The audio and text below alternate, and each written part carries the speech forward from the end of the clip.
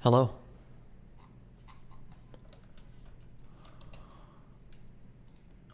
Wow. Oh my God.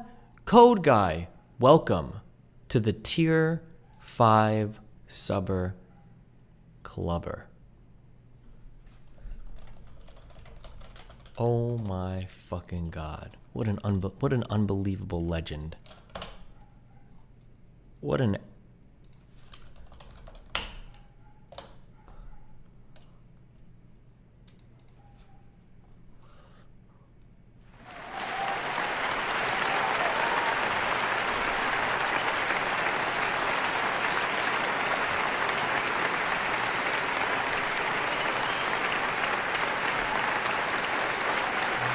Although Cisco was not the first company to develop and sell dedicated network nodes, it was one of the first to sell commercially successful routers supporting multiple abortion methods. This philosophy dominated the company's product lines.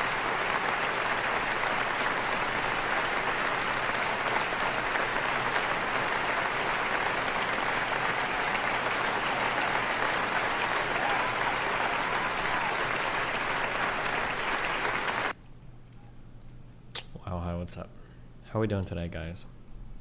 Are we excited for another stream of Factorio and Viewer Collins? And maybe we can get triggered over some dumb shit.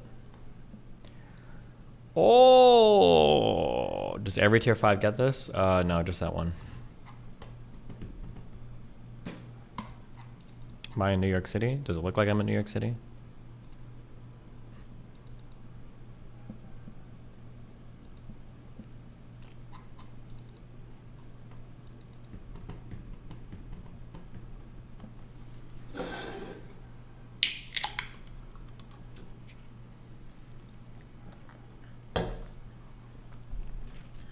How long until you're done with Factorio? I don't know, but we're making good ass progress.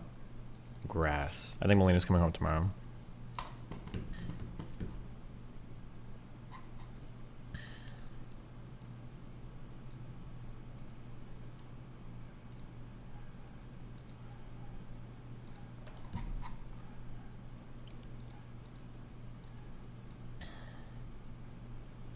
Oh, listen up.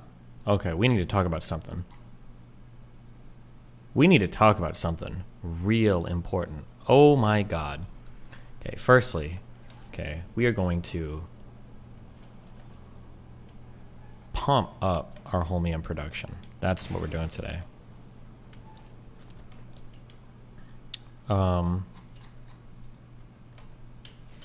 We need to talk about something. Okay, so I saw a very nice video that popped off on one of the Not Safe for Work subreddits.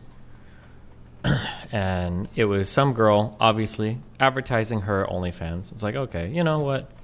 I'm a supporter of small businesses. I got a lot of money. Fuck it. I'm going to go ahead and pop a big subby to this OnlyFans. And let's see what we got here.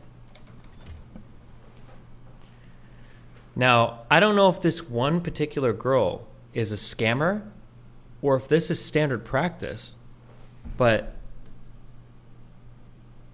will you ever sub to a girl's OnlyFans and there's pictures, but all the videos are gated behind more money?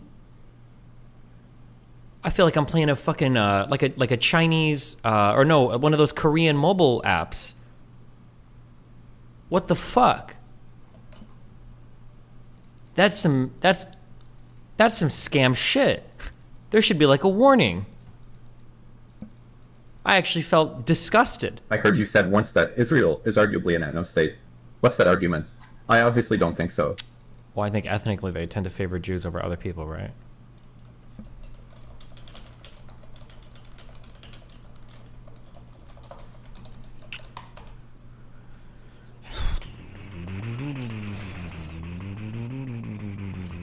I have this fucking piano song stuck in my head, and I swear to God, I feel like I've asked exactly what this is before, but I couldn't find it when I went looking earlier. What is this?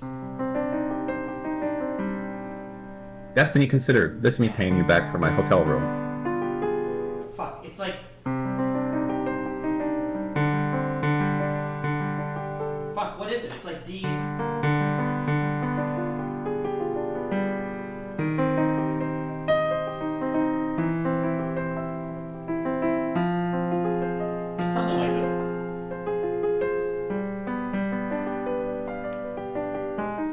something like this. What is this? It's like a Nier song. Oh, fuck. Is it Grandma? I was searching through... Oh, it's this. Thank you. Jesus fucking Christ.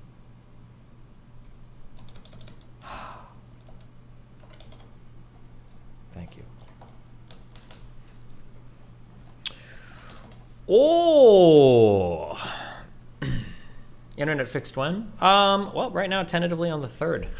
You know, 2 weeks from now. But that's good. It's time to factorize.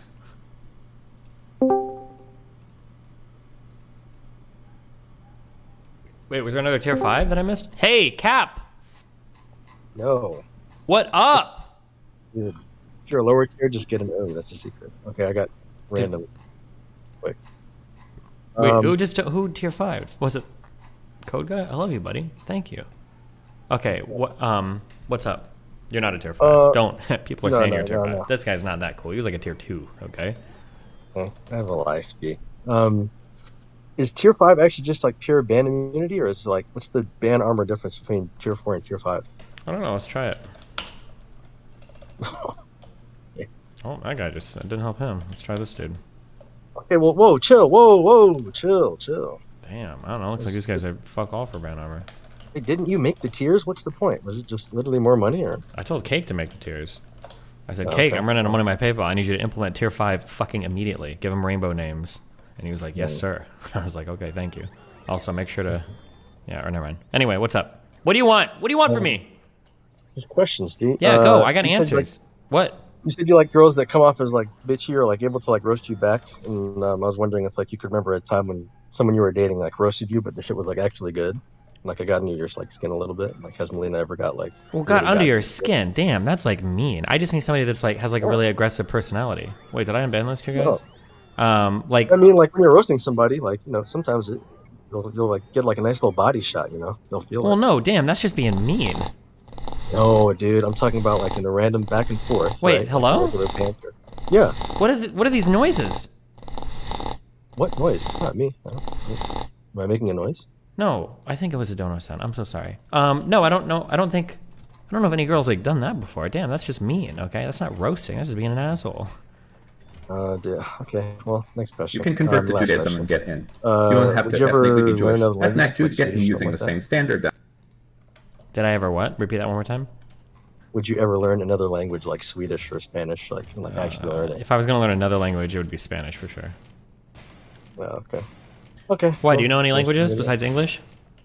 No, just English cop. Oh, do you want to learn any other languages besides English?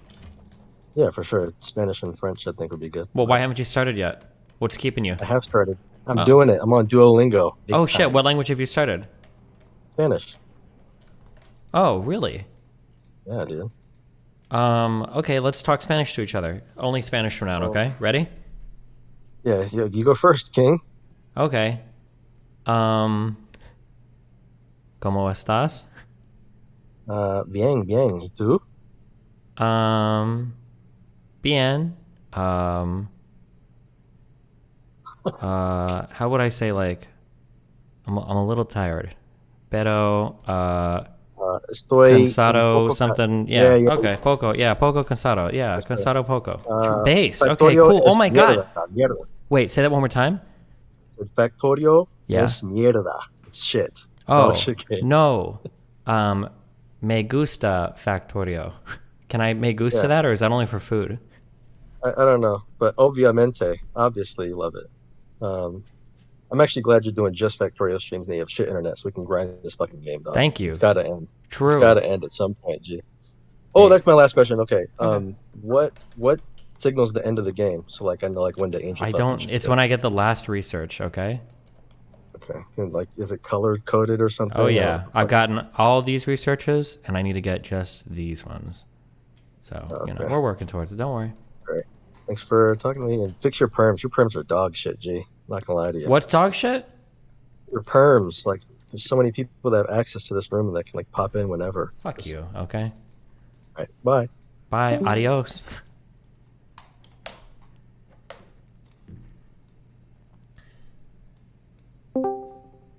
Bob, you're in. Yo, Kanye West or Reno? What about him? Nah, your name is Kanye Westiny. That's what I've been deciding to call you. When I talk about you, I only use that name. Okay. You're Kanye Westiny. Gotcha. Brother, Yeah? where are you at with Mr. K? Who's Mr. K? Dr. K. Sorry, I got it fucked up with Mr. Go. Yo, that was the fucking Freudian slip. I was about to ask you about that shit too. Are you okay? Are you obliviated right now, bro? Am I obliviated? Am I off the Benjamin? Well, on the Benjamin, I think. Yeah, but you know you're also off the stuff. Like you're off the juice. You know, like sometimes we say we're on stuff, sometimes we're off. I don't know if that's like an American thing, but dude, like, did you walk away from the Dr. K shit, like thinking he was like, you know, a moral actor, like bad, whatever? Like, what'd you think about it? I don't really have any strong feelings about it. You don't have strong feelings. I mean, the allegations are pretty heavy. Like, you know, the idea that he was doing something, you know, unethical outside of practice, or that he was like in part responsible for fucking Reckful's death. Like, where are you at with that? I don't know if I'd say he was responsible. I mean, like, he probably acted a bit inappropriately, I'd say, but I don't have like the strongest of feelings about it. Is that okay? Am I allowed to not have strong feelings about it? You're not fucking allowed.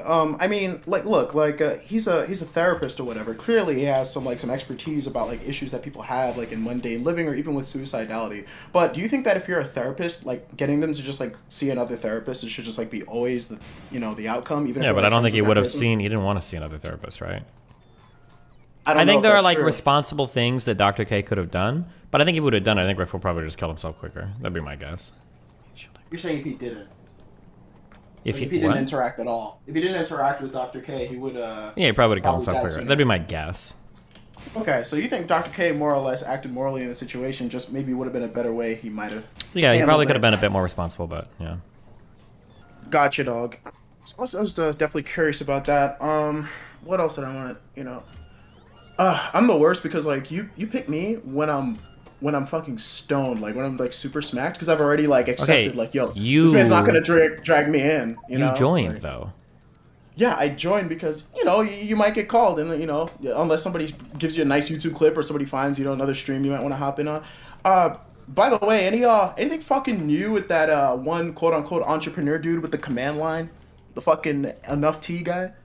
Nope. What new would be with him? That dude's a fucking loser. Yo, he's definitely a fucking loser, but that VOD was great. Like, No. yeah, No, where the fuck? he's off Yeah. doing his scam shit or whatever, probably trying to scam people. Yeah. Dude, if he had like came out and said accurately what an NFT was, what was the fucking next step? Like, where are you gonna take that? Well, I mean, I don't believe that I did anything that wrong. Like, I might be am like a little bit hyperbolic with some of the things that I say, but I don't think that. I think that people go way overboard, but I think usually people go way overboard because they don't know what NFTs are. So if he actually knew what an NFT was, then it would have been an interesting conversation to pursue. But I didn't think he did because I think that in order for him to have the position he had, he probably didn't know much about NFTs. So that's why I asked. Because I didn't think he had any idea. But Yeah, I didn't think he knew either. because the you know, because if, yeah. if you know what an NFT is, the statement NFTs are scams doesn't really make any sense. How can an NFT be a scam? That's like saying USD is a scam or Bitcoin is a scam. That's not true, right? If somebody says NFTs are usually a scam, they're probably talking about things, especially relating to like trading NFTs or buying and selling NFTs. Well, they're That's talking most about the way it gets to the consumer, right? Like, no, if no, no, you're no, no, fucking- no, no. They're talking Yeah. generally. Well, my guess would be generally you're talking about like buying or selling NFTs, telling people they're going to get rich. Like that would be like a way to scam somebody with an NFT, or like pump and dumps or whatever. But like an NFT is just on its own. It's just like a technology. There's like it's hard to say like an NFT is just a fucking scam. bit of data on the blockchain. Yeah, like Sure, yeah, I think sure. it's probably a morally neutral thing. Whatever. Do you think there's a future for society on that type of currency, by the way, or do you think like materially like grounded currencies are probably just like the better way to run? Right now with my itty bitty brain, I can't see there ever being a way to escape central banking. Seems to be pretty fucking important to keeping society running. So no, I don't think there's a future there on decentralized currencies. But So who when knows? currency fails, what the fuck are we doing money wise? Like, are we gonna, you know, Currency like, failing sounds like some apocalyptic tier shit, so I have no idea what we would do. Oh, okay, fair enough. But you're not like a doomer about that stuff, right? Like, yeah, guys, in the proximal future, our dollar's gonna be worth nothing, like Peter Schiff or whatever. Who he says that? Well, yeah, Peter Schiff thinks that like the U.S. dollar is going to be worth basically nothing. The only thing keeping it alive is just like the faith of like other countries trading with Yeah, that's the USD. only thing that keeps any Right. currency alive. Yeah, exactly. But he thinks the dollar is like uniquely poised this way because he thinks the Fed like kind of just like wants to just like print a bunch of money, do a bunch of useless spending and stuff like that. He wants to get rid of like government subsidies. Very right guy. You know, I don't know. He's like saying like his intervention is Wait, like I a thought Peter moral, Schiff was like political one. a genius guy, or I thought he was a smart dude. This sounds fucking retarded. I don't know. Peter Schiff like got famous because he went on the Occupy Wall Street protests and he like argued with randos on film. Okay, so Is he like goes a for about- millionaire, multi-millionaire guy, or is that not? Am I thinking of something different? Oh, I'm thinking he's of like he's Peter. a gold bull. I'm Sorry. thinking of Peter Thiel or whatever. Never mind. Okay, I don't know anything Okay, about nah. this show guy. Peter Schiff is this fucking gold bull or whatever who's like, we need to go back to the gold standard. Everybody needs to Yeah, invest he's a in fucking gold. moron. Yeah. I don't care. All right. Yeah, right. Okay. So, yeah, the idea though is that like, okay, the US dollar is tanking or whatever. It's going to continue to tank and eventually there's going to come a point where it's not worth anything. You don't believe in that. You think No. Okay, gotcha. Gotcha. Also, push back. Whenever you hear people say stupid shit like a dollar is only worth shit because other people say it is, the same is absolutely true of fucking gold and silver as well. Okay, those things, nothing has intrinsic value. That's just not true. So anytime somebody says some shit like that, push them on a little bit stricter of a definition for why something worth something. Because gold and silver, the value in that is just arbitrary is fucking any paper currency. But Yeah, dude, what do you think about use value though? Like the Marxist notion that like you can use a thing for a particular thing, and that actually has an objective increase in its value by virtue of like human utility. sure. I mean that can be like some fundamental thing, but how you value that, how you measure it against other things, there's gonna be a whole lot that goes into that.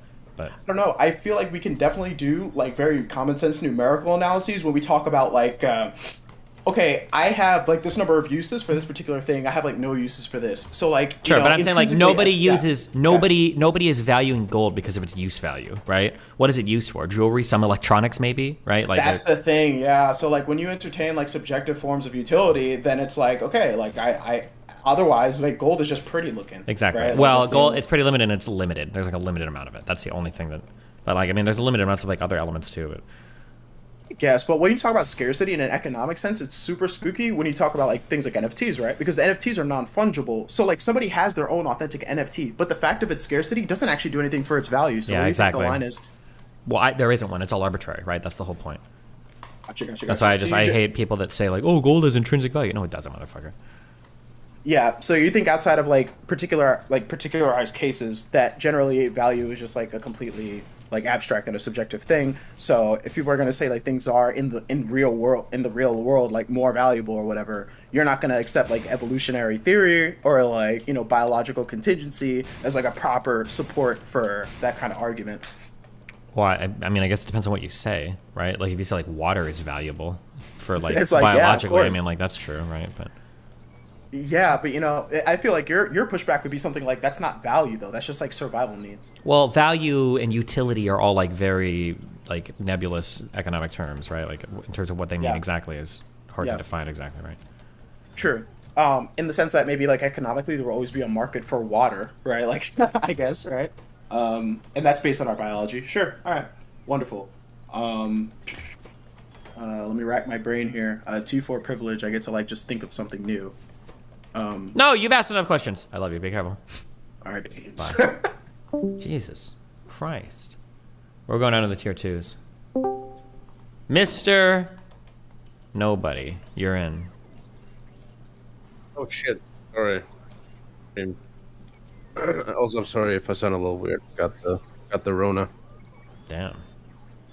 Yeah. Right. Gonna be my partner for Christmas. Anyways, I have a question for you as a fellow Eurocuck. Sometimes I don't get to catch every stream, so I like to rewatch them during work or shit. And I wanted to ask you, when you watch content which might get stream blocked, whatever. Okay, listen, I think your microphone or your internet connection is Corona as well. What's going on here? Oh, really? I'm sorry about okay, that. There you go. Thank you. Okay, try again. I'll be a little closer to the mic. That's good. Anyways, I got a question. To prevent streams getting taken down, which hasn't happened recently, but it happened when you watch the Kanye stuff and everything. Can you not just maybe put like a voice changer on it, or maybe play it at 1.2 speed, 1.5 No, no, no, speed? no, no. That's some like shit you could do in 2007. Okay, Google. The algorithms are way more sophisticated now for tracking copyrighted content. You can't just like 2x the speed and have it not get detected. Damn, that sucks. Yeah. Okay, well I'm out of ideas. Okay. Well, I love you, bud. Love you too, man. See ya. Bye.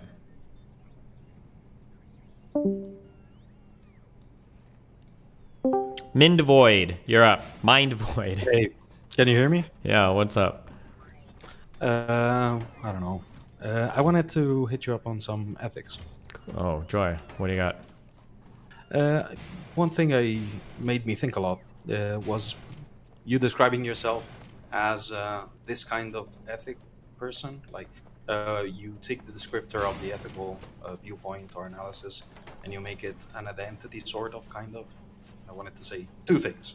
Okay. One, self-description. I feel like it's self-murder. You're limiting yourself to things that you think you can be. Well, everybody can be anything, really. Okay. Wait, can you turn your microphone up by like 3,000%? Yeah, like this is better? A little bit. Yeah, okay, go ahead. Okay, hang on. It's better? No, you're good, you're good. Okay, go ahead. Okay. And secondly, I feel like every ethical viewpoint is just a lens.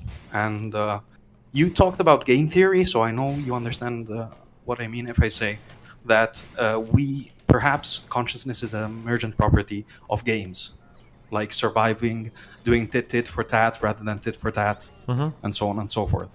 So when we get in an ethical conundrum, we are ethical actors because we get to make the choice. So even if we're not consistent with what we subscribe to ourselves as our system, we're still possibly making a good choice because you never know. Like schemas tend to entrap reality into things that realities tend to defy. You know what I mean? Nope, I don't know what that sentence meant. Okay, think about it. This is to say, very simply, fuck consistency. Is that? Do you understand that? No. Well, consistency is pretty I important. knew you wouldn't. No, it's not. It's not, because you find yourself in situations you cannot contemplate because reality defies understanding. It's always more than we understand. Our brains are made to understand reality, but they can never get there. That's why. Well, but there's still levels of understanding, right? Like, but true understanding comes at the end of the flight of the fucking. That's Hegel for you. At the end of the flight of the bird comes understanding. In the evening, when things have passed, that's when you can have true understanding. Okay. So when you're in the moment, when you have to make a choice, it's never going to be perfect. You know what I mean? Making sense to you? I just don't know why that matters, I guess. It matters because I feel like when I approach your content, its consistency becomes, I can act in a predictable way. And in a way, programming yourself in that way is taking away agency. While all of these ethical systems are perfect ways to have some pair of lens you can put on and say, from a consequential perspective, how does this look? It's unacceptable, therefore I do not accept it.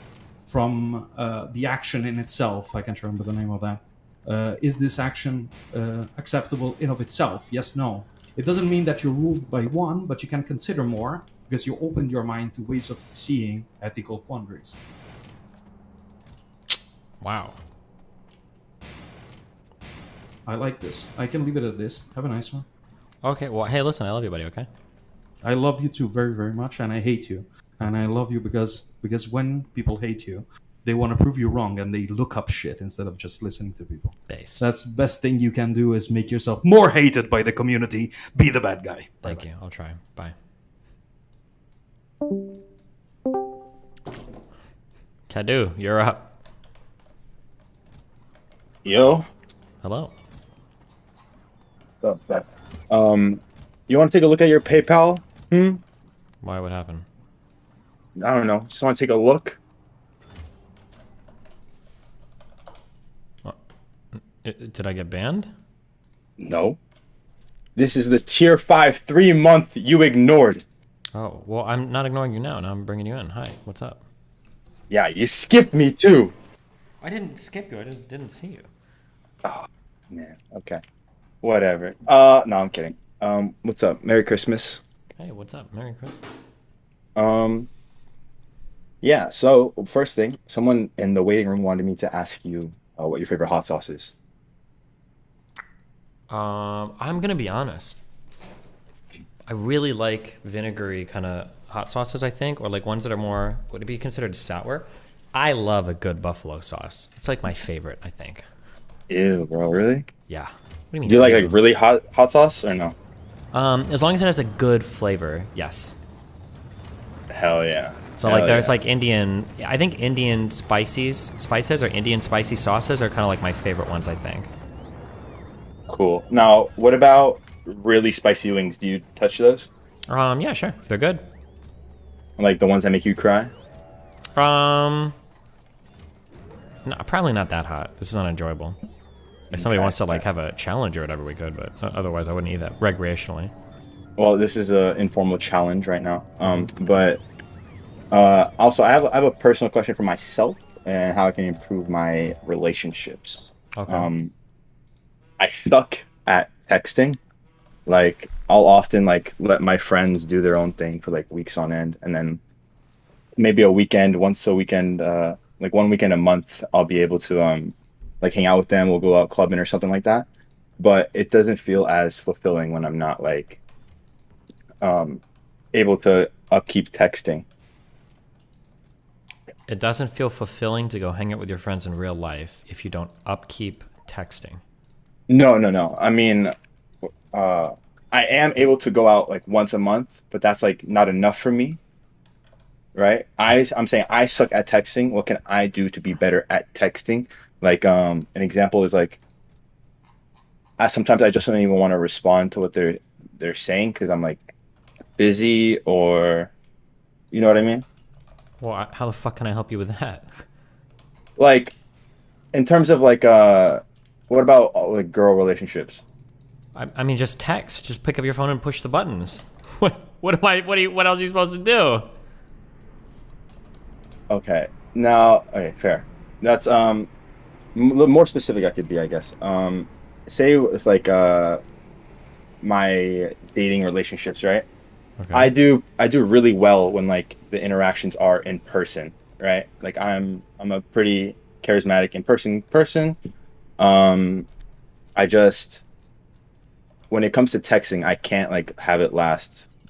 Um, well, Just be honest. Tell people, hey, like I'm not a big texter. okay, and then a lot of the time I find it where like I'm pushing myself to be like I'm forcing myself to want to go out because I suck at texting, and it feels like I'm being desperate to go out with them, and then I end up just letting it die off. I You know feel what I like mean? this has no. I would have to see the conversations. This doesn't sound like a problem with like whether or not you're texting too much or something. This just sounds like you might have like a problem coming off as desperate in general or something. That'd be my guess. No, I don't think so.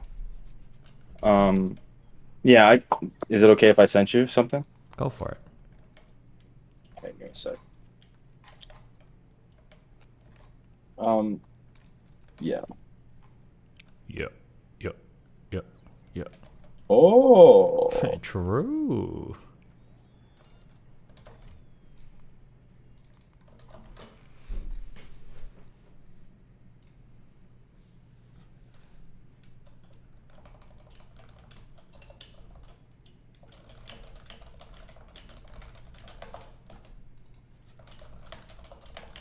All right, now it's Snapchat, so I didn't save, but let me just give you like an example. I'm gonna be as best faith as possible. I know that doesn't mean anything to you. But an example of like me Wait, trying hold to on. You go. haven't sent me anything yet, right? No, no, no, no. I'm saying like I couldn't. I don't have anything because it's on Snapchat. Just fucking photo. If you're not gonna see these girls again, fuck it. Who cares? I'm saying like they're not. It's not there at all. Oh.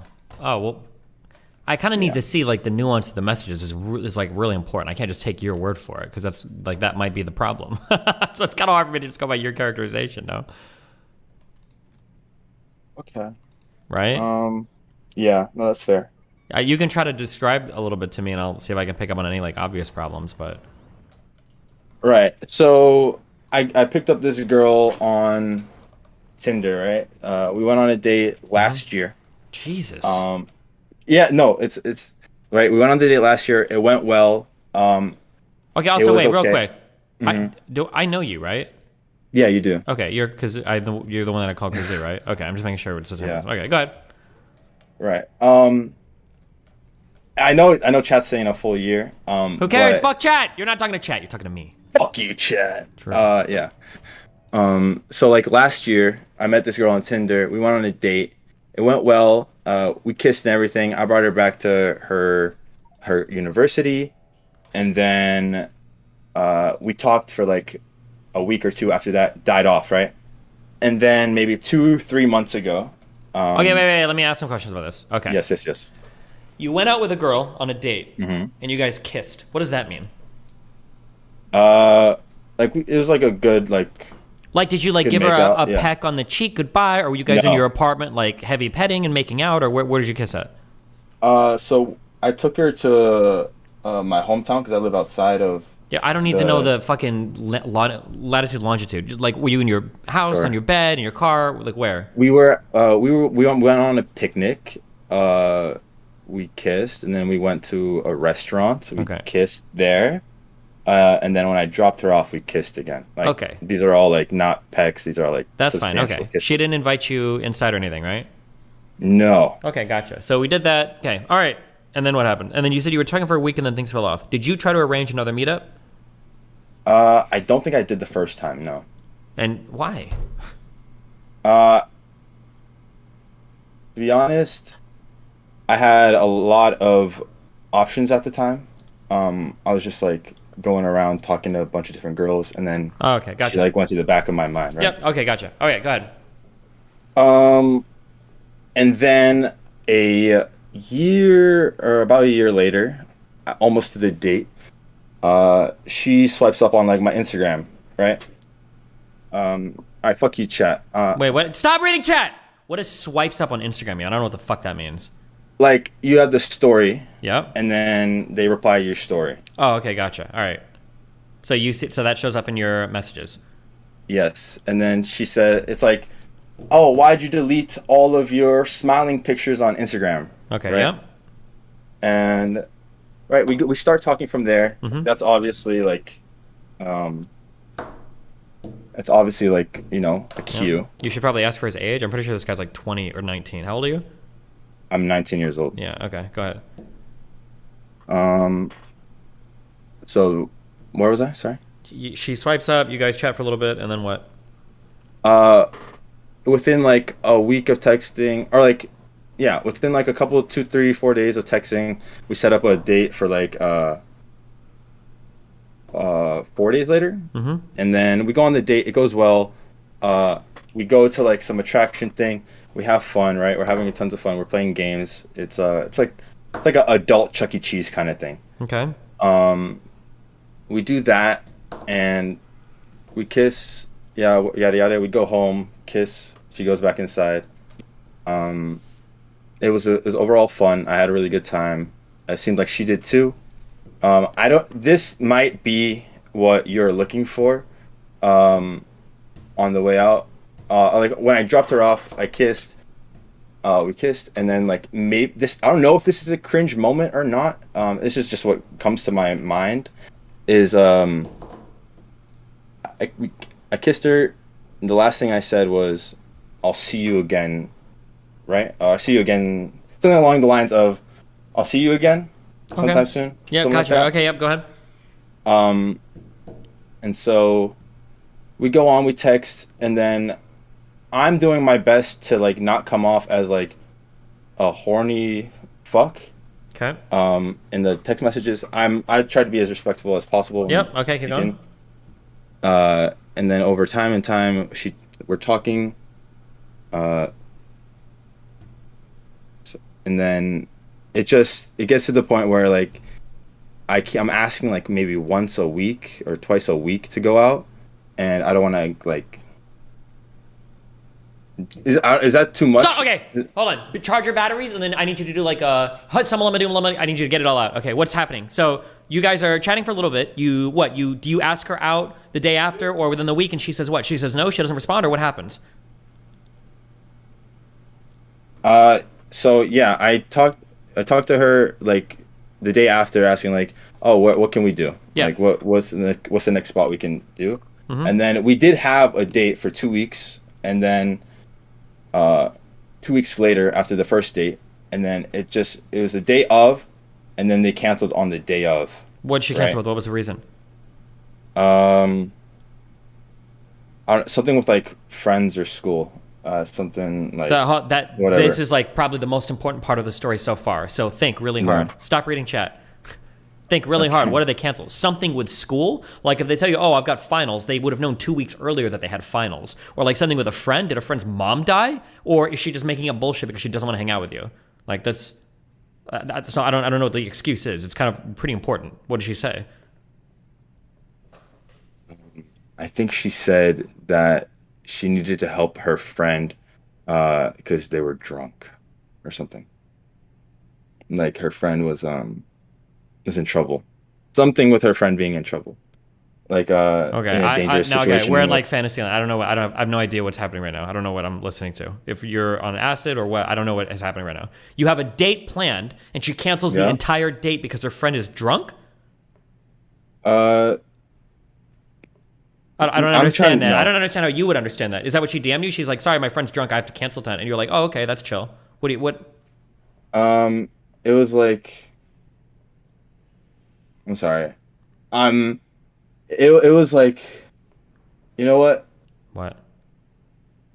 Can I give up? Like No, you can't give up. We're this deep into it now. we're deep. Okay. Okay, so you messaged her. I'm gonna be honest with you. I don't remember the reason. Okay, damn, you should. That's pretty important because it sounds like a bullshit reason. And if it's a bullshit reason, it means she's probably not interested. And then if you're telling me that you were messaging her for a couple weeks or a couple times a week for a few weeks afterwards to hang out again and you can't settle on a date, then that just sounds like she's not interested. Yeah. Right? Okay. Yeah, that's fair. Sorry to lengthen out Don't this. be sorry. I don't accept apologies here. Fair enough. But is there anything that you can do when, like, if someone is just avoiding you like that? Yeah, stop talking to him. Fair. What else can you Okay. do? I mean, if they're not interested, they're not interested. There's not really anything else you can do about it, right? But what if they're like always setting up dates? What do you mean Too? always Like, setting up dates? after that day, they tried to set up another date with me. What happened? Explain it. So like she's on the day of the the girls do they do the oh my god you're gonna hate me thing, right? I don't. Girls So- would never do that to me. But go ahead. Really? You never had like them preemptively state something like with that? Absolutely not. I'm a high value. Okay, it male. might be No, I'm just fucking with you. I know what you're talking about. Go ahead. So what happened? So she's Okay. setting up a date and then she's canceling? We both set up a date. Like we're both like, okay, we're good. We're set for this day. When she canceled, she tried to make it up, right? Okay. She tried to make it up, and then it just ended up going on for 2 months where we never ended up doing anything. And then it got to the point where like, oh, when are we gonna be? I stopped like trying to pressure so much. I give 2 weeks of like not asking for anything, and then there comes a point where I'm like, this probably means that like it's like there's no point. She says, oh, finals week is coming up and I'm gonna be really busy and there's all this stuff and whatever, right? Like a bunch of stuff is happening. Okay. like, I mean, won't like, be if able you to do guys are anything. both in school and it genuinely is finals week, I mean, that sounds like it could be a legitimate reason, like a legitimate thing. Yeah, Like, I'm not in school, but yeah. okay, but I mean, if she's in school and she's got like that shit going on, that's Yeah, and then it just ended up like I don't know. I usually leave people on red first. So that's probably me. you usually my leave fault. people on red first. Like if I see something that is like people send you dumb shit, like they'll say something that's not worth replying to, and Okay, hold on, wait. There's a way big. Okay, hold on. There's a way big difference when you suck at checking messages versus leaving people on read. If you leave people on read, you're basically saying "fuck you." I hope you die of cancer. really, Yeah, of course. What do you mean? but like Or at least like for new relationships and stuff. Like with friends, maybe you could do it, but like with new people that you're courting, you can't leave people on red. But what if like you're like snapping and then like like you're taking the actual picture and they're just sending a picture of their face and it's like 10 snaps back and forth. What am I supposed to do? I just keep entertaining that? or like what? I think That's that dumb. the polite way is when you're done responding. The polite thing to do is usually you do like an emoji reply to whatever the last thing was. That's how you know like the conversation is over. I don't understand. Say that again? Like if somebody is like, oh, okay, well, hey, it's been fun chatting or whatever, then you like if you highlight that, you can like respond with like a heart on the message or whatever, and that's how. And then you've both said like, okay, we're done with this conversation, like a reaction message. Okay. So do you think it's bad if I'm not responding to messages with no message?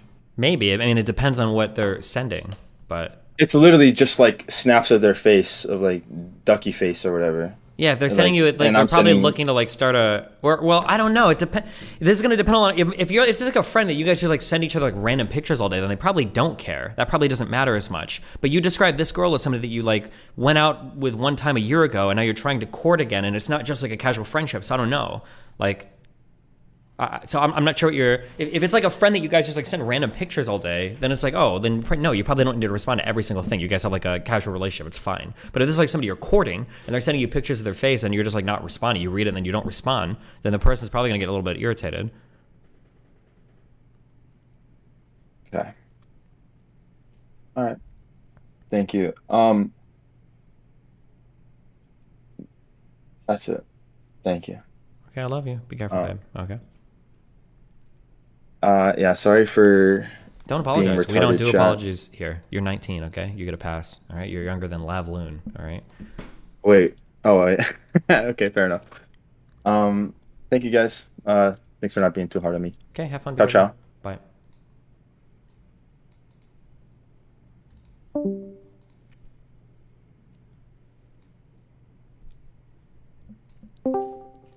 Kaiti Nat, did you just membership in my YouTube chat? Yes. What do you want? Okay, I have a question. Sorry, I'm nervous. And Okay, we don't do English apologies is here, not- so first mistake. Don't apologize, okay? What's the question? Okay, so I've been married for 3 years. I adore my husband, and I've had a fantasy to watch him pleasure another woman. Okay. It's a very big fantasy. Like, I actually really want it. Okay. Is this like, are But- we talking like hot wifing or cut queen stuff or just like a general like threesome or what? No threesome. I just want to, I don't know, lay down It'd be hot Do- husbanding. and just watch him pleasure her. Okay, gotcha. Okay. And he's willing to do that. He's up for it. But I want to ask you, do you think that would ruin our relationship?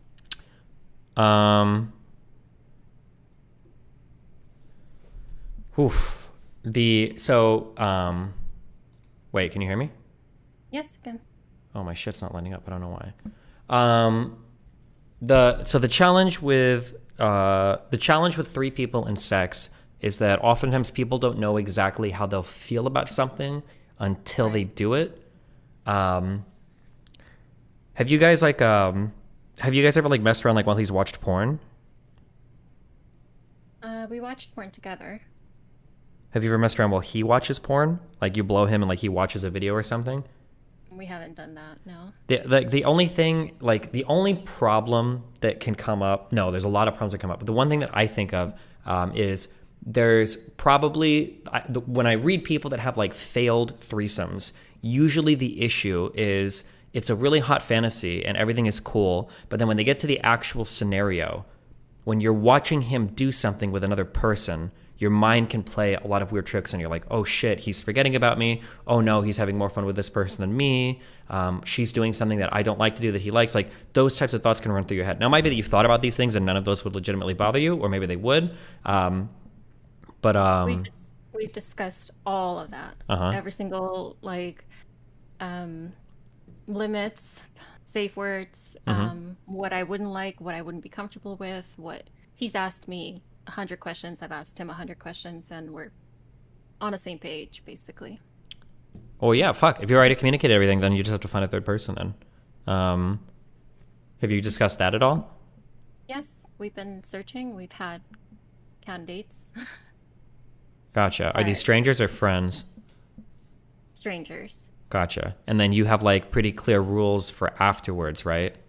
Yeah, okay. So like some people wouldn't be comfortable with the husband like texting the woman afterwards and like having like a more of a relationship after that, right? That so you guys have discussed like all of that stuff, right? Yes, he's allowed to text her as long as it's not sexting. But as far as like, oof, I would be super super careful with that, especially with somebody. Or well, I might just be like a horny fuck. But if it's somebody that I've had a sexual relationship before, any texting can very quickly become flirty and very quickly become sexual. I would say I would just as like a reminder, like maybe your husband doesn't have that problem, maybe he won't, but I would be really careful about that. if he would be texting her, it would be a group text. Okay, that's fine. That's totally fine. That's probably good if you guys are in like a group thing together. Yeah. Make sure that the girl is okay with everything. It's not some weird girl trying to like steal your husband or some shit like that. That she's respectful of the relationship and everything. Yeah, I think otherwise you're probably good to go. Have you ever thought about, do you ever want to do anything like this in the future? Like where you're doing something with another guy? I don't want a threesome with a guy. It's never been... Yeah, but do you want to like have your husband trade... Right now what you're talking about, I'm not trying to meme or whatever, but right now what you're describing is something called cuck queening, right? Would you want to do the reverse with your husband where he's watching you with a guy? The only reason I'm asking this question is because if you guys go down this road and then in the future, if you want to try it and he is not comfortable with that, which could very well be the case, you might get a huge ton of fucking resentment, like very quickly, if you let him do it and then he doesn't let you do it. That could be like a huge issue. Okay. Interesting. The other thing, and this might sound really bad, so I take certain medications that make my sex drive like non-existent, and this is why I kind of want him to have like a friend with benefits. Like if he's in need, he can just text her and is that a bad reason? Like, is that a bad reason to allow him? Like, I really care about his sexual needs. Like, I want him fulfilled because I do care about him a lot. Is that a bad reason? Like, is that a bad... Yeah, basically. Sorry, I'm nervous. No, that's okay. Yeah, I would say I think there's a lot of potential negative fallout from that. That's a lot different than like you're kind of both going into it as sexual people and you want to try something like new and exciting. That's something that I would be more afraid of. The problem is that like it's kind of like walking across like a steel beam on top of a skyscraper. Like you can walk the straight narrow path and do it fine, and it can be exhilarating and awesome and fun. But there are so many ways to fall off and now you've just like lengthened the beam like another 30 yards by adding that in there. Because like if he really enjoys it, he's gonna want to do it more, right? Like, if this is a really good experience, having this be like a one and done thing is going to be pretty hard for him. That's why I want her to be kind of like a friend, his friend, Yeah, but then the only thing that gets really scary there is that like if he's starting to build on a friendship with somebody else, and then he's also has a sexual relationship with her, and you're still close to him, but you have a diminished sex drive because you're on SSRIs or something, it's gonna. I don't know how in your mind you're not gonna start to feel replaced. That would be my only worry for you, or even for him. I don't want to give you the idea that he would do that, but that would be my worry for you, that you'd start to feel like he's replacing you. I don't see that happening, to be honest, because he worships me. Like he really loves me, and they wouldn't have a friendship. There's no friendship, no relationship. It's a group text. It's strictly sex. Okay. Yeah, if you want to do that, I would be really hardcore on that boundary, that there can't be like any extra sexual relationship. Like it has to be strictly in the bedroom, I think. Yeah. Oof, you're playing with fire there. How long have you been on the SSRI for? Over 15 years. Same one? No, I've changed a few times, but... Are all of them leaving you with like is it like a severely diminished sex drive, or can you just not like orgasm, or? can't orgasm. I used to orgasm all the time. Gotcha. Is it one of those things where like, because I've had like friends that are on I want to say it's Zoloft, where like you get horny and you can like masturbate, but it'll take you literally like 2 hours to come, and then eventually they're just like, fuck it, I don't want to do it. Yeah, it's that. Okay, yeah. Oh my god, yes. That's exactly it. Have you ever tried to talk to like a therapist about switching medication, or to try that, or? My husband's been asking me to go find a therapist, and I don't know. I don't want to. I'm just, I don't know. That's kind of scary for me. I don't want to go find out my traumas, all that shit. I don't care about that. Oh, Jesus. I don't want to know. Okay. I'm happy. I'm fine. Like, You're absolutely not. That was like the most unhealthy answer you could ever possibly give to something. It's like me asking a friend, hey, do you want to try mushrooms? And they're like, I would try mushrooms, but the problem is I have a whole bunch of unresolved issues from my past, and I'm really worried that I'm going to have to confront the demons of my mind if I get high. So I'm going to say no to that. Like, but like, if it's not broken, why fix it? Well, because arguably it is broken. Like, orgasming is fun. Having a sexual relationship with your husband is fun, right? Yes, but we have talked about me changing the medication, the specific medication, but it's been working so well and so good that it's like, is it, orgasms, or is it my sanity? So, I mean, there's a lot. How long have you been on this particular prescription? About 6 months. Oh, gotcha. Fuck. Is it? And this one is like a marked improvement over your prior? Yes. It's like day and night. Are you on like a really big dose? No, smallest dose. Oh, okay. So if you wanted to taper off this, you'd be done in about a month, right? It wouldn't. Yeah. Okay, okay. That's sure. Man. Sanity gone. No, my sanity's not gone. Okay. Sorry, well, someone in chat said that. Ignore chat. Do I know you? I messaged you on Twitter once, and then you added me on Instagram. Oh, okay, never mind. You sound just like somebody that I know. It's really like you sound identical to a friend, but it's like I didn't know if you were like a friend that I've known for like 10 years. It was fucking with me. No. Okay. Okay. Well. I appreciate your advice and your opinion. Thank you. Yeah, you. no problem. Yeah, well, I mean, just be careful because there's like there's a lot of red flags to this. I'll let you know how it went. Okay. You said you've been married for 4. You don't have any kids yet, do you?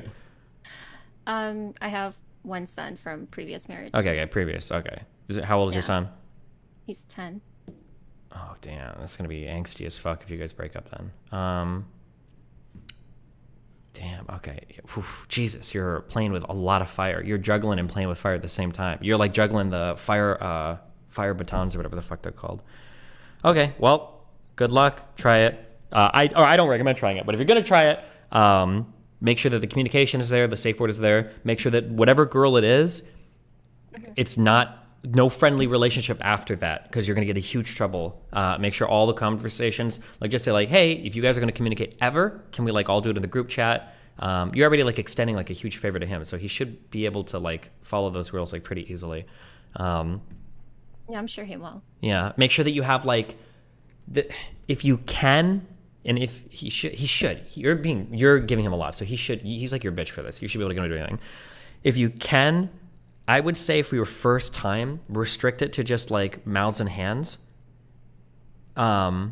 So like say like only oral, only hand jobs or fingering on the first time, no fucking. And then after the first time, you can kind of get a gauge for how you felt there. Because it might be the case that like you try it for the first time and you're kind of like a little bit uncomfortable. But then if it moves on to like fucking, now your like mind is like destroyed or something. The biggest worry, I'm not trying to like psych you out, but the biggest worry about like this kind of like threesome sexual stuff is that sometimes like a switch is flipped, where when something goes bad, it's like fucking irreparable in a person's mind. So that's what I would say. Friendly girl, or not a friendly girl, stranger girl, only contact is sexual, all contact takes place in DMs, first time is like only oral and hands, no fucking on the first time. Figure out like how you want him to finish if you can, and then go from there, I guess. Yeah. We agreed no kissing and no oral. Okay. Because to me that's very, very Wait, did you say no kissing, no oral, or no kissing, only oral? No kissing, no oral. Oh, so it's only gonna be fucking. Him on her. Oh. She can do it on him, but yeah. Oh, interesting. Okay. Okay. Well. Oof. Good luck. Thanks. I appreciate it. Yep. Okay. Bye. Have fun. Bye. That's. Ooh, that's gonna crash and burn. No, I'm just kidding. Jesus. Fuck. Oh man. That was like red flag after red flag after red flag. Good luck. We're praying for your safe return. Oh my God. A tier 5, the most schizophrenic of the schizophrenics, whose microphone doesn't work. All that money on a subscription that will not help you if you cannot talk. Hello. Oh, hello. Hi, how are you? I'm okay. How are you? Good. Thanks for the new tier. I was excited to subscribe. Awesome. I'm excited So to help. I Yeah, what's up? had a question. I was curious about your opinion on, I know you've spoken pretty openly before about how you feel with people being held accountable for things they say in their private time. But I believe, and I could be wrong, you, when you were with Twitch, you were able to speak openly about Twitch as a company for the most part, weren't you? Like, if you had gripes, like, you were, and never got in trouble for that, correct? I don't think so. But yeah, what about Like, right, you could have been held accountable, like, without them, like, in a roundabout way. But, yeah. But I don't think they would do that. I hope not. But yeah. So I was just curious, because I had worked for a company for 15 years, and for a healthcare company that's pretty large, and they like monitor really closely all the employees' social media. And if you say anything negative about the company, they will terminate you immediately. Damn. And cringe. I just was curious if is that even like legal? Do you know? Probably. If it's their company policy, I imagine there's probably lawyers that check that shit. Yeah. Right. Okay, I was just curious. I actually just got let go from them like 6 months ago. Were you talking shit? Yeah, well, yes, but I felt like I was being very, like, I was coming from a good place at least. Yeah, we all feel that way when we talk shit. Wait, what the fuck? What happened? I was just sharing online about how they were, speaking on in the news about like how great their profits were and all this stuff.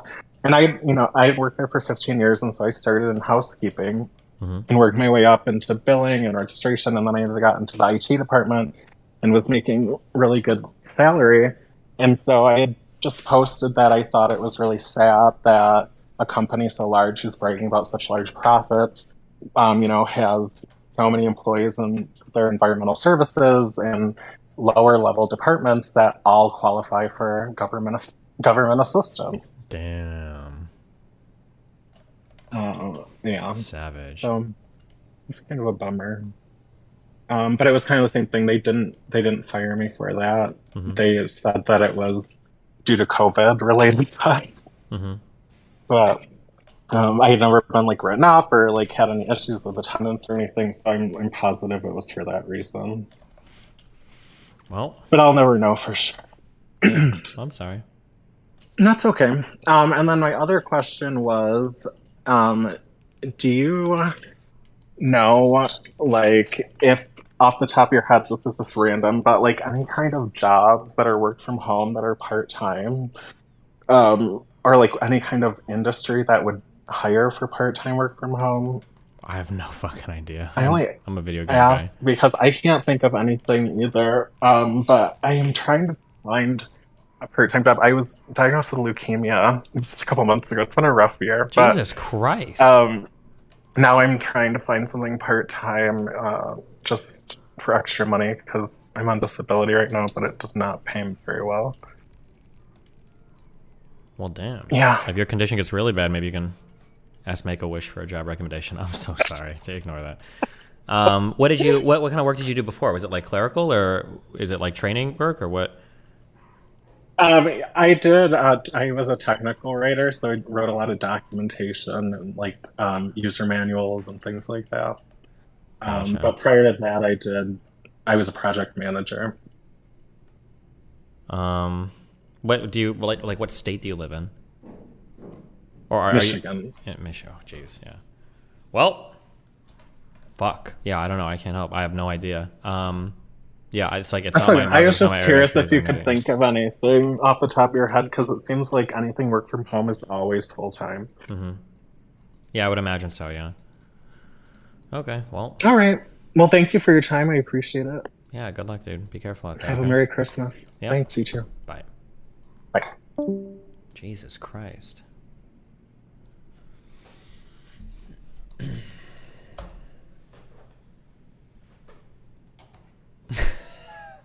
My God. Marshmallow Ruffian. Another tier 5 sub. Wait a second. Hold on. Do you play a lot of Factorio? No. Okay, well, I'm hooking up like my other nuclear power plants, and it looks like this one nuclear power plant is now powering all of these extra steam turbines that are hooked up. Is that That's normal? just how efficient nuclear energy is, baby. Well, but I don't know then what you want from me. why wouldn't I normally have more steam turbines hooked up then? If it can actually power this many? Yeah, I don't think you're asking the right guy. I'm looking in chat though. I'm trying to read for you. It's I don't a bit know rough, why I though. wouldn't. Yeah, because like, look, I don't have these reactors aren't even on. Why would I not have more? Should I? What? Can somebody link me a 2x2 nuclear reactor blueprint? Did I build these wrong? Could be a buffer draining. Wait, Proteus, does this look like a fully efficient 2x2 reactor setup? Are they fully powered? Oh, they might. Oh, they're not. Consumption is 20. Oh, that's it. Never mind. Okay, good. All right, sorry. Anyway, what's up? Okay, well, first things first. Why do you keep mispronouncing my name? What's so hard about Ruffian? Why do you keep saying Ruffian? What's happening here? Let's deep dive that. Something about something. Fuck your mom. Okay, yeah, that makes sense actually. Thank you for clarifying that. Yeah, no problem. Second, Mm-hmm. so I'm coming to you as I think the only person I can think of that knows anything about shrooms. Oh boy. Oh god. I'm really interested in trying shrooms. I've been really interested in trying them for like a year and a half, 2 years now. Okay. And just recently I've had the opportunity to do them, but one of my best friends is really against me trying them. Just because of like the fact that he's afraid that like I will change fundamentally as a person afterwards and that we just won't be friends anymore. Damn, he's that shitty of a person that he's worried that you're gonna see the light and dump his fucking loser ass. I perhaps, maybe. Yeah. Okay. So I just want to, the question at hand is like, how much did you change as a person post shrooms? You're not gonna change that much. That's some bullshit. Unless you're a really weak-minded individual or some shit. It'll be fine. Okay. Your friend sounds like a All fucking loser though. Tell him I said that. Wait, is it a guy or a girl? It's a guy. Are you gay? He is, and I'm like, I don't know where the fuck I am sexuality wise, but Oh, he has he's worried told you're me gonna that he's in love discover with me that you're before. like super straight or some shit, and you're not gonna want to Okay. be with him or some shit. That's what is going on. Then he's just worried. Tell him that there's like a 40% chance that if you do psychedelics, you become gay, because all those guys are gay anyway. So maybe he'll be more on board with it. Okay. Yeah. Absolutely. All right. Well, thank you so much. That is like I think the only question I had to ask. Merry Christmas, and I'm now giving you as much Brittany as I'm giving you as much money as I'm giving Brittany now. So congrats. Why are you taking calls from me and from Brittany? Why not, dude? Listen, that's just beneficial, baby. Let's go. I'm min-maxing right now. Okay. Well, that's cool. I'm glad you're supporting a friend. Have fun. Yeah, absolutely. See ya.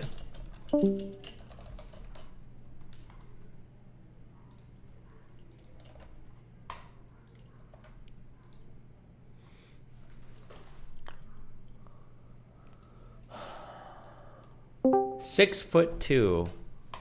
Buy a friend. How you doing, man? What's up? Okay. Got a little COVID going on? Okay, that's cool. It's not COVID. It's just cold, chest infection. Anyway. You feeling a little sore around your body? No, man. No, Okay. man. All right, that's all good. Go on. Anyway, so yeah, let me clarify something. You know that guy who came on before he was 19 and he was talking that with his bad texting, Yeah. right? That's pretty normal for our generation. Like, because I run into that all the time with everyone. Like, people just leave me on red. I'm like, and then I check their phone. I'm like, bro, you haven't replied to anyone in days. It's like, oh, yeah. And then, yes, so stuff like that happens all the time. Anyway, so my first thing is like, I don't understand. Okay, so I have a problem with two things you said. Like, one thing, on one hand, like, you're making fun of guys who like kind of min max their looks and shit. But then you were like yesterday, Wait, I make fun of guys who min-max their looks? Can you explain No, that? there was one, I don't remember. There was one stream, right? You were like, oh yeah, there's guys who act like feminine, really effeminate, like min maxing their looks and everything. If I said that, I was probably making fun of red pillars that act like hyper masculine, but like obsess over their shoes. I think that was like a little, but that was like a meme thing. Like you should pay attention to No. It was something. It wasn't that. I don't know. Okay, well, whatever I said then, I take it back. Like obviously, if you're a guy, you should be like paying attention to your looks. Is really important. Not like being like putting on makeup or getting plastic surgery or whatever, but like at the very least, like taking care of your hair, making sure you look good, clothes, whatever. Yeah, okay, but go ahead. Okay. Then, yeah, we have no issue. That my main thing is. Okay, I'm on some rally shit. I've fully blackpilled. Right? This year has blackpilled me, so I need you to walk me away from that edge. Which is, I don't see the point in having female friends. If you're not already a good friend, I don't see the point in it. Because to me, at least maybe like I'm crazy or some shit. To me, it's like double the effort. Like I'm just like because like they have like, especially my age, right? This 21 round age, like it's like. All the girls are like afraid that every guy's trying to fuck them. I understand. It's like I understand that fear, but like I'm not. So then like what I have to put in double the effort, and it's not like women are like magically better than guys. So like why the fuck would I put in any effort? Like why the fuck would I put any effort into like being friends with females? Just fuck them, and then like literally, and then just be friends with the guys. It's much easier. Like I need you to walk me away from this black film. If you don't want to be friends with women, no one's gonna force you to do it. I don't think. No. It's not. No. That's not it. I'm just like, it's not that I don't want to. It's just that like, I'm doing the mathematics here, and I'm like, it's like more effort. Like, what is the value there? I have a couple like good ones that I already. It's like I don't see the point making any new ones. I have a lot. But it's really easy to make guy friends because all the guys are lonely. So it's really easy to make more guy friends. So I don't see the reason to win. I don't see the reason either. Just don't. Peace, man. Thank you. So I'm not crazy. Thank you, man. Have a nice day. Have a Merry Christmas and a Happy New Year. Okay, be careful, babe. Jesus. Is it all therapy today, guys? Is that what we're doing?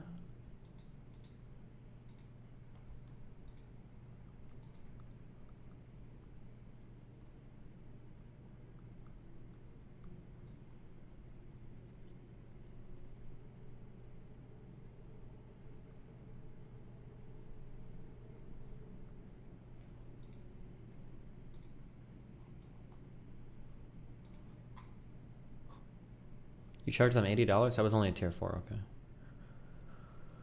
okay. Sound debating DJ academics? Oh god. Wait, what? No shot. Wait, what is this? Twitch chat brain. I would like to facilitate the creation of legislation that holds people accountable for the actions that they do online. I don't know if I should get into the details because it might rattle some folks, but yes. I think there are some companies that I'm going to message, or not companies, organizations that are involved. The thing is in a way, I would say yes. This sounds like an awesome idea, but it's going to be used in the worst ways possible. I think it would be cool to have something like this where you are holding like fucking stalkers and crazy harassers accountable online. But they're going to want to use this for people that like call you slurs. Like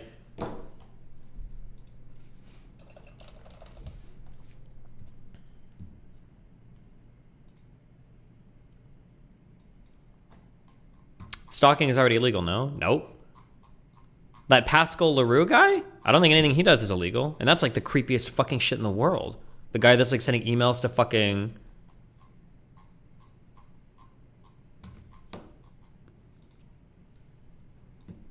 Like, this shit is kind of weird. I wanted to post my, I need to post my death threats more, because I've always got people, like, a lot of people online that I fight with post, like, their fake death threats. Like, it's one person, like, DMing them saying, I want to kill you, and it's like, okay, good one. Here, this guy had over 3,000 followers on Instagram, and I reported him, and he didn't get banned. So this guy messages me, and he types in the name of all of my family members, plus my ex-wife, plus I think her family members, And then he asks me, he says, I never respond to this guy, but he's like, do you want them dead? And then he says, your sweet sister E is going to get skull fucked. I can't wait to kick your autistic son's Nathan in the head. And may that bitch, blah, blah, blah, my ex-wife, get tortured and fucked in the ass. Then he starts posting all the cities that everybody lives in. Then he says, I got a little bit of info on you, ha, ha, ha, ha, 3 laughing faces. Then he reposts my family names, and then he says, didn't you used to live in Miami, Culver City, Glendale, Omaha, blah, blah. He's like Googling information, right? I got a list of addresses with names. I would be a little more careful, bud. I'm ready to crash out. If you care about your son's life, send him over to his auntie. And then he names my sister for a little bit while things get well. No threats, LOL. It will all make sense soon, I promise. I feel like these are kind of like a little bit more of a serious threat. Although the thing is, like in my mind, I don't even think that's a threat because this is some fucking loser online. He's not gonna do shit. He Googled some information about me and he sent me dumb shit. But like, if you wanted to hold somebody like that accountable, be like, okay, sure. But like, I feel like, and I don't want to like misjudge Iman because like maybe she doesn't feel this way. Maybe she is thinking about people like this. But I feel like for people following her, they're gonna be like, oh my God, this is so great. Like we're finally gonna be able to like arrest people on Twitter that are like tweeting really mean things at other people. And it's like, just you can easily report that. I reported that guy on Instagram and he didn't he didn't get banned. I don't know how Instagram didn't ban him, but with certain causes, I'm like, listen, if you ever need someone to, I'm your girl. Because I think if you want to pass a bill, you usually go in front of a group of politicians and you explain your cause. I'll do it. I will do it. I have so many things to say. Kitty. For example, I have a daughter, or a daughter, and then also a trans child, and they both were always. Oh God, is this Nicole? Ugh. It is, isn't it? Am I crazy?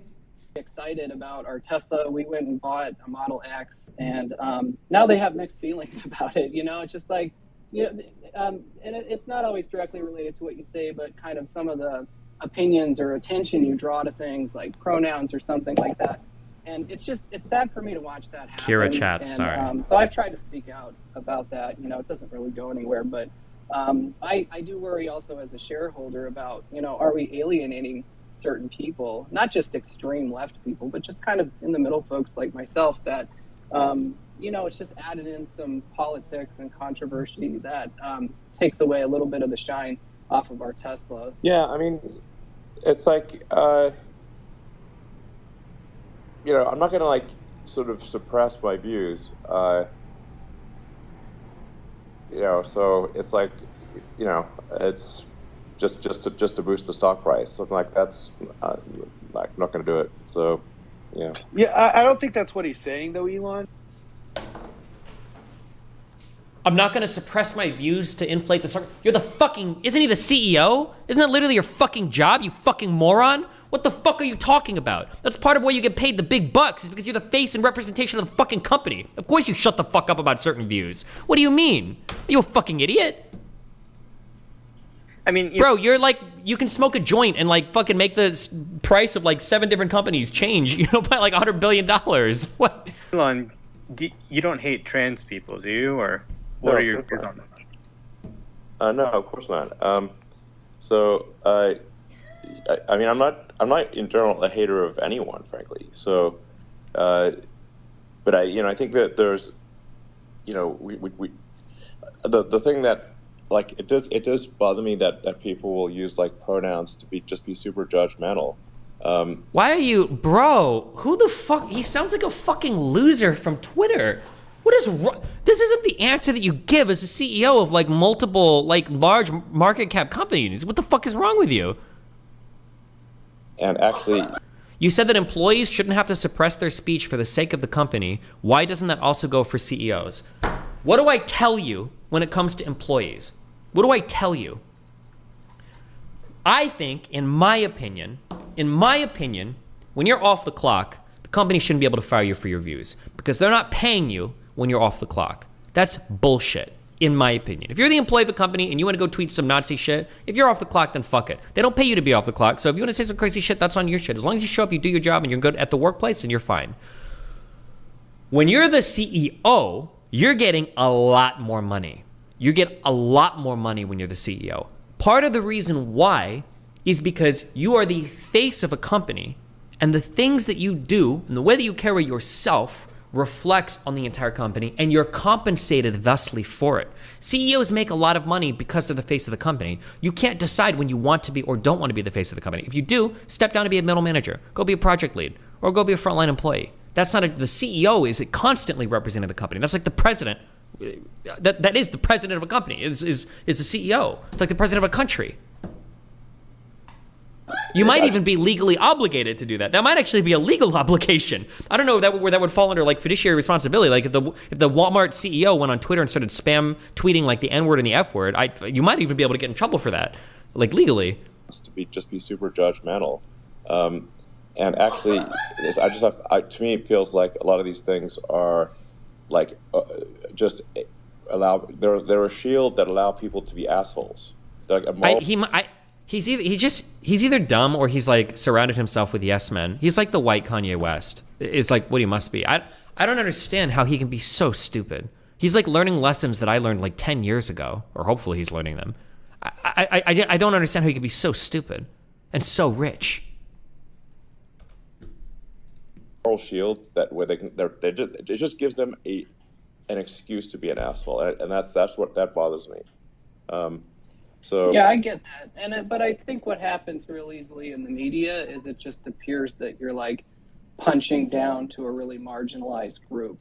Like my kid is just trying to have like their pronoun used in school and stuff, and it's like, then you have this really rich, popular person like crapping on pronouns. Jesus. Okay, big ack. Here's the point. I'm going to go off what you just said, because that's what the prosecutor was saying. By the way, again, I'm not sitting here saying I do not accept what the jury has said, but we're going to just talk about narrative. And again, you're a very smart person, and I want to know what your assumption of what that night is, because we're both working off of assumptions. No, you're right. But I'm going to ask you about the assumption that you just said. Do you really think that in any situation, or maybe do you know anyone that if they were insulted about their music, they would just pull out a gun and shoot someone? No, but I also don't think that do you think Tory Lanez pulled up on Dax after he? He did pull up on him, but do you think he threatened Dax a couple years back when he had a song about him? When he dissed him? Yes, but that's a whole different situation. But yes, I'm following. Well, the reason why I bring that up is because I feel like he has a short fuse, if you will, and maybe he was drunk and felt insecure. Pulling up on Dax, right? Versus a woman saying your music sucks and you pulling out a gun. And even though we both agree that Tory is probably smaller than Meg, your first line of that is true. Your first line of after you're offended is to shoot her. I'm asking you, Hassan, okay? Do you think that is if you were on the jury and that's the only story that you could hear on why he shot her, would you be like, well, makes sense? Yeah, I think they had a scuffle in the car. They had an altercation in the car. He was drunk and he came out and he shot in the vicinity. Not realize. I think he wanted to put the fear of God in her and reacted in an insane way. But yeah, I do think that. I think that he got out of the car and shot at her. And this is where some of the some of these details might elude you because I'm not too sure how closely you've been paying attention to it. Go back to Meg Thee Stallion's Gayle King interview. She said she did not put hands on anybody that night, which would have meant that she did not physically put hands on Kelsey or Tory that night. So now, if I'm going by that theory, she insults his music and he says, "Fuck this, I'm shooting you." That's a little bit hard to believe. Okay, granted, there's a witness that came afterwards that said, "Hey, I saw two women fighting in the streets." Granted, there's a witness who was one of her former best friends, the hairstylist, who said, in reality, there was some jealousy things and she was a little bit aggressive at the pool party before that the prosecutor neglected to say. Now, granted, I'm not saying that Tory could have done it. I'm not saying that. But what I'm saying is that if I'm going only with the narrative that you're saying, bro, you don't know anyone. If I told you right now, we're all chilling. Well, I can address the witness take at least. I can't speak on the hairstylist's testimony, but as far as the witness goes, the reason why the witness testimony was not exactly the best testimony is not because it made Megan Thee Stallion's case look worse, but because he originally gave inconsistent testimony when the investigation was being conducted. The witness originally said that he actually woke up to gunshots, which is significantly more believable, I would say, than just being aware of an altercation happening outside and being awake and watching it. So that is the reason why that testimony was inconclusive and pretty much unusable. Do you follow this at all? You could say that you could say that is enough for reasonable doubt, but unfortunately, unfortunately for people who believe in Tory's side, the jury didn't see it that way because, like I said, he said he woke up to gunshots, so he could not have actually conclusively seen who was fighting who or who was the one who was shooting. And granted, I'm going to preface every single time I talk about this, I'm accepting of what the jury has said. But if I go off your own logic, right? If we're talking about inconsistent testimonies or statements, because you are right, you're right. By the way, a lot of people. Yeah, Megan Thee Stallion said she stepped on glass. If that's what you're gonna say, is stepped on glass, same fuck Tory, a bunch of different things that would have basically said there would be no different. The only reason. Yeah, but we have additional evidence, right? Like Megan Thee Stallion didn't actually step on glass. She actually did get shot. You believe that, right? No, yeah, but according to her, hold on, according to her, she stepped on glass, and then she said Tory offered the money. Something that's just unsubstantiated. So what I'm trying to say is that if you're trying to call one person unreliable for their stories being all over, why? Well, because the other party is completely unrelated. They're like a random bystander, right? Witness testimony can be shaky in a lot of instances. That's why you have to take a look. That's why you have to assess every single thing that they've said when conducting a criminal investigation. Okay. So when the witness originally says, "I woke up the gunshots," but then says, "No, actually, I was awake and I saw the gunshots being fired," when called into question, then you're going to assume that the witness is not giving you enough evidence. Okay. To suggest that he actually saw it. Okay. Now. Wait, hold on. With respect to Megan Thee Stallion originally saying to the cops that she actually stepped on glass, well, we know what the truth is. We know that she was shot. And she said at the time that the reason why she lied to the police originally was to ensure that even though Tory Lanez had done this thing to her, that she wanted to defend him. She wanted to make sure that he wasn't a victim of police brutality. By the way, none of this was captured in the initial police report at all. They asked the detective, who was, by the way, on administrative leave, why didn't you write any of this thing down? Why didn't you write any of this down that, hey, you were worried about police killing black people? It was never mentioned till the detective. Wait, I mean, that's not something you're like gonna. I mean, it's not necessarily something you're gonna have a conversation with the cops about. Like, no. Well, so let me jog your memory. The police talked to Meg that night. She says, even outside of the presence of Tory, I stepped on glass. Right? Remember, the narrative is, I didn't want to say exactly what happened. I didn't want black men to get killed. Okay, cool. She talked to the police 4 days later. She still didn't mention that. Do you get what I mean? So again, there's her story about, hey, I was worried about black men being killed, isn't a narrative that we even hear about till later on, 2 months later, till she's on Instagram Live exposing Tory. That's all I'm saying. You get what I mean? Also, because a criminal investigation is filed at that point, and like a criminal investigation is being conducted, so it's over anyway. There's no way that she can protect Tory Lanez from going to jail, because a lot of people misunderstand and assume that this was like somehow a civil case or something, or maybe they don't understand how criminal trials work. But this was the state of California against Tory Lanez for the illegal action of possession of a weapon, and also Hassan, firing Hassan. You're stretching it right now. Hassan, what? I'm black, and it's not about even color, but let's think about anyone who's in a position of being scared. The police pull up. I am scared for whatever reason. I don't want to tell them the truth. Okay, would you assume that if I got to a place where I am now pretty much safe, or if a couple days later where remember, I'm saying I'm not telling the truth because I don't want the police to do something to someone else. 4 days later, where the police cannot do anything to them, if that's the only reason why I didn't tell them the truth, you don't believe that I would tell them the truth 4 days later? Or do you still think I'm thinking about, oh, the police might kill you? It's 4 days later. I think at the time, regardless of what color your skin is, I think you just don't want to rock the boat, right? Like there could be an additional reason as you saw, the overwhelming sea of negative attention on this case directed to Megan Thee Stallion for the crime of being fucking shot. She might not have even wanted to fucking come out about this at all, considering the negative interactions that she was going to have that she foresaw. I agree. She has talked regularly about how relentlessly and mercilessly she's been bullied for things that are completely outside of her control. Like she got shot in the foot. I don't think she's a. I agree. I think she's a victim in this circumstance. I agree with you with that last part. Except we're talking about if we could actually attest to the veracity of someone's statement, given the fact that they've been consistent. I'm trying to tell you that her inconsistency and what her reason was for her inconsistency does not actually hold water. She says I didn't tell the truth because I thought that it was around the time police were killing black people. Well, you talked to the cops 4 days later. There was no black people that police could have killed. You still didn't tell the truth. You only I'm saying that it's multi-layered. Like also, it's not just that, but also, it's also like I said, not wanting to rock the boat as a fucking as a talented artist who is who at the time her career was like taking off. Okay, and I agree with you. And she was right, by the way. She did get fucking ass blasted nonstop by every motherfucker on the internet who was like, oh, everyone was so quick to victim blame in this circumstance. Wait, so we're gonna act like she didn't win the most awards we've ever seen her win in her whole career? No, I think she is. Her career she is very also talented, and she is popping off. But let's be real. I mean, throughout the duration of this trial, everybody basically turned her out to be the villain of the story for falsely accusing Tory Lanez. That is what everyone said. I mean, you heard it. Your title right now is Meg lying ? So like a lot of people who got their notes were do you think I'm in the majority? A little confused at the end of this verdict. They literally were like, "How the fuck did this happen?" Because they were so looking at this from a one-sided perspective. Do you think I'm in the majority? And also, if that was the case, Tory wouldn't be crying about getting blackballed. If the majority was on the side that no, Meg's lying and it's just all about Tory wouldn't be getting his music completely blackballed for the last 2 years, except for the last couple months. The last couple months they started showed him love. Well, he's not.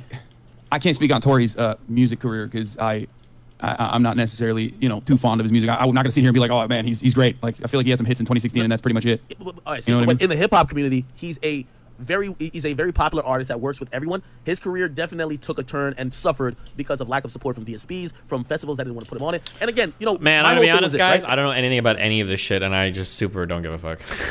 2020. God, I love this fucking suit. Holy shit. 2022 has been an eventful year in the world of finance. There's been quite a mood change over the last 12 months. It seems like no time at all since monkey JPEGs were viewed as a status symbol, and the finance experts on social media were all on the search for the hottest new cryptocurrencies. In order to fit in better in this new world of finance, I photoshopped my Twitter profile picture into a hexagon so that it would look like an NFT and get me some respect. Copied. It wasn't just me either trying to get respect in that space. The British Finance Minister and now Prime Minister Rishi Sunak asked the Royal Mint to create NFTs as part of its forward-looking approach towards crypto assets. So far, these NFTs have not turned up, and the Royal Mint have been a bit quiet on that topic over the last few months. Back in January, people were willing to pay Twitter a monthly fee to have an NFT profile picture. Today, Elon Musk could probably flip the site to profitability by charging people to remove NFTs and laser eyes from their profile pictures. This could get more and more embarrassing as time goes by, and people want to claim that they never fell for that nonsense. 2022 has been a tough year for investors who were dubbed the next Warren Buffett too. There was Kathy, Sam, Chamath, who called himself the next Warren Buffett. As time went by, we found out that Warren Buffett himself was actually the next Warren Buffett. There were many surprises too. I, for one, wasn't expecting the year to wrap up with the richest man in the world spending all of his time on Twitter asking people for $8, but that's where we are right now. We learned this year, thanks to Sam Bankman-Fried, that traditional Ponzi schemes are possibly a better investment than crypto Ponzi schemes. Based. Many Madoff investors got 80% of the money they invested with him back. Some even got all of their money back. It doesn't look like things will go quite as well for FTX investors. I guess the lesson is that if you want to invest in... I've never seen House. I want to watch it. Do you start at season 1, or is there a certain season that is the one to go from? House is in 2 parts. Well, 3-ish parts. You have part 1, which is seasons 1 through 3, which is the original and the best, and that's good. You can watch seasons 1 through 3 with the original team, and that's House at its best. That's like the best shit. Then you've got like the middle chunk where he's like new people come in and out. I think House gets shot a couple times. It gets a little cringy because you can tell they're really reaching for like, we know that you're getting bored and we want you to care, so we're gonna have like random people commit suicide and we're gonna bring in like random sexy girls that do shit. Like, I don't know, I think it's gonna cringe. And then you've got like this final arc where like people are dying and shit, and it's always also cringe. Seasons 1 through 3 is the best of House, 100%. And then yeah, after that it's okay. In a Ponzi scheme, maybe find a local Ponzi operator rather than going offshore. So let's look at the big financial events of the year, month by month, and the lessons that we learned. January got off to a great start. The S&P 500 hit an all-time high on the first trading day of the year. Apple became the first company to ever have a $3 trillion market cap when it briefly hit that level before dropping back.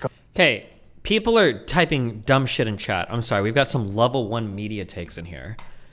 The actor had to leave, that's why they killed him? He got another job, that's why he did? No, you're wrong, you fucking idiots, okay?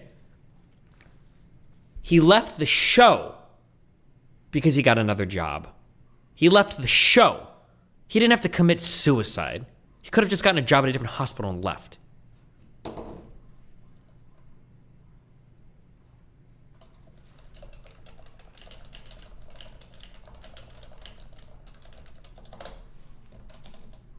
Under the mark shortly later that day. By February, things were not looking so good, especially in the world of tech. At the start of the month, Facebook, which had changed its name to Meta for some unknowable reason, suffered the largest one-day wipeout in US. God, anybody else? Guys, my call was good. My call was good. Just wait for it. Where I know there are some other people that went in 5 and 6 figures on Meta stock. We're still down, boys. We're still down from 170. But listen. Twitter, it's going into this shitter, okay? TikTok, more like shit shot, okay? Listen, These other social media platforms are going away. You know what that means? Instagram is going up, up, up, owned by the company Meta. They're finally trimming the fat, fired a bunch of those loser fucking VR employee fuckers that they brought in from San Francisco. They're dumping the trash, cutting the wheat from the chaff. All these other media platforms are going down. Twitter, TikTok, on the way out. We got it, okay? The Zuck is coming back strong, okay? It's coming back strong. Corporate history after reporting terrible earnings. Its valuation fell by nearly $240 billion as its shares fell 26.4%. The growth at Facebook had disappeared and its daily active user base shrank for the first time in its history. The firm reported a $10 billion operating loss from its new metaverse business, which no one was logging on to as they were concerned that they might run into Mark Zuckerberg. On the 24th of February, Russia, who had been I feel Destiny doesn't understand stocks at all. Wait, what? Are you testing your tier 5 armor? You think I won't ban you? Wait, unironically, I'm half memeing, but whether did I just say that's not true? TikTok getting banned is going to be beneficial for every other social media company in the United States. That's undoubtedly true. And Twitter nosediving is also going to be somewhat beneficial to those other platforms as well. What part of that? It was a half meme statement, but like it's not full meme. I am testing my armor fucking off yourself. Thousands of troops near the border of Ukraine for almost a year, began a full-scale invasion. Analysts at the time expected Russia, with its much larger army, to win a quick victory, but that's not at all how things worked out. Now, before we get to March, let me tell you about today's video sponsor, Blinkist. Blinkist is an app that helps you understand the most important ideas in over 5,500 non-fiction books in around 15 minutes each. You can either read or play the books on your phone. It's not just a summary of the book. The pieces are put together in an interesting and engaging manner. The people at Blinkist are really good at extracting the most important concepts and making them digestible. As regular viewers know, I read quite a lot, but I often find myself buying more books than I've time to read. With Blinkist, I can listen to lots of new titles when I'm commuting, and if I find one especially good, then I read the full book. I also enjoy using it as a way to refresh my memory of a book that I've read a while back. They have a new feature called Blinkist Connect, which allows every Blinkist premium plan to be shared by 2 different accounts at no additional cost. If you're looking for a last-minute Christmas gift for book lovers in your life, Blinkist might be just the thing. Click the link below or scan this QR code to start your 7-day free trial. Click the bling below. 25% bling. off a premium membership. Anybody else want to bling out? The big news in March of 2022 was the sanctions that were about to be imposed by the West on Russia. People worried that banning Russia from SWIFT would cause financial chaos. Many European countries had overly relied on Russia for natural gas. Fuck, Myron is joining. Where's Big Ack? The situation. Yo, like, this would be a crazy conversation. They said this would be a someone crazy. Someone got shot. They said this person shot me. I'm like, okay, it seems like that could be true. This would be a crazy conversation, right? Hold on. Oh, this is how I do it. All right, I gotta call them both in here. Uh oh. I don't even know if Myron's on. Wait, he doesn't even know if Myron's on. You just fucking lied. I'm using this phone call. Hello? Right, anyway, okay. Yo, here's the point I'm trying to say. You hear me? I can hear you, yeah. Okay. Here's the point I'm trying to say, brother. Yo, it would be different if I was sitting here like fucking punching in the air like, I'm not accepting the fucking verdict. I am. It's accepted. All I'm trying to say to you, yeah, Hassan, but you keep saying I'm also virtue signaling. Yeah, because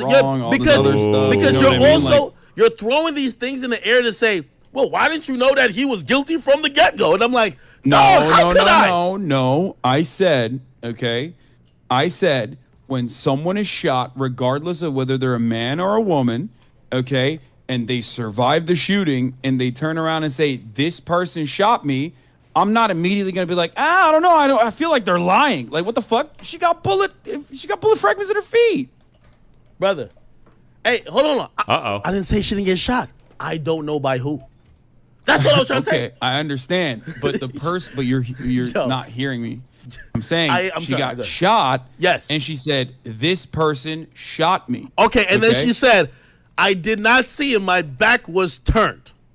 No, she also said she did see him. She when? Literally turned her neck around in her testimony enough to be able to see who was shooting at her. Okay, all right. She also said the dance bitch line too.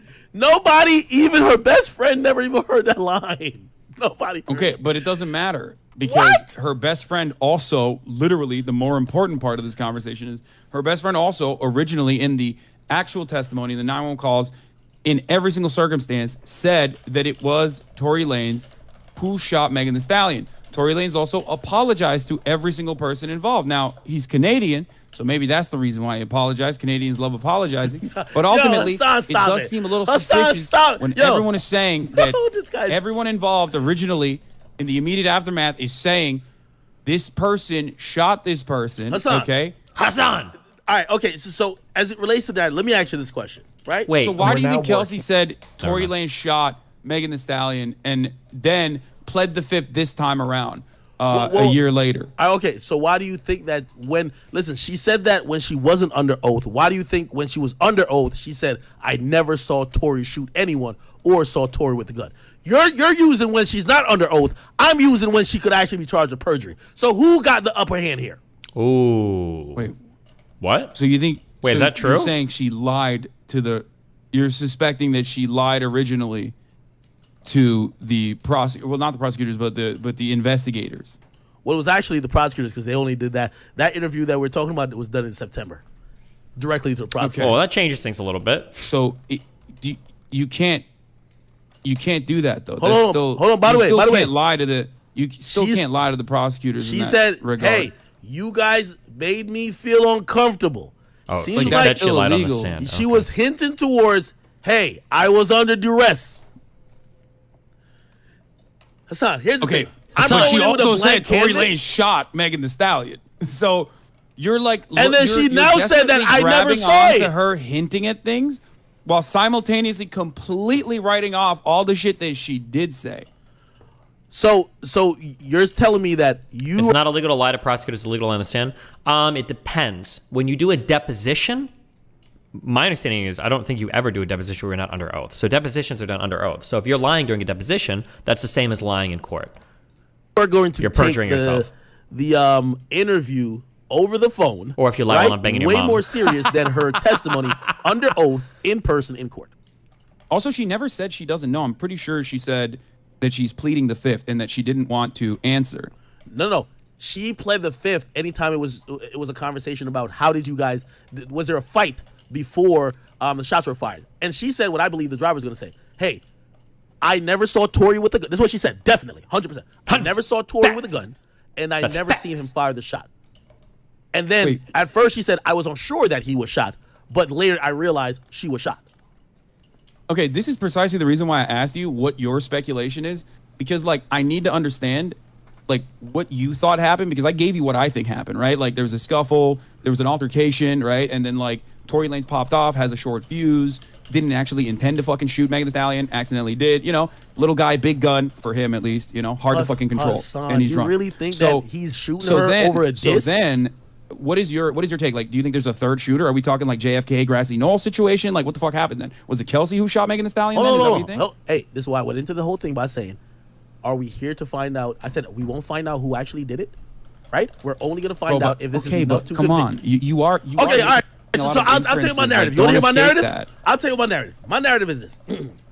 Okay, they're at this party with Kylie. At the party, I believe that, you know, Meg, who was messing around with Tory behind her best friend's back, because the first person, and by the way, it does matter. I'm not trying to slut shame her, but it does matter who was having sex with who. Tory was having sex earlier in the year with Kelsey. She catches COVID. She goes back home. He starts messing around with Meg. Kelsey. I would never trust Fantano talking about any topic outside of the very, very, very narrow purview of the very, very, very narrow purview of his music reviews. And even on the music reviews, I would never trust anything he says if it has anything to do with like a political. Watching him do that review of that J. Cole song Towards No Name was one of the most insane things I've ever seen in my entire life. I think Fantano is one of the rare cases of a person whose mind is actually rotted on politics. I don't know if he's trying to bring himself back from like the days where he was friendly with Sam Hyde and he's like on this like perpetual like self-cucking to like atone for his sins or some shit. But yeah, I would I'm not saying that he's wrong here. I don't know. I'm just saying that I would never trust a single thing Fantano says outside of him like crying, you know, during a sad music review or some shit. That would be just my thing. He might be right here, but I'm just saying I would never trust him for him. He comes back into the picture. And at one of the most and first public events they're at together, they're at Kylie's house. Okay? They were drinking before Tori gets there. Tori gets there. Damn, I don't want to watch this. I don't care. Working out ways to keep factories running and houses heated if they were no longer to deal with Russia. One of my biggest videos of the year was a look at what Western countries buy from Russia and how they might deal with shortages in those products.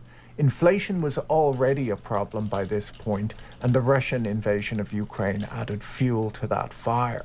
In mid-March, the US Federal Reserve announced its first rate hike since 2018. We saw a total of 7 rate hikes over the year, aimed at getting inflation under control. Rates are expected to go even higher next year too, and if you're interested in how markets behave in a rising interest rate environment, I made a video on that topic a few months ago. We saw big COVID lockdowns in Shanghai in May.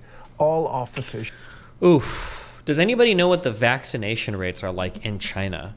Because one of the big problems with China is China has done the lockdowns that people pretend we did in the West, okay? When people are saying shit like, oh, people are locked in their fucking houses and the cops are keeping you from going outside. When people pretend that shit happened in the United States and in fucking Canada, that actually happened in China, okay? China is actually doing insane shit like that.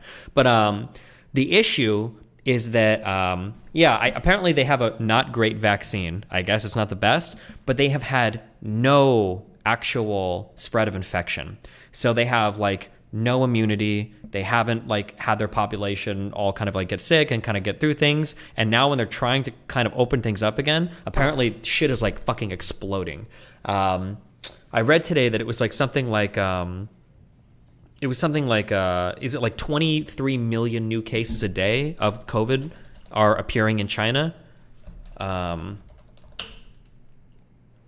Is it the Worldometer thing? 35 million cases a day, yeah, because they haven't done anything to ease the people into like the world of COVID. Fuck, what do I see? Oh, nice. I see they're making money on this site now. Oh, are they just not reporting these here? Or, okay, based. So herd immunity memers were right? No, you fucking retard. Because the people that were talking about herd immunity wanted everybody to get sick at the same fucking time. They had no idea what herd immunity is or what it meant. That was just another excuse to be a retarded fucking anti-vaxxer that likes to get on his knees and fucking slurp down Trump loads all fucking day long because they have no idea what the fuck they're talking about. They treated the virus before like something that could be beat, but now are accepting it as an endemic. In around 1 to 2 months, 90% of them should have had it and got over it. It has an R rate of 18 and immunity goes higher after. Watch this for. Okay, sure.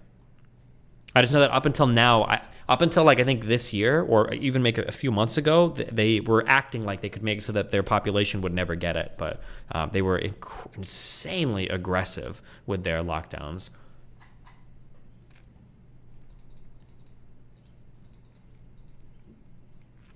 When you say ease into COVID life, what does that mean exactly?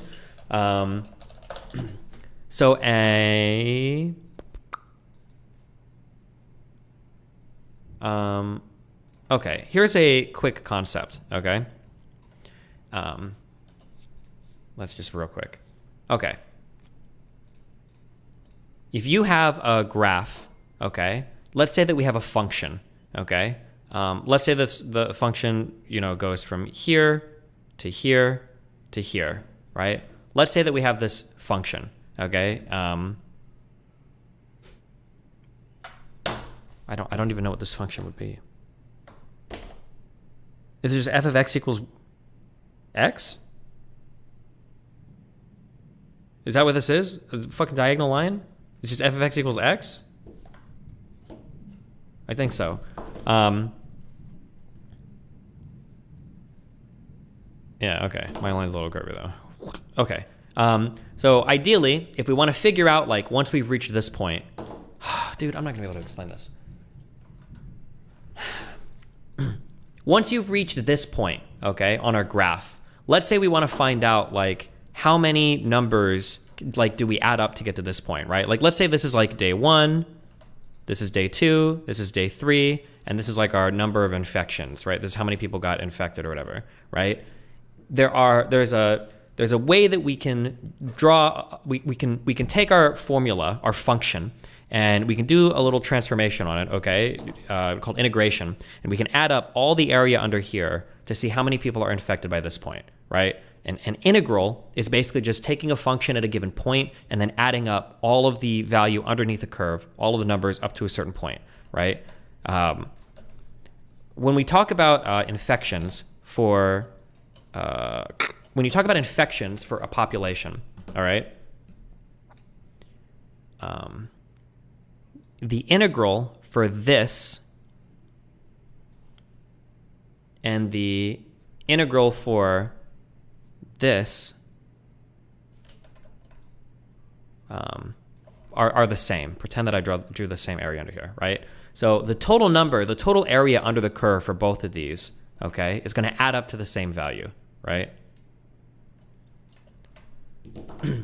But the issue might be that in a given society, at a given point in time, you only have enough capacity in a hospital to deal with this many people, right? This is like your cutoff line for your capacity in hospitals to deal with people, right?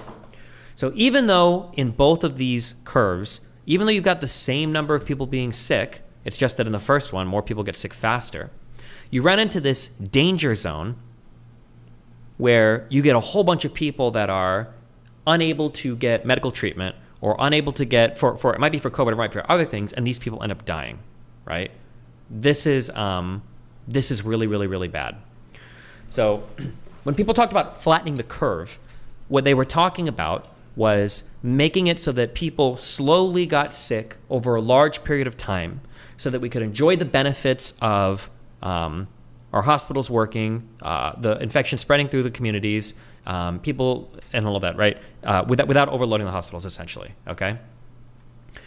The way to do this is a few ways, okay? One are vaccinations. Vaccinations are the most important tool because it allows you to acquire immunity without being hospitalized, right? You don't contribute to this hospitalization number. So super important. So vaccine allows you to build immunity while avoiding risk of death and avoiding hospitalizations and avoiding future infections for 6 to 12 months or whatever, right? Another important thing is infection. Having somebody get infected while they're under the curve allows them to get infected, go to the hospital if they need to, get healed, re-enter the population, and then not be at risk for another infection for 6 to 12 months, right? However long natural immunity lasts.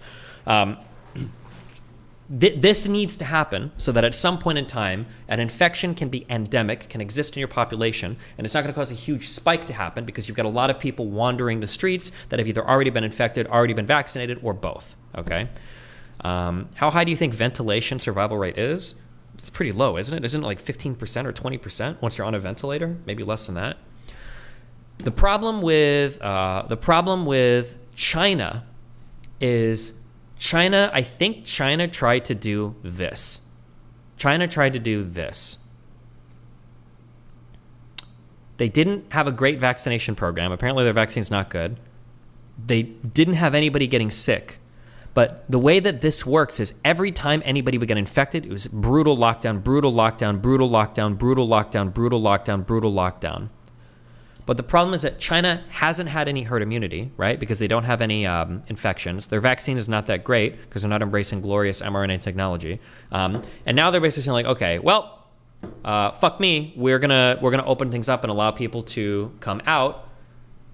But now they're doing this. This is the issue now with China, is all of their people are going to get ultra sick because it's not the original coronavirus and it's not the Delta coronavirus. It's either Omicron or some variant of Omicron, which is ultra infectious, insanely infectious, right? Like 3 times more infectious than the original strain, which was already like one of the most infectious viruses in human history, with like an R0 of like fucking 20 or something. So yeah, this is the dilemma that China is in now. They don't know, like, I don't care about Myron. I don't care about that. I don't care. I don't know anything about that call. Please stop posting about it. I don't know anything about the court case. I don't know anything about it. I don't care. They're vaccinated. Why needed herd immunity? I thought it was either not both. No, vaccination would contribute to herd immunity.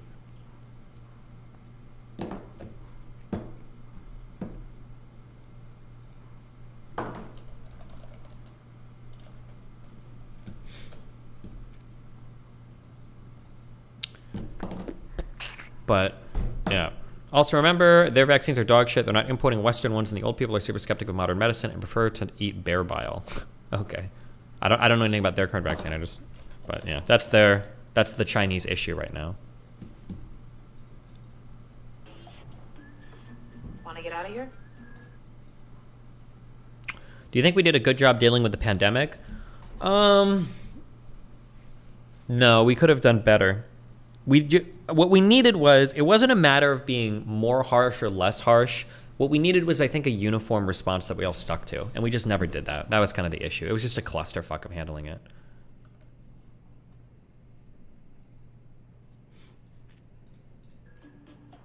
I'm grounded. What is this?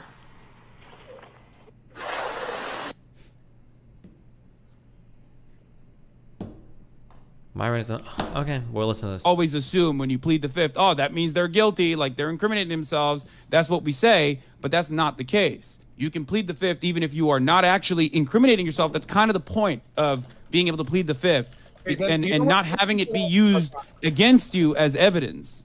Let's use your logic then, Hassan. If that was the case, why did her lawyer fight tooth and nail to get her immunity? Uh-oh. Ooh. Ooh, Exactly. I don't know. And by the way, I'll read from this is the 14th of December. So this is Tory Lanez and Megan trial day 3. Kelsey takes a stand. She admits to lying to prosecutors about everything she told him in September. No, you're reading No Jumper right now, who literally, by your accounts, got DJ academics. They got fucking got. They jumped the gun and literally posted about. So you're saying that this didn't happen at all then? Verdict coming in before the verdict had actually come in. You can't just use their one-sided assessment of the events that took place. You originally went to Megan Cuniff. I'm watching your stream right now. Okay, all right, you couldn't find the actual thing that you wanted out of her. Because so you went to find the No Jumper tweet. If you give me Megan Cuniff's test, got it. I'm looking for it. You know, actual court reporting. Then we can have a conversation. I got it. Give him some facts. It's like you citing yourself. Come on. Hassan, you're missing the point here that Kelsey, right, changed her story. She went in and did an interview with actually the prosecutors, not even law enforcement, which is another big red flag. But she went ahead and did an interview. Say that. What's the red flag? I couldn't hear you. Red flag is she did an interview with the prosecutors with no law enforcement there, which is a huge red flag because prosecutors are not supposed to be direct witnesses in witness testimony when you're doing a criminal investigation. There's supposed to be an investigator there. And the reason why there wasn't an investigator there is because the lead detective, Stogner, right? He has no. You can definitely have prosecutors directly question witnesses. Wait, what? You need an. That sounds hella sus, actually. Why would a prosecutor be talking to a witness in an investigation? In court, a prosecutor might be doing it, but why would a prosecutor talk to Why would a prosecutor talk to a witness for an investigation? That just sounds so strange to me. I can't imagine why. Investigator there. They can't be the only witnesses because in a deposition, sure, but in an investigation, that's before the court. But that's before trial or anything, right? Before a deposition at all. A sworn law enforcement officer there conducting. Most of the prosecutors are literally law enforcement officers, pretty much functionally. So I don't know. Like you're making it seem like prosecution. A prosecutor is not a law enforcement. Oh, what? A prosecutor is not a law enforcement official. It's not a law enforcement. Prosecutors aren't detectives. Prosecutors don't go out and catch criminals, or prosecutors don't go out and like interview. Like that's not what a prosecutor does. Wait, what? They're operating on different teams here. Yes, they do work together. However, you need an agent, a detective, some type of police presence there to do the investigation and to do the interviews, bro. And that's Wait, can I just address something really quickly? I love chat being like, no black voices. Hassan didn't want a black voice in that circumstance, bro. No jumper. Adam 22's operation. We're calling that a black voices now. Really, Halo Boom? Is that what you're saying in the chat? Dumbass. Shut the fuck up. Meme rapper. The point I'm trying to make is there's problems. Want to be meme rapper, motherfucker? Okay, sorry, go on. There's problems with Kelsey's situation because number one, she was interviewed by prosecutors only. There wasn't an investigator there, which is a problem in itself. And then second, she switched her story up. She said, "Hey, Tory did X, Y, Z, and made him criminally culpable." And then when she came in to testify, she immediately took the fifth. And then her defense attorney said, "We need immunity." They tried to get immunity where she'd be covered all the way. But is there anything unethical and or ineffective if a prosecutor interviews witnesses? Why would they do that? Like, imagine you get arrested and you go down to the station. And then, like, while you're arrested, you go into an interrogation room and, like, a prosecuting attorney is there. Why? What? No, you should be talking to cops. Cops should be doing the interrogation, or detectives, law enforcement officials. You don't want the DA or, like, a fucking prosecutor there. That would be so weird. My understanding is that'd be weird. I don't know. That's not their job. That would be like you get arrested and you're in like a jail cell, and then they come and pull you in for an interrogation, and, like, a judge enters and starts interrogating you. Like, why the fuck would a judge be there? That's just...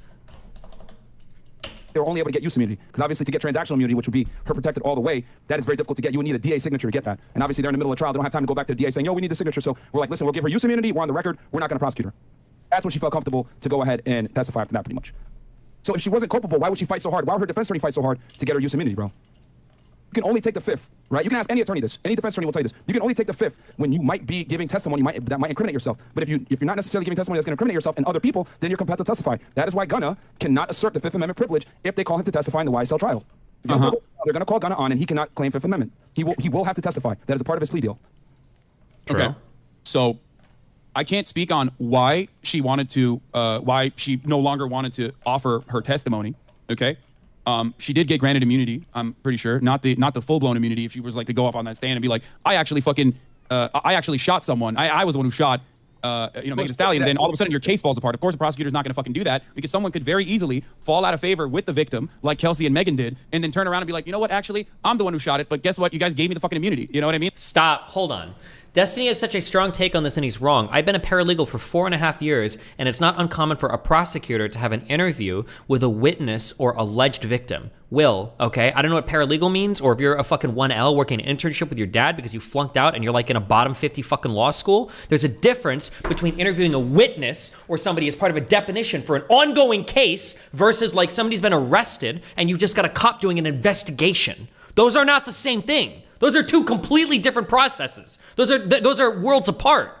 Like having a prosecutor or somebody talking to you during a deposition, or having a witness interview or whatever as part of an ongoing trial is a totally different thing than an investigation into a criminal matter. These are two different things. Now, it might be the case that that this isn't being explained correctly, and the prosecutors were talking to them during like some part where the trial has already started or something. That might be the case, and they've just like misstated it, or they've stated it incorrectly. But so far, that's not what it sounds like. It sounds weird, but they may not be stating it correctly. But I mean, like that's ridiculous. They understand and said that though, because they gave her use immunity, which means her testimony that was given in that circumstance could not be used against her. However, that does not mean that law enforcement. And yet she still didn't offer inconsistencies. She could have very easily said, "I am here to tell my truth. I'm going to tell you exactly what happened, and I was wrong originally." She didn't even say that. Yeah, because she knew before she was lying. She got immunity. You just explained that she got immunity from the original lie that she had told. If you're claiming that she originally lied. Yeah, she originally lied, and she didn't want to give testimony because. So you're admitting that she would not have been liable under perjury in that regard because she had gotten immunity to offer her true testimony in that circumstance. No, what I'm saying is that she could have been. There's a bunch of things that they could have hit her with. There's a bunch of charges she could have got hit with. Like all right, okay. I got it. Hold on. Since you don't trust no jumper, I got my man. I think he writes LA Times. James Quealy. This is Kelsey on the stand. Our interview that they were trying to refresh her memory many times with. She says our interview was not 100% truthful. Does that make you feel good? Okay. Does that make you feel good, brother? She literally said, "I'm not telling the truth." She said, "Whatever you're citing, I did not tell the truth." She basically said it, referred to it, and kept almost looking at her lawyer to say, "Hey, if I answer this, am I getting fucked up legally?" And they did many sidebars. That's just the reality of it. Yeah, her interview not being 100% truthful, especially when there's additional circumstances involved in there, like whether or not I'm not familiar if she got asked the question about the $1 million that like Tory Lanez offered them or something like that. But there are plenty of additional instances in that interview. You are the one who's inferring the parts that you believe is not truthful from that interview, and she still absolutely ended up getting. Hold on. Wait. We're not trusting no general. We're definitely trusting LA Times. Harris says. Trust the LA Times. Harris says. Hold on. Reporters. Let me read it. And Harris you says. yourself Wait. Let me read this. Got let him read it. Let him read it. Forget no jumper. Literally. Okay, forget no jumper. Okay. Harris says she's struggling with postpartum depression and a recent death in the family, and her mind isn't here right now. She also denied Lanez offered her hush money, which Megan alleged he did to the tune of $1 million. So she denied the exact quote from her, by the way. That's facts. It wasn't an immediate denial. She literally said it wasn't exactly the way that was presented. I know what I'm talking about because I know what quote that was. The reason why we're bringing this up, by the way, is because she has postpartum depression now. She has a recent death in the family now. If anything, her evidence or her additional information that she's going to offer currently now and not back then is going to be less conclusive. Wait, what about this one? Critically, she wouldn't confirm she saw Lanez with the gun, which she said in the recorded interview, or that Lanez threatened to shoot her. She won't confirm it in court. She's like, they asked her. Yeah, that doesn't. Wait, what do you mean? They asked her verbatim. Anything. She already. Hold on. You keep referencing the interview, right? She literally in the said, interview. Yes, because in the interview she says, "Yo, I both know." You and I both know. She went on the stand and said, "I can't recall anything. I can't recall anything. I have postpartum. I'm depressed. I can't recall anything." Is basically what she said. Okay, so in a court of law, that doesn't mean that she fucking absolutely lied. That's the reason why they played. Wait. In a court of law, if any type of witness or victim can't recall their statements and can't even affirm to it. Right? Keep in mind, she's now under oath. She already acted weird with Okay, wait, hold on. Will in YouTube chat said, that preliminary interview was likely done by cops, but after the charges were filed, a prosecutor likely spoke to the witness for trial prep or to ensure that their case is solid and don't waste... That's... Will, I agree with you there. Yes. But it sounded like, from what Myron was saying, and now I don't know the facts of this case, by the way. So I'm saying that, like, it could be completely different. But it sounded like what Myron was saying was that the investigatory process, the investigation, so before charges were even filed, it sounded like prosecutors were talking to witnesses. That's what I heard. That's what it sounded like. Now, if that's not what happened, then I'm sure everything is fine. But that's what it sounded like Myron said. But I don't know the facts. Hey, I needed, like, immunity of this center. She can't co-signed the majority of what she said in a goddamn interview, right? You think that the jury should be like, okay, let's just believe her. Really? Come on, brother. Well, first of all, the jury did believe her, ultimately. The jury believed Megan Thee Stallion. Yeah, I think they believe Megan. I think they believe Megan, not her. The jury also believed what she said originally, which is important to address in this circumstance. And the jury, of course, did not take into consideration that she pled the fifth, especially because she had the opportunity, given an immunity, to go back and correct the record and refuse to do so, while simultaneously admitting that currently, right now, in this very moment, was not likely to give a clear-cut version of the events, considering her postpartum depression and a recent death in the family. That's what I'm stating. That's the reason why the jury deliberated in the way that it did. Hold on. Again, but you're missing the point here, Hassan. See, here's the thing. Tory gets that Fifth Amendment privilege to not testify, not being used against him. Kelsey does not. Kelsey's a witness in the case. She's not the one on trial. Okay, so yeah, I know, but you can still say some dumb shit or potentially think that you're incriminating yourself, or ultimately say you have the right to plead the fifth, regardless. Finish. You have the right to plead the fifth, regardless of whether or not you're actually incriminating yourself or not. You just have that right. That is a right that you have. You're just rambling, bro. Bro, I'm telling you, Tory gets the. Hold on. You're listening to two laymen speaking about stuff that have no understanding as a layman yourself. First of all, I do have a very good understanding of the law system. I've watched all 5 seasons of The Wire 3 times, okay? So you're basically talking to a 3L here, okay? Number one. Number two, I'm a little bit biased towards Myron's side because Myron was a federal agent for a while. I believe he did... I think he worked for the Department of Homeland Security for a while, so he does have some federal, and he was an investigator. I think you can even Google stories about like things that he busted or whatever. Myron does have background as a federal investigator, so I'm a little bit biased towards him understanding the process. I don't think he's just saying random words or whatever. I think he knows what he's talking about in terms of process. Privilege of them not being able to judge him for taking the fifth. Kelsey does not, because the Tory is the one that is accused. Okay, that is the reason why. So when Kelsey doesn't get that same Fifth Amendment privilege to that level as Tory, because he's the one that's actually being charged in a criminal case in a criminal court of law in the United States. So Kelsey doesn't get that, which is why she was like, I need immunity if I'm going to talk. Because she has to testify. That is why she asked for immunity in the first place. Look, go ahead. You said that you have to be guilty to plead the fifth. That is not the case. You don't have to be guilty. You have to be actually liable, right, from a criminal standpoint, to invoke the Fifth Amendment. Yes, an innocent witness may validly claim the Fifth Amendment privilege against self-incrimination. If you are an innocent witness, you can still plead the fifth. That is precisely the reason why we look at pleading the fifth as a right that people have and not as an indication that that person is somehow criminally liable, which is what you guys are doing right now. Okay? The entire concept behind pleading the fifth would be null and void if we automatically assume that that person is fucking guilty every time they pled the fifth. No, pleading the fifth isn't an implication of guilt. However, if you have zero, no. Well, I mean, one could take it as that, but if you have zero conflict with what's being asked of you when you're either subpoenaed and you're on the stand, you got to answer. You can't just magically say I plead the fifth and then say the judge says to you or you and your attorney, hey, okay, let's figure out why you're pleading the fifth, and you're like, no, just because I want to. They're not going to just be like, okay, you got it. Like I'm almost positive this is true. The Fifth Amendment in the United States of America serves to protect you from self-incrimination. It doesn't serve to prevent you from answering any questions ever. Otherwise, no court case would work ever. If you're on the stand in trial and somebody's bringing like, I'm going to call him as a witness. Did you watch Melina on the night of blah, blah, blah? Did she? And I'd be like, oh, I plead the fifth. I plead the fifth. I plead the fifth. Wait, what do you mean you plead the fifth? We're not asking you to come yourself. Well, I still plead the fifth. Like, oh, okay. Well, we're going to bring in the next witness. Oh, I plead the fifth. Like, oh, shit. Oh, every motherfucker's going to plead the fifth. Okay, well, let's bring the cops up. What did you guys see? Oh, we plead the fifth too. Oh, okay.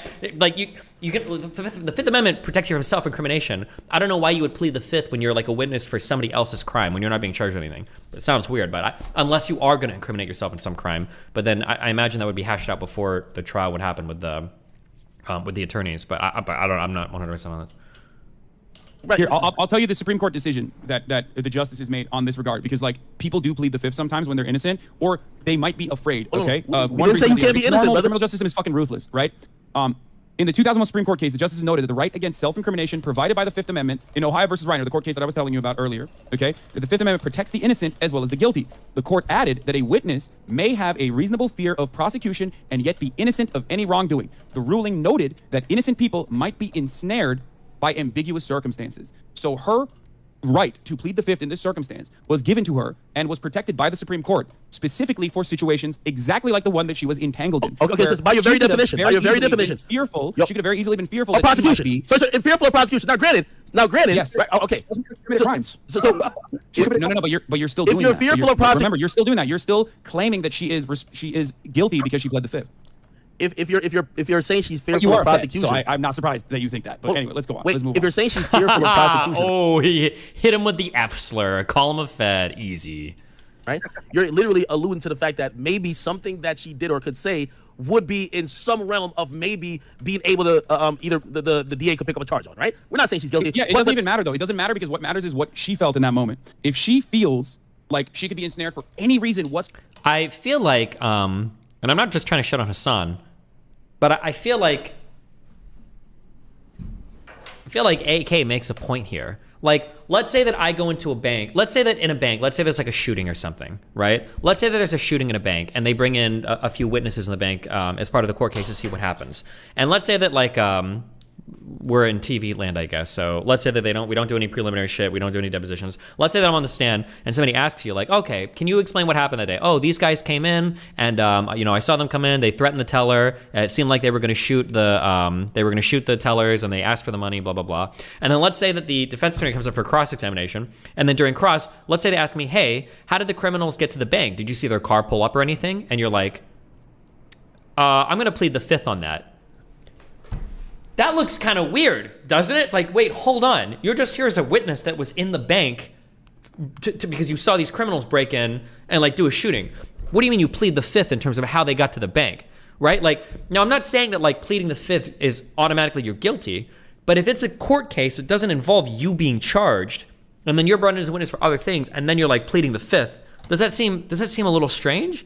I don't know. Actually, I honestly don't know how that would be handled in a court of law. I don't know. I don't actually know where your restrictions on pleading the fifth start and end. I'm not actually sure, but I actually don't even know the facts of this case, so I don't even know what they're referring to. The lady that pled the fifth might have a really good reason to plead the fifth, and Big Ack here is just full of shit. I have no idea.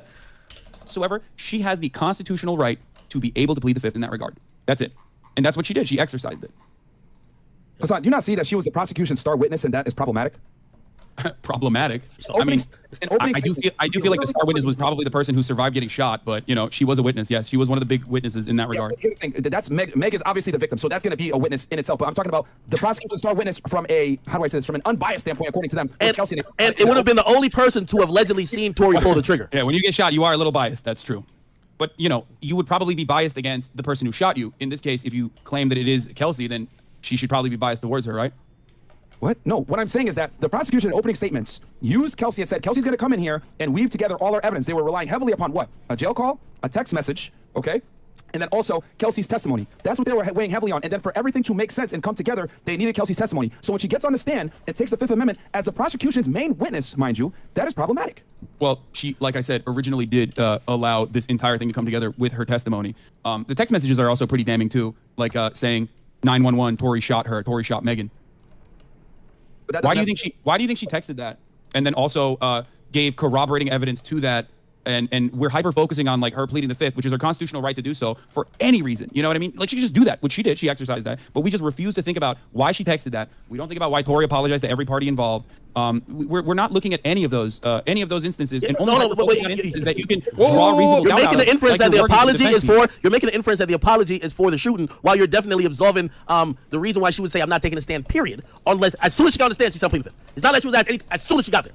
But so you want to make the inference that the apology from Tori, which was innocuous, honestly, didn't say what he's apologizing for. Say I'm sorry. That's all he said. But you're saying that's for the shooting. But when it comes to her, so wait, you think he's apologizing because like an altercation happened where like Kelsey shot Megan, right? That's what you were claiming. No, you think that's a normal thing to apologize for? He's been the person who has added the gas to the whole situation for the shooting. Because like, look, if I was involved in a situation, a love triangle, as you claim, right? And the girl that was with me shot the other girl, I would not text like I'm sorry to everyone involved. I'd be like, that was crazy. Remember when that bitch shot you? That was wild, right? Like that's what I would text. That's what you would do, Hassan. Humans would text in that situation. Hassan, you're operating on 20/20 hindsight. You got to remember, these are women. They're emotional. They're drunk. Yo, they're trying to go ahead and get with Kylie Jenner. Obviously, I'm gonna be honest. I think Tory Lanez was very emotional. I think like you can say that. That's fine. But my point is, he was drunk too and emotional. And right, shot Megan. Kelsey, right? He exposes Meg Thee Stallion for having sex with men that she had originally hooked up with Kelsey. So that is how the argument ensued. So we don't know definitively if he was apologizing for shooting or for putting out Megan. I know, but don't you think that's like a much bigger thing that you would mention? You'd be like, that was crazy when Kelsey shot you, right? Because only one person said. That would be foolish to do that. One person shot another person. He's not going to sit there and be like, yo, that was crazy that Kelsey shot you. No, he's going to say, yo, if he apologizes. Really? You wouldn't? So you're in a situation, you're in a love triangle. You get a lot of women, right? I feel like. Yeah, also, he's in custody. All the time. You're in a love triangle. It happens all the time. One of the girls shoots the other girl. You're going to be like, I'm sorry. Yo, Hassan. That's how it happens. You're going to be like, how fucking insane was that? That's Hassan, crazy. One of the conversations that he had, he's in. Okay, fuck. I'm trying not to. I'm not being biased against Hassan. I really have no like horse in this race. I don't like favor any of these people. But it does sound like a little silly. Would you really text somebody like, wow, that was so crazy when you got shot with that 9mm handgun that was a Glock 17, like Gen 5? Like, wait, doesn't that seem like a little... Somebody actually texted that? I'm not actually sure. I don't know, but... Am I right? That's probably what you would say, right? One of the conversations he had, he's in custody, and he's being recorded over the jail phone. Why the hell would he say... Why would the hell he would implicate somebody? Kelsey texted 911, Tori shot Meg. So now you're moving off the argument. Are we talking about this or not? I'm asking you. I legitimately want to know why do you think Kelsey originally texted that? If you concede this point, because you're saying what the text from him should be, I'm telling you why it's not like that. He's in custody. No, but tell me that. Tell me that. Okay, I want to know what you mean. Okay, why do you think Kelsey texted 911, Tori shot Meg? Okay, hold on. So by us moving to this, I'm gonna answer it. Wait, can you text 911? Is that true? Feeling like you're conceding that other point, because what you're saying would be idiotic if you know you're calling off of a jail phone to say, hey, isn't it crazy when you got shot by so-and-so? That's You wild. might as well give a fucking statement. Okay, if you're conceding that... Do they have like a Snapchat account? Because that's the... Damn, imagine 911 leaves you on red. Rip. So you think Tori was protecting Kelsey? That's what you're saying, right? If he cannot snitch, that is career suicide. If you concede that, I'll answer the other one. Because I have an answer for the other one. Because you can't do that. Yo, put it like this. Okay, that's why. Okay, also, here's the thing. Every rapper that gets caught cooperating with the police or snitching or doing anything that might put someone else in jail, their career is ruined. So of course, I don't know if their career is ruined. They can still go on DJ Academic's broadcast like Tekashi does all the fucking time. Yo, this guy's just diverting. Yo, Hassan is like a troll, but he's like no enough troll. Yo, Hassan. Yo, this guy doesn't like to talk about the culture or anything like that, bro. Dude, you're facts, bro. Oh, we got Walter. Yo, I just want Hassan to admit that he be trolling. I asked you a simple question, and nobody was able to answer this question. Okay, what's the question? It's a super simple question. It's so direct. What's the question? Why did Kelsey text 911? Tori shot Megan. I'll answer that question. Now, by the way. I'll answer that question, but I'm going to just assume that because you diverted, you basically like you bowed out of that other point. Now, wait, what did she text? This is actually really important because someone in chat said no. He texted 911. So and so got shot. Is that true? Does anybody have a link to the original text? Now I'll answer that question. I'm like genuinely interested in your perspective. Okay, now I'll answer that question, but I really could just ask a question to answer, but I'll just answer myself. If I was the best friend of someone who just got in a drunken fight and I unfortunately shot at my best friend, okay, she got hurt. If I'm the closest person to her team, you think I'm gonna text her team, hey, I shot Meg? Come on now. Would you text that? So in that situation, you think a text message is necessessary, right? Like you're saying the text message is necessary. She's belligerent enough to it was her friend saying Tori shot Meg. Megan Thee Stallion, gotcha. but then also somehow has it all together. I guess like the adrenaline kicked in and all of a sudden she just like remembered the consequences of her actions and decided to very cleverly and devilishly text this ruse, even though Tory Lanez on Instagram comments has also said that Kelsey had not shot Megan Thee Stallion. And So okay, clearly, wait. So we're gonna hold. Are we going to hold what Tori said on Instagram, which we don't even know if that's him controlling his page? We're gonna hold him liable for that, but we can't hold Meg liable for saying out of her own mouth a different story 5 times. We can't hold her liable.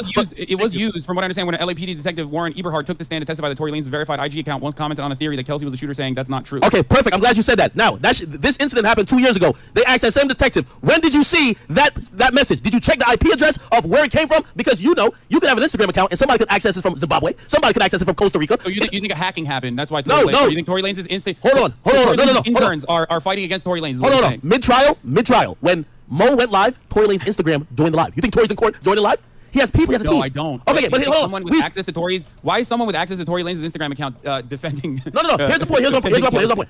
I'm not saying you can't use that as some type of proof, but number one, you saw it a week ago before trial when you had 2 years to see it, right? Number two, you made no fucking effort to try to at least go out of your way to prove that he's the actual one that posted it, or within what context? I don't think they needed that because ultimately it wasn't Kelsey that was on trial. It was Tory Lanez on trial because, again, going back to the main thing. You're the one who brought it up, brother. You're the one who brought it up just now. Pretty open and shut. Oftentimes, cops not very good at their jobs, okay? I can't talk about feds. I don't know how Myron was, but clearly he wasn't that good. Now he's doing a fucking PUA podcast. Hassan, you have to run for like for office, brother. However, Hassan, I've never seen anyone where it literally does seem like they had a lot of evidence, right? Brother, I've never seen someone move like a politician more than you.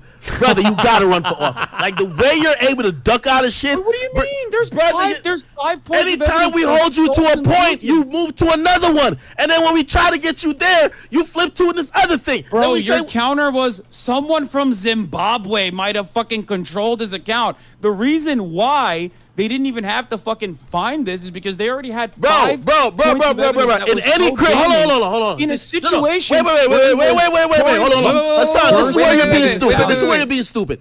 You cover all type of shit, even if you're covering like the search warrants that was like executed in Mar-a-Lago. Come on. You know if you're gonna use someone's social media writings and presence, nigga, at least motherfucking execute a warrant. Instagram is gonna show you exactly where it came from. They took a screenshot from the shade room. Is that what you want the fucking government to be putting people in jail for?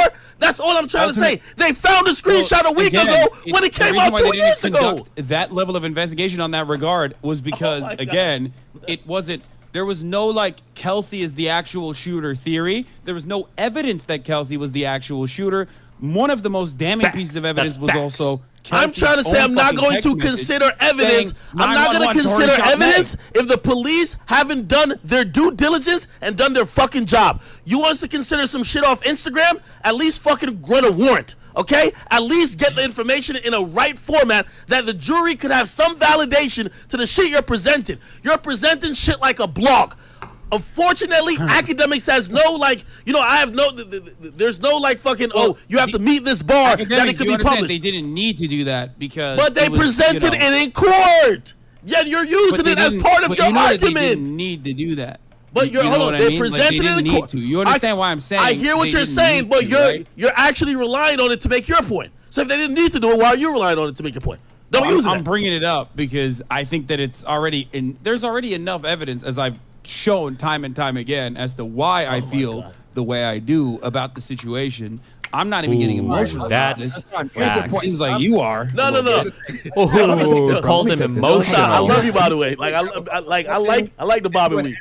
Attacks, which is fantastic. But you know what? Let's go over each piece of evidence and actually talk about each piece of evidence with facts versus you making jokes ad hominem attacks. Number one, the jail call. He never actually admits to shooting at Meg. He's just profusely apologizing. The text message. Kelsey says, Tory shot Meg. When they tried to bring in the witness to actually receive the text message so they can get some context, he didn't want to come in and testify. I wonder why. Also, the text messages between Meg and Tory, we don't necessarily know if he was apologizing for outing Meg Thee Stallion and her promiscuity in the past along with her friend, or if he was apologizing for Kelsey and Meg fist fighting because starting that conversation initiated the fist fight, or her getting shot. We don't know what he was apologizing for. But you're making an inference. You are the one who's making an inference off of that, though. What do you? I'm inference off of what exactly? Like you are using that, like that in and of itself, apologies in and of itself, depending on which state you're in, are not admissible as evidence in court because of the things that you just mentioned, right? Like, from what I understand, I don't think they're admissible as evidence in court. I'm not using that as like evidence. I'm telling you that in and of itself, when we're having a conversation between normal human beings, is kind of odd. And the reason why I'm bringing that up is because it's a weird thing to say when there's a much larger situation at play, right? What I mean by that is this: if someone is shot in your vicinity, oftentimes you would probably talk about that rather than apologize for like your own personal actions that are completely unrelated to that situation, right? That's what I was saying. Because if you were in that similar circumstance, you would probably bring up the shooting rather than fucking apologize for a minor argument that you had. Let me finish my point. The reason why, okay, he apologized, there's so many different reasons he could be apologizing for. It could be for them getting in a fight. It could be for him revealing Meg's promiscuous past. It could be for Kelsey hitting her or whatever it may be, her getting shot, him not wanting to leave the house. That's the main point of contention. That's the main point of consideration. That is the main point of consideration. Of course, though, you got to look at all the other underlying facts as to what he could be apologizing for. He could be apologizing for hitting on Kylie Jenner in front of her. But that's why I said like common sense, right? Like that's why I said if someone was shot and it was completely outside of your control, you wouldn't say, "Oh man, I'm sorry that like things got out of hand." You'd say, "That's crazy that she shot you." He can't say that, Hassan, because he's a rapper and his ability, right, to sell records and make music is come on. We're making a lot of inferences that are like it's common sense, bro. How is that common sense, bro? What the fuck? If he's a rapper, why is he apologizing? Hold on. Hassan, I could cite about 5 other cases. I could cite 5 other cases where a rapper who should have knew information about what actually happened, even if it happened to their own friend, just shut up. Most notably, Busta Rhymes, who his bodyguard, one of his best friends, got killed. The bodyguard's mom was crying in court, "Hey, why don't you cooperate?" He didn't say anything. That's just what it is. Like, this is the culture. We gotta understand it. He's not snitching, but there's a difference between like saying it in court and saying it to the person that you're having a conversation with. Is there? If it's going to show up in court anyway, what do you mean? When you think that like you have an ongoing relationship with that person, so much so that you're trying to fix it by apologizing to them, you would probably fucking... You'd say like, "Hey, listen, I just want to apologize. I'm really sorry when on January 7th at 2:48 p.m. when we were outside Nicole's driveway when Tori shot like." Feel comfortable enough to be like, how crazy is it that Kelsey shot you? Hold on. Yo, Hassan, you keep neglecting the point I made. One of the conversations, right, is Tori incarcerated calling on a jail phone. Why would he say anyone's name? You think he's in YSL? No, he's not gonna say anything.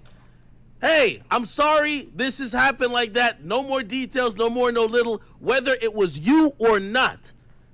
If you ask anybody from the urban hip-hop culture, they would probably say you shouldn't even make the call. Yeah. Whether you had remorse or not. And also, Lasan, I know you don't know our culture like that because of like hip-hop and the whole rap industry. However, if he snitched in the very beginning, this would all be settled. He didn't say anything because he knew his career is on the line. Now, regarding that as well, his career is still on the line because, I mean, he didn't really have a career, let's be real, but, 2016 is the last time he was popping off, but... Tori's a big-ass artist. What are you talking about? He's huge. Oh, I mean, I don't know about that. You might not listen to someone does not necessarily negate the fact that... Can I ask something? Your co-host, how old is he? What?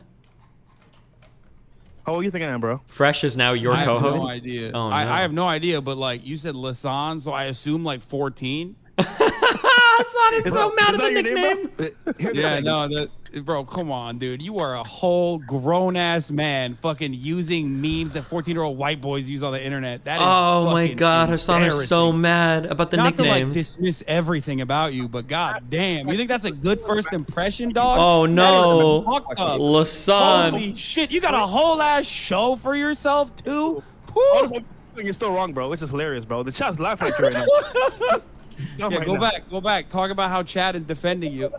Call him Chank's nephew. Damn, dude. No, I'm just kidding. Okay. Phone calls, okay? He never overtly said, hey, sorry for shooting you. And there's a bunch of situations that he could have apologized for. So that's number one. So we don't know exactly what he was apologizing for. And keep in mind, Hassan, it is on the prosecution to prove that Tory is guilty beyond a reasonable doubt. So that's ambiguous. It isn't clear. Then on top of that, we got gunshot residue not only on Tory, but we have it on Kelsey as well. Not to mention that Kelsey and Meg Thee Stallion got in a full-on fledged fist fight prior to the shots going off. That is a fact that's been confirmed by Kelsey, and it got confirmed by Sean Kelly. Kelsey downplayed and said it was just a bump. However, they were 100% fist fighting to the point where a pendant was found on the floor. We already talked about Sean Kelly's testimony being inconsistent. I don't know if you were there for that, but like did he wake up to gunshots, or was he just like parked on the fucking street, just watching the street for no reason, and then happened to be a scuffle there? Also admitted they fought though.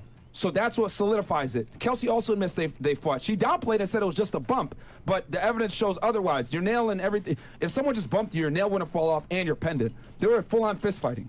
I mean, look, I don't know the exact details, you know? I mean, look. You don't know the details and you're talking. That's the problem. Yeah, why would you get into this argument then, Hassan? What the fuck? Ultimately, I know what they discussed in the court case, and I know that there was enough evidence. Out of your wheelhouse here. You can say that all you want, but it doesn't seem like it, especially with this 3v1 situation. And you guys still look really silly, ultimately. They might be saying something different in call your him chat goofy, right now, Hassan. But, you know, Hassan, call him goofy, please. I doubt that is what's going on. Now, having said that, how is this Hassan's your dealing with the wheelhouse? goof troop. I do not know. I mean, you're a Fed, and you don't even fucking understand how the Fifth Amendment works, so Oh. maybe that's good that you're no longer a Fed, probably. Here's the thing, bro. The Fifth Amendment only works if you... There's a Supreme Court case, dog. What the fuck are you talking about? There's literally You need reasonable expectation that you can be culpable criminally to be able to assert the Fifth. Because if that was the case, right? If that was the case, then everyone would just be like, oh, I'm just going to stay silent, and no one would talk in court. Facts. True. That is true. I'm losing my mind. That is true. No, that's the example I gave earlier. If everybody could plead the Fifth for everything, then nobody would be a witness for anything ever. They would all just say, I plead the Fifth, I plead the Fifth, I plead the Fifth. Everybody pleads the Fifth infinitely. And you've like recursively destroyed the... If the Fifth Amendment worked in the way that, dude, I know you have like cop brain, right? Because you're like you can't get out of the cop situation. Hold on, wait. Hassan, it would literally imply that everyone who pleads the Fifth would be guilty. Hassan, it would ruin the Fifth Amendment. Wait, Hassan, real quick, because I notice you do this a lot. Like you throwing mad ad hominem attacks. Like I think he's getting straight at least on mine. He's getting straight at whatever the points are. It's yo, you throwing like no, I'm not even saying. Yo, lose it a little bit. I was respectful in the beginning, but wait. goddamn. At this point, I'm not even saying anything. Your fucking 40-year-old co-host called me Lazan like he's a fucking child. Come on, don't talk to me about ad homs right now. He's so bad. Bro. How old are you? 12? Nigga, he's serving our country. You making fun of him? You're lame, bro. Dead ass. So you making fun? Oh, Lasan, nigga, that's your fucking name. Lasan. Oh, dude. Thank you. Hold on, but Hassan, you know what I mean, though, right? Like, thank you for serving our country. Hold on, Hassan. Thank you. The point I'm trying to say, right? Because you're right. Witnesses. I've been in federal court several times. I've testified hundreds of times. I have more experience. You still don't understand the Fifth Amendment? That's crazy to me. Like, that is actually crazy. No. You don't understand the Fifth Amendment. Facts. You cannot randomly assert the Fifth Amendment unless you have reasonable expectation that those statements that you're about to give can incriminate you. That is the same exact reason why Gunna will not be able to use the Fifth Amendment. You bring up Gunna. This is unrelated. You can literally plead the Fifth regardless. I mean, both are okay? state You can cases. plead the Fifth regardless. It is the law. Okay, it is a right that you have. It's not even the law. It's a right. It's a constitutionally protected right. You can be held in contempt of court. You can be. There's issues that could arise from that if you don't act. If there's no reason oh my God, used against you. That's what I'm trying to say. I don't have the court case, but there are actually. This is something I learned a few months ago. There are actually times where pleading the Fifth can actually be used against you in the court of law. I'm trying to remember what the circumstances are. But I think it's similar-ish to this, that like if a cop is like asking a random person on the street questions, or if like let's say you see somebody do something fucked, like somebody breaks into your house and you ask somebody else like, hey, like, did you see what happened? And the guy's like, oh, I'm pleading the Fifth on that. And then you can actually use them pleading the Fifth there for like reasonable suspicion or evidence to like bring them in. There was like a court case relating to this. Now that's not to say that you should always talk to cops or whatever. No, that's not what I'm saying. But there are cases like where you can plead the fifth to like really random simple questions, and then that becomes something that they can build a case on. I know what you're trying to say, but you're wrong. And I've told you that there is a Supreme Court case on this exact issue that you're talking about. It does. I also literally gave you the exact reason as to why it doesn't work that way. Because if it worked that way, then everyone would just assume you're guilty all the time, every single time you pled the fifth, which would literally destroy the Fifth Amendment in general. Hassan, that wasn't his point, and even when I said that wasn't my point, right? Of course, pleading the Fifth Amendment, right? No, pleading the Fifth doesn't you're actually inferring that she is guilty. No. Additional reasons as to why she might be guilty. You're speculating why she might be guilty. And I know me that's particularly enough for reasonable doubt. Of course, it's not enough for reasonable doubt. I know me particularly said that original testimony. Yo, I know me in particular said that by pleading the Fifth, you could infer that that person believes that maybe something they could say could be used to prosecute them. I know, but the jury cannot deliberate off of that. They can't make inferences in the same way that you are currently. Okay, so if you want to tell your audience, you want to educate your audience on how it actually works, instead of listening to Myron and his assessment of the matter, the reality is that when someone pleads the Fifth, you cannot assume that they are possibly guilty. Myron is absolutely wrong. Hold on. Have I ever talked to Ack before? I don't think I have. Right? We've only done like videos at each other, kind of. Actually, wait. Someone is guilty. Yo, Hassan. Because Tory Lanez is the one on trial, not Kelsey, bro. Okay? No, it literally doesn't matter. You're wrong. An innocent party. No, that's not true. You're wrong. You're just wrong. You do not understand the law that you are supposedly protecting at the point. Dude, well, Hassan, the only person that can assert that Fifth Amendment without being judged is Tory Lanez because he is the one on trial, not Kelsey. If that was the case, Kelsey would not have asked for immunity. That is the difference, and the jury can absolutely use the fact that she took the Fifth Amendment in their deliberation. I'm gonna be honest with you. Okay, like we know cops are bad at fucking knowing the law, right? But I really thought feds would be a little bit better at this. You are wrong. It does not matter if she's on trial or not. She, as an innocent third party, absolutely has the right to plead the Fifth because she thinks she might be. It doesn't matter for what reason. Okay, by the way, and the jury cannot deliberate or infer or speculate any sort of guilt off of that. Because if that was the case, then you would undermine the entire reason behind why the Fifth Amendment exists how to about I begin bring with. a lawyer in here and show you that you're wrong? Ooh. How about I bring a lawyer? Do it. Yo, Hassan, two If things you want, but it's the Constitution and the Supreme Court case, Ohio v. Reiner, is pretty fucking clear on this. It doesn't matter what a lawyer is going to tell me. Hassan, okay. No. Shit. Wait, Hassan. I'm just mentioning the fact, right? So in the closing by George, which is Tory's lawyer, he did ask the jury to consider why did she need to plead the Fifth? Or need immunity, actually. Need immunity, right? So they brought that up, and also, probably forgot the first thing I was trying to say. So after she got immunity, like the judge, she did try to plead the Fifth while on the stand still, and the judge forced her to answer a few things. So, I just want to sound like, Hassan, just to make this very clear, you're telling us that you've never been in a courtroom yourself, telling us about the Fifth Amendment, and we have an ex-fed here telling you to your face what it is. This is a dumb argument, bro. I mean, you're. I really hate to say this, but yes. First of all, yes. Unfortunately, the reality of the situation doesn't change when you tell me that someone has been a fed, and that is the reality. Like I know you're trying to desperately at least like create some position of authority here, but that doesn't change the reality of what I'm telling you. Yes, you're googling answers, bro. And it is surprising. It is surprising to me as well. I mean, okay, yeah, I'm a googling expert, I guess, but ultimately, I'm still correct and you're still incorrect. The Googling here, this is one of those cases where if you're talking to a subject, an expert on the subject matter, Google here, especially for legal stuff, is not always going to give you like a very clear-cut answer. Law stuff, in my experience, is quite contextual. It's pretty rare that you can just Google like some legal concept and have like a full understanding of like the application of it. Legal stuff tends to be a bit more complicated than that, and having some real world use with it is I think probably pretty important. And also, you're not the Fed, so I don't know what the fuck we're even talking about this circumstance. I'd rather be a Googling expert that is correct than be the second in command next to a Fed who is incorrect. You're still wrong though.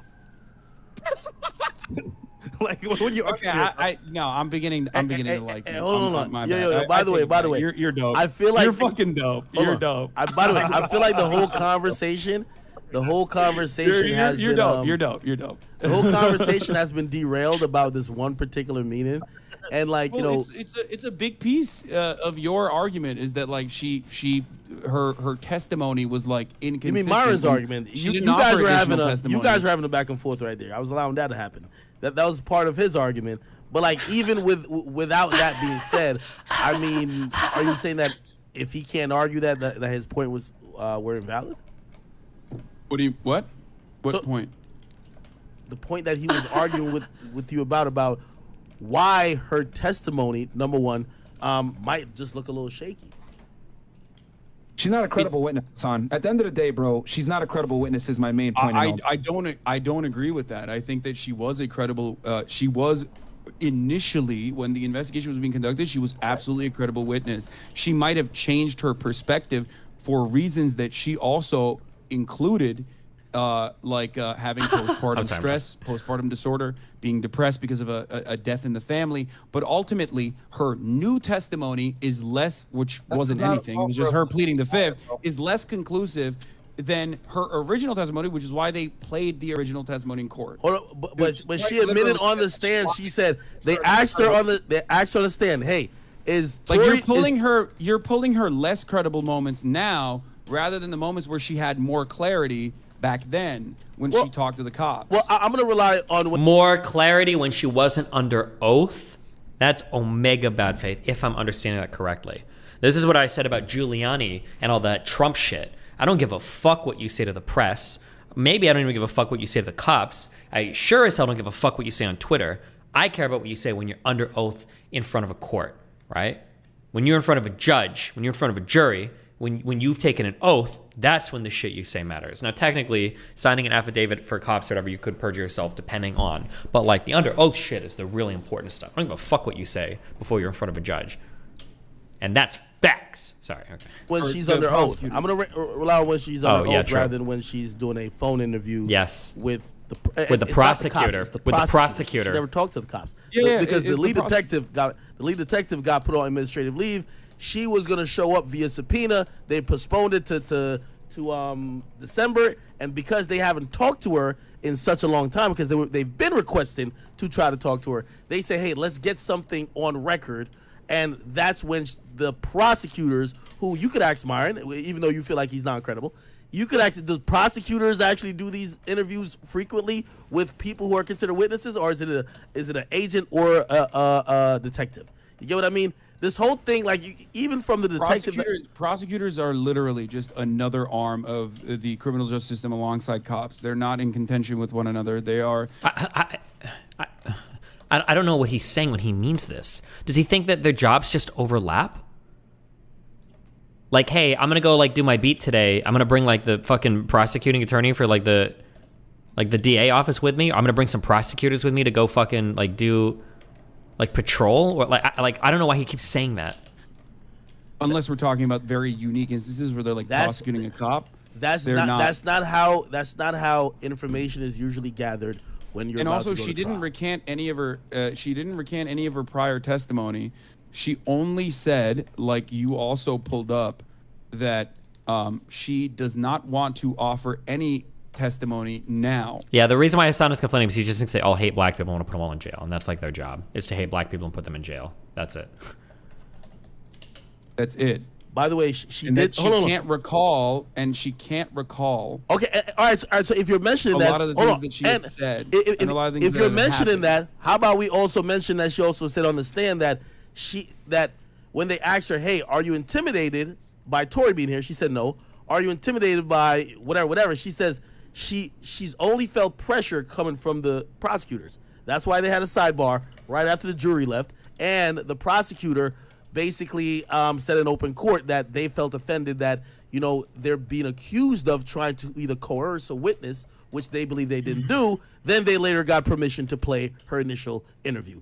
And they got permission to play the interview to show that she was not under duress when she gave it. But what did she say in court? She said if she was feeling uncomfortable, it was because of the pressure from the prosecutor. I get it. You are selective with what you're going to believe. And, you know, no, I'm just telling you. No, I'm not selective with what I'm going to believe. First of all, you're doing the exact same thing that you claim I'm doing, right? Like, you refuse to, you omit certain details, or you have no answer for certain details, or when pressed on it, you say, oh, it's probably because he's a rapper. Like, that's not even a good defense in any meaningful way. No, like, that's definitely a great defense. So many pieces of evidence in this entire process. There's so many pieces of evidence in this entire process from, number one, the witness surviving the shooting attempt, and Meg saying is not I was credible, shot by Hassan. this person. Meg is not credible, though. But that's crazy. How can you say that? That's Okay. dude. She's What the lied. fuck does She's that given- even mean? Can you explain to me? He's trying to with explain. a straight face, I want you to say a shooting victim is not credible when she is able to survive the shooting and offer testimony. That's I'll tell you crazy. right now. I will tell you why right now. She gave conflicting information on her Instagram lives with the Gail Knight interview versus what she Gail King. testified to. On top of that, the prosecution gave a different story on opening statements than she did when she was on the stand, bro. That's what I'm trying to say. Meg is not credible. What is the what were the inconsistencies? within Hassan what doesn't the know. prosecution said and Ask what me this Megan Thee question. Stallion Hassan's gonna get fucked. We'll cover that here. Fuck the Instagram lives and shit.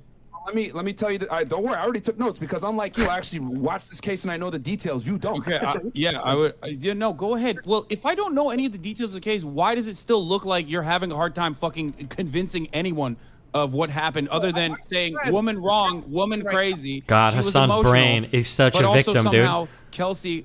It's also just being a misogyny, woman, bro. May or may not have shot Megan Thee Stallion, but also had the wherewithal in that moment to like fucking turn around and text 911. You know, Tori shot Meg. Bodyguard to Meg's bodyguard. Yes.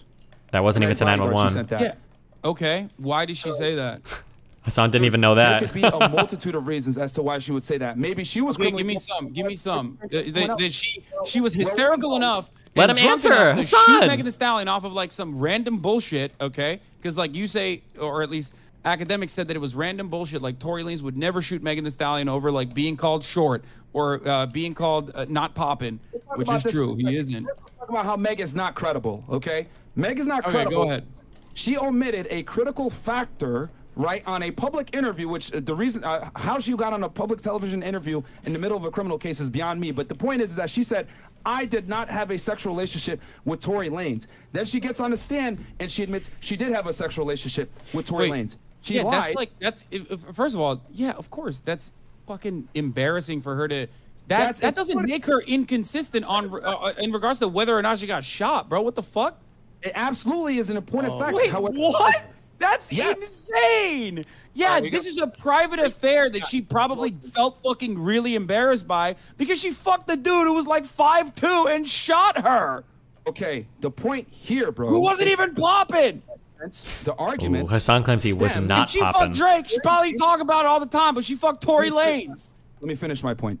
The reason why that is material is because when Tory Lanez exposed Meg for having sex with not only him, but Kelsey. Bro, and that's not an expose. What you're talking about is like TMZ shit while you're talking about a fucking criminal court case. Like, what the fuck? Reason they fought, dude. I'm trying to Bro, explain that's that. an insane. But she's lied the about victim. You're literally. When Hassan keeps interrupting here, I think it's because Hassan, he switched to, I've seen Vosh do this debate mode before. When you realize you have lost the main point and you're not able to do it, you start contending, you fight on every single little side tangent point because you realize that like on the macro level, you've lost track of the argument and you know you're wrong. So you just start like trying to nitpick every single little thing. Talking about a victim and making it seem as though the victim is like. And now he's looking for, he's just trying to score like the rhetorical emotional wins. It's a victim. You're hating on her because she's a woman. Oh, yeah, well, if she was fucking Drake, she'd be telling everybody. Like he's just going for like the emotional, like, you know, uppercuts here. I think he knows he's kind of wrong on the facts. The actual criminal. She's not on trial, bro. What the fuck? It doesn't matter what she said about whether she fucked Tory Lanez or not. Wait, hold on. So you're saying the sequence of events that lead up to a shooting does not matter? Bro, of course the events that lead up to a shooting matter, but it is that's insane a part of the that you events think- and that the you think this is context a that good case. matters. Of course Tory Lanez went to jail because Hassan, you're you emotional think right that that's a good enough defense. Holy Hassan, you're fuck. emotional right now. Let me finish my point before you go crazy and just react versus Yo, he's actually listen trolling. to what I'm saying. What I am saying is that she is not a credible witness because she lied in a public interview saying she did not have sex with Tory Lanez. Now, before you get out, that's not. That is not. Let me finish. The reason why that is extremely important is because the entire fight is predicated on the fact that she had sex with Tory Lanez because she backstabbed her friend. It's possible that Hassan is completely right, but because he actually knows nothing about the case itself, he's basically looking like he's wrong. Yeah, basically, that might be what's happening. These guys might be, because technically Hassan does have a point here that like, if I lie about my affair with somebody publicly, that doesn't mean I'm lying about the facts of the matter about a shooting. There could be reasons why I want to lie about that thing publicly that's different, right? That could be the case, but the problem is I think Hassan doesn't know the facts of the case, and he knows he doesn't know, so he's like trying to hone in on on some like little nitpick thing that he can get because he just doesn't know the Hassan probably should have just shut the fuck up. He probably shouldn't be arguing this if he didn't follow the case at all. But he probably wants like the clicks for reacting to like a headline news, and now he got caught basically by a bunch of people that disagree with him that do know the facts of the case. So he's kind of fucked. Became a fan after listening to your talk with Lex. Love your philosophy on speech and communication. Newfound respect. Looking forward to seeing the live action. And Kelsey went to Texas because she had COVID, and Meg Thee Stallion started a sexual relationship with Tory. That is why the fight ensued in the first place. That instance. Yeah, but you know what? You know what? She still got shot though by Tory Lanez by her account. So before, oh my, yo, he's giving the context. No, that part doesn't matter. That part you can fucking make an argument is like a matter of personal privacy. So of course, what she's saying in public, in a fucking interview in public, when she's embarrassed to admit that she fucked Tory Lanez because he wasn't even popping, okay? But that's is entirely irrelevant. Like that's not something you can. That is the reason why. That is the reason why you can't. That's the reason why Tory Lanez lost, by the way, because that's what the argument the defense made. Okay, as though that was like a serious way to fucking defend this person. Bro, like, that's not. There's a picture of Tory and Meg Thee Stallion bent over with Tory. She's not embarrassed, bro. That's a cap. So that argument is flawed. She's not embarrassed. No, I think she's. Well, you know, you do things, and then you might be embarrassed by them afterwards. Is what I'm saying. You know what I mean? Like, Hassan, that's cool. But the point I'm trying to make is that you cannot argue the point. That's cool, bro. Her having sex with Tory is not a part of the case. That's very important because that's what led to the entire argument. I know public interviews and saying something in a public interview, especially when it's like, you know, the person who shot you, and being embarrassed to admit that you fucked that person. Is totally valid in my opinion. And also, did Meg Thee Stallion lie, yes or no? About what? About fucking Tory Lanez? I guess she did. Who gives a fuck? What do you mean? I'm saying who gives a fuck? She got shot. So she lied. So that in itself hurts her credibility in a court of law. Dude, that's crazy. That's crazy. It's like, no, you're not understanding what I'm trying to say here. Okay, I'm gonna say this again. Sure. What she said in the media, okay, is completely irrelevant, especially because...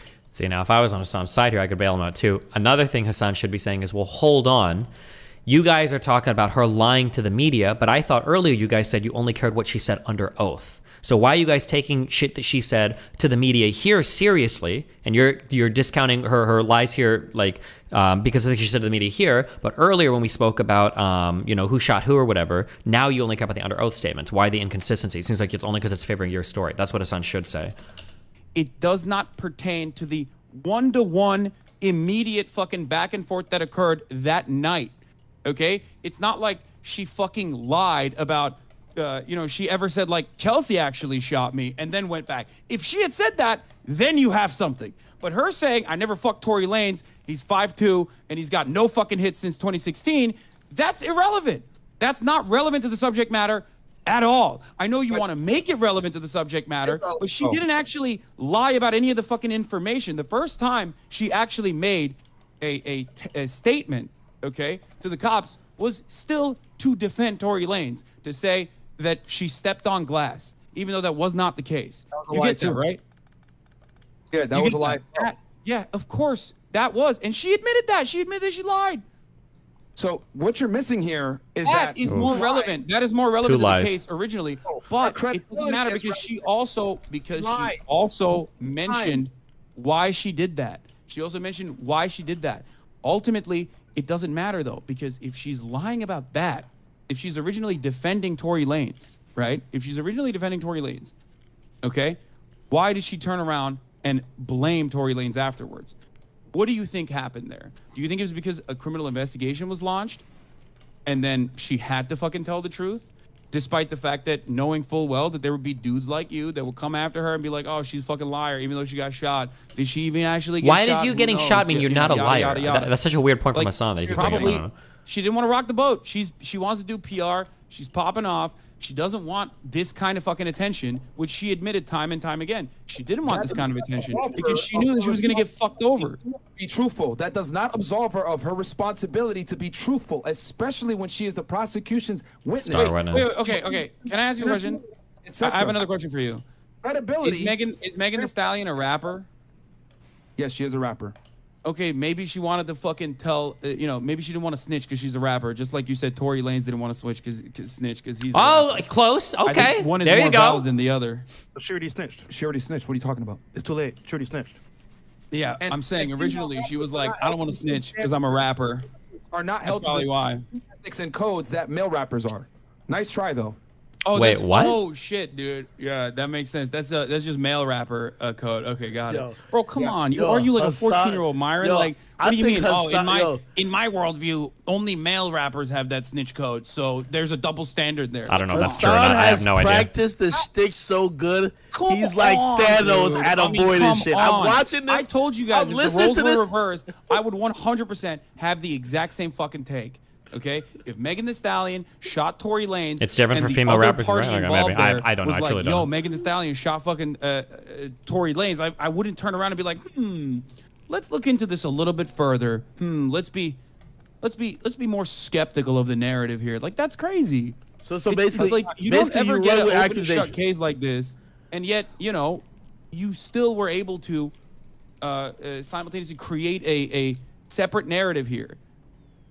There is no separate narrative. It's been documented several times where male hip hop artists have been asked, would you provide information to the police? And they would say no. Cameron famously went, I think it was either 60 Minutes or something, asked him, would you go to the police if there was a serial killer living next door? He said, no, I would just move. Okay? We gave the example of Busta Rhymes. T.I., his best friend got killed. He did not Bro, want to. we're talking about completely unrelated things now. Yo, Like, yo, Takeoff just got killed, and police are still saying Quavo is uncooperative. He don't want to talk to them, and his fucking nephew just got killed. This is not like, none of this is relevant to what we're having a conversation about. You know that, right? Tory's not gonna go and say Kelsey shot her, bro. That's the point I'm trying to make here. Rappers understand that their image is everything, and cooperating with the police will destroy their ability to create music and sell records. And we're giving you these instances so you understand the severity of rappers coming out and providing information to police. Look at Gunna. As soon as he got released, he gave a statement. But you said this is only male rapper code, right? Like it's not female rapper code. Is that what you're saying? Male rappers are held to a higher standard when it comes to the street code, when it comes to hip hop music. Do you think do you think there are no female rappers who've done that? I'm sure there are, but there aren't the same consequences. Meg Thee Stallion still. Hold on, yo, Hassan. This is crazy. I think this is a crazy conversation we're having. Hassan, by the way. when it comes to females and possibly domestic violence, for example, when Rihanna came out saying Chris Brown did whatever to her, everybody heralded her as very brave. Because she was fucking. Hold on. What do you mean? Wait. Doesn't matter. We just said some guy's friend got killed or whatever, and his mom was like dying at the funeral. Apparently, he didn't say shit. It doesn't mean. It seems like it doesn't matter, right? Wait, hold on. So what? Hold on. Like, people Why are is not your reaction? supposed to- Hold on. Why is your reaction like I'm upset at it? No, that's how it should be. But I'm just showing you the difference between genders. That's the only point. You're saying you don't get the difference between because genders. You're bringing up a victim, okay? Bring up an instance where someone fucking was the victim, okay? And they didn't go to the cops. But it doesn't even matter because we have. I told you Blueface and Krishan Rock, but you don't want to get it. Completely irrelevant to the conversation. Blueface is showing up with There two. were plenty of female rappers like Lil Kim that also went to fucking jail for a year plus 1 day for lying on the stand to cover for her fucking friends. This shit doesn't fucking matter to the case overall. You're trying to create a narrative where I think Hassan is reading like chat messages and shit now. But it's ultimately about what happened. If Blueface went to the cops, if Blueface went to the cops, what happened on that morning? If Blueface went to the cops for those 2 black guys his girl gave to him, we call him a snitch. If Jay-Z went to the cops after, if Jay-Z went to the cops after Beyonce's sister gave him a fucking 92 combo, it was straight chops, straight to his chest. We call him a snitch too. That's just what it is, bro. There is a difference between genders, brother. Unless you're talking about like you're trying to make the whole Tory Lanez apologized, but didn't say like, wow, that's crazy that someone shot you, shtick by saying, oh, because like rappers don't snitch. That's not snitching. Going to the lawman is snitching. Saying what the fuck happened that night, that's crazy that you got shot. I can't believe this person shot you. That's not snitching. That's a text message between 2 friends at that time. Okay? You don't apologize to someone who is an enemy. You apologize to someone who we're going in circles. Is it like I'm going hardcore on like I'm unironically now like going on by like wire knowledge, okay? So I could be wrong, but like if there is a culture in the rap world or whatever of not snitching to the cops, like, would you not hold a dude accountable for snitching if he were to send a text that fucking stupid, like basically the same way as if he'd go to the cops? Would it not be the same thing? Like if two people were chatting and some guy texts another guy, it's like, man, I can't believe that like John shot, you know, Frank like on the 2nd of November. Like that was some wild shit. And then cops obviously like subpoena the phone and get a record. And it's like, why the fuck? Like, is it? It feels like it would be almost the same thing, but maybe not. I don't know. I could be wrong. We're going in circles because I keep telling you. Tory Lanez was apologizing specifically. Oh, true. Mike said, yes, but keep in mind Tory Lanez is Canadian. They don't have the wire there. Okay. It's called dry snitching. Okay. Yeah, but Tory Lanez is apologizing while in custody. If you're in custody, why the fuck would you drop a name? Why would you drop a name? If you get locked up for, let me see what type of guy you are, right? Say you're kicking it with your little high school buddies, and let's say, I don't know, maybe one of them has an illegal gun in the car, okay? You all are locked up. Would you call your other friend and be like, yo, you know that Marcus had the gun in the back? Would you say that on the jail phone, brother? Bro, you and I both went to Rutgers, dog. Okay, this whole like street cred shit is so stupid. But okay? it's not.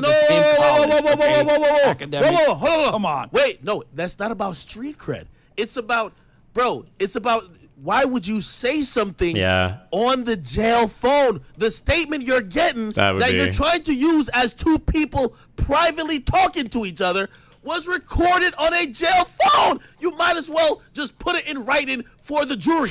It's not like they ran a warrant on his phone later on and said this was a text message that you thought you guys were the only person gonna see. Anybody who has gotten locked up or if people are doing crime, not saying that I was trying to say that you're a criminal or whatever, or neither am I. But here's the point. But listen, here's the point.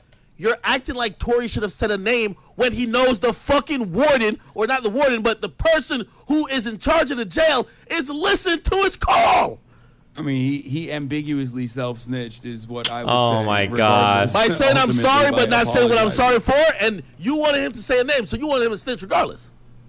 Also, I thought he texted her. Am I wrong? Is that incorrect? I thought he like sent a text message as well. He texted anybody. No, he texted one of them and he called one. He called one the night of. Okay. He called one the night of. Okay. And when he called the night of, he was in custody. Wait. You know. So the texting is not a jail phone, right? Like, so why do you think he did that then? Oh my God. Yo, Hassan, man, this is. Bro, I'm asking you a question. Come on. Why do you think? So the texting is not the jail Mario, phone. you got it, bro. He's not in custody. He's sending a text message. Why do you think he texted that?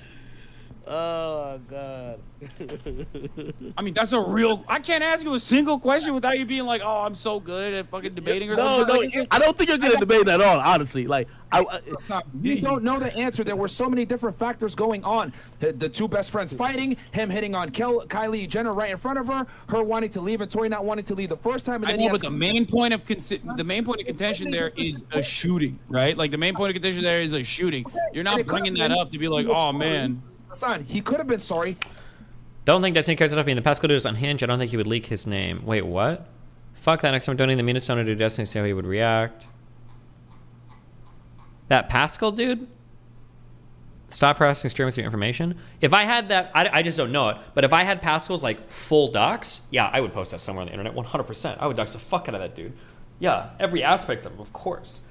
Dude is fucking insane, and he harasses me and like every fucking friend that I have, like he has for like years. Yeah, 100%, without even a second fucking thought. And I would sleep easy that night too. That she got shot. But post his email. I'm pretty sure it was already in that last tweet that I sent, but I deleted the tweet because I don't know if you can tweet people's email addresses or if that counts as doxing or whatever. Doesn't necessarily mean that he's a trigger man, bro. That's what I'm trying to tell you. There were so many factors that went on that night that he could have apologized for. It doesn't necessarily have to be that it was just the shooting or him shooting at her. It could have been her getting shot by someone else. The apology is ambiguous. So you think he said sorry you got shot by someone else? Yo, Hassan, the reason why I'm like giving up and let Myron rock with it is because you think there was I'm telling you, maybe you guys have. Hassan, the reason why I'm giving up and letting maybe there's a third shooter. Hassan, the reason why I'm giving up and I'm letting. Who was at the grassy knoll? Who was at the grassy knoll? Yo, Hassan, the reason why I'm giving up and I'm letting Myron rock because it reminds me because I watch a good amount of your content. And you sound like the same dude who was debating with Charlie Kirk, man. And I felt like you was just going in a circle while that boy was giving you the work. So I hear it now. Oh, and that's I'm the like, debate that we met great. Hassan after. Let Myron deal with you because we not about to just keep going in a circle, bro. Like I'm already dizzy.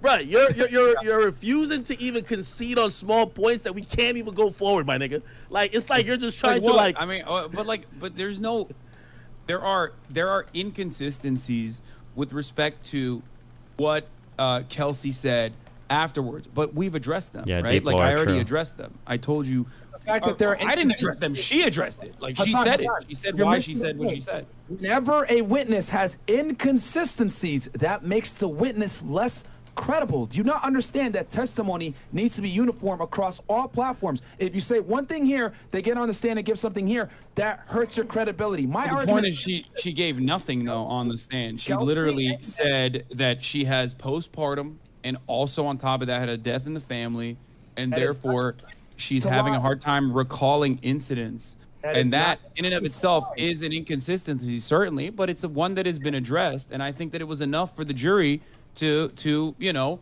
take Saying I have account what she had said postpartum originally. is not it does not absolve you of your duty to tell the truth as a witness. That hurts her credibility. So did Meg. I am arguing simply this: Kelsey and Meg are not credible witnesses because they gave inconsistent stories pertaining to this shooting from the beginning, between Meg getting on IG Live and giving different recounts of the event, to her getting on a public interview on television saying she did not have a sexual relationship with Tory, and that was extremely material to the situation because a fight broke out, as said by Kelsey as well, due to Tory Lanez having a sexual relationship with Kelsey. So what I'm saying is that Kelsey and Meg are not credible witnesses, and then you add in the factor that they were all drunk. Bro, you think Megan Thee Stallion is not a credible witness because she because she didn't want to admit that she fucked Tory Lanez? Like that's crazy. Come on.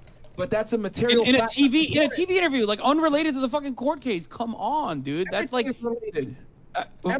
Bro. I mean, if that makes her unrelated, it's I think like, Hassan oh, is you right here. lied He's when you just were he 14 just kind of years sounds old bad one after time. everything So, that's like, happened. I think. Sorry, you got shot. You're not a credible witness to your own shooting. Because she gave a differing story on a material fact in her own criminal investigation case. No, that is not a material fact. That is Yes, not a it is. material fact. A material fact would be, if you want to talk about material fact, you could actually bring up the fact No, that we're not she talking about originally said she stepped on glass. No, That no. is a material fact. her That is inconsistent. A material having fact is not saying I didn't fuck Tory Lanez. That's important. Bro, that if that was important, then the court would have argued that that was important. But luckily, the did jury argue it. and the criminal justice system doesn't operate like a bunch of fucking manosphere podcasters. Holy fuck. Come on, dude. Ad hominem attack. Come on Like, now. who- Ad she can hominem. fuck the whole team if she wants to. She still got shot. It doesn't matter.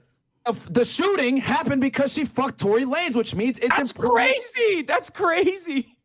Bro, there's what happened, good though. evidence that Kelsey could have been the shooter, and they argued over Tory Lanez. You're telling me that wasn't relevant to the They're facts? fighting over dick. Oh, Jesus Christ. Bro, it is extremely relevant because Kelsey could have been the shooter. Also, the other part of this is that's crazy to me is like everyone's fucking mad at Megan Thee Stallion who got shot, and like no one's mad at fucking Kelsey who apparently is the real shooter. You know what I mean? There's no good evidence that she was the shooter. She did test positive for gunshot residue. Okay, You know what, she John?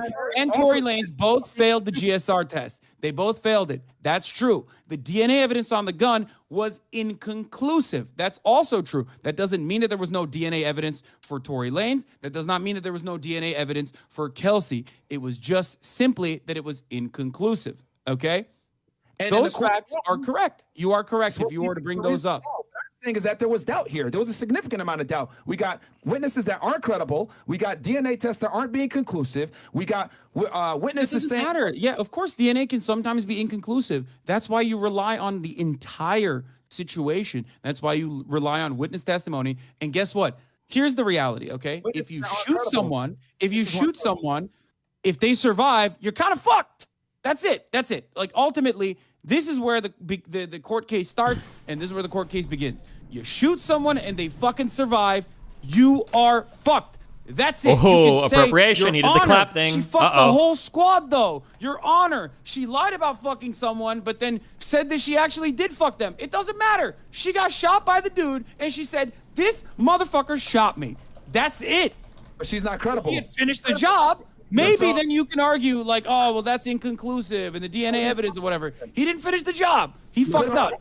Do you know why people are mad at Meg? Because she lied multiple times. That's the big Bro, issue. no, I know why people are mad at Meg. Because you She's a have woman. built an entire career shitting on women. That's why, you know, and there are plenty of people who also fucking really don't. What does that have to do with anything? Oh my God. All you do is do ad hominem attacks. You don't argue the points. I'm saying she's not a credible witness because she What do lied you mean? on. Of course I argue the points. Dude, if we're talking about ad hominem, you literally keep bringing up the fact that Megan Thee Stallion in a TV interview says she didn't fuck Tory Lanez, but then openly admitted that she fucked Tory Lanez in court. Because Like, that's it. That's not. about her credibility. And you're saying that like the case should be thrown out or something as a consequence of that. That's fucking She's a insane. liar. It's relevant because she's a liar, bro. Are you missing the point that she lied? Bro, and didn't that's give crazy. Hold on, yeah, Hassan. I don't think Hassan. I'm kind of trying to moderate a little bit. I don't think he's saying it means the case should be thrown out, but it goes towards credibility, which this is all about credibility. Exactly. It all goes. In that this regard, is all about no, credibility. it's not material evidence, and therefore it does not matter. What are you arguing then? What are you arguing? Her credibility is hurt because she's lied and hasn't told the same story. No, it doesn't matter. It is a private affair that she fucking said on television versus when she was under oath. Of course. That does not mean anything about her credibility, okay? There are additional reasons as to why people sometimes feel conflicted about openly stating who they fucked, okay? That's understandable. It's the most understandable thing. If you were a little bit more charitable in this regard, you would also recognize that. Come on. Okay, let's talk about how she didn't want to admit that her and Kelsey got in a physical altercation. How about that? Let's also talk about how about she that? said that they left one time, but in reality they really left twice. And they came back. And they came back for And a they came scandal. back. Let's talk about her lying on a public interview. Let's talk about her IG stories and her IG lives where she gave different conflicting. You know, ultimately, when you're recalling shit, there's going to be instances where you're not 100% accurate. Okay, this happens all the time. Now you have to measure that. You have to measure that on how severe it is, right? You have to measure that on how severe that is. Recanting or recalling instances that even happened to you is oftentimes. It's not about the severity. Hassan is right, but he just doesn't understand enough to make the argument. If I were to like there might be people that lie about things, but just because you'll lie about some things doesn't mean that you'll lie about everything. That's the point that he should be making. Like, there might be reasons to lie. Like, if I go out with some friends and, you know, my dad asks me, you know, like, where were you last night? I'm like, oh, I was with John and, you know, I was with John and Josh, but I was actually with Megan, right? If some shit like that is going on, and then my parents found out that I lied or whatever, but then let's say, like, holy shit, I need to tell you guys something that happened that night. Like, some serious shit happened. Like, you know, like, I saw a friend overdose on some drugs, or I saw somebody, like, stab somebody. Like, your parents, nobody would ever say, hey, well, you lied about who you were with, so I can't trust anything you say. It's like, well, okay, well, hold on, no. I lied about who I was visiting because I didn't want you to know I was fucking some girl, but I'm not going to lie about somebody getting stabbed, right? Hassan is correct. He just doesn't know how to make the fucking argument. Times going to be murky. Now, if you are, let's say, a third-party person who claims you woke up the gunshots and then change your testimony to, oh, actually, I was watching them fight, so I saw every single thing that happened, that's pretty inconsistent, especially because of your proximity to the situation. If you're Kelsey in that regard, your testimony, if it had changed dramatically, which it never did, right? Remember, she only pled the fifth. She never dramatically changed her testimony. She never dramatically changed her testimony and was literally given the opportunity to address it with immunity in a court of law. And did not do that. Hold on, real quick. I'll let you guys go. Let me get a word in. So remember I said it's about credibility. And I think the way you even try to describe certain things is probably the reason why we're having the problem even kind of like understanding how this case even devolved how it did. Like, when people are mentioning her sexual history, it's not to shame her, this and third. It's about credibility, right? Also, for example, she has a habit about drinking. I drink a lot every day, okay? This is not to shame her, but that would probably... I've seen you fall asleep listening to Drake. Yeah, okay. But one of my favorite clips. But here's the thing, though.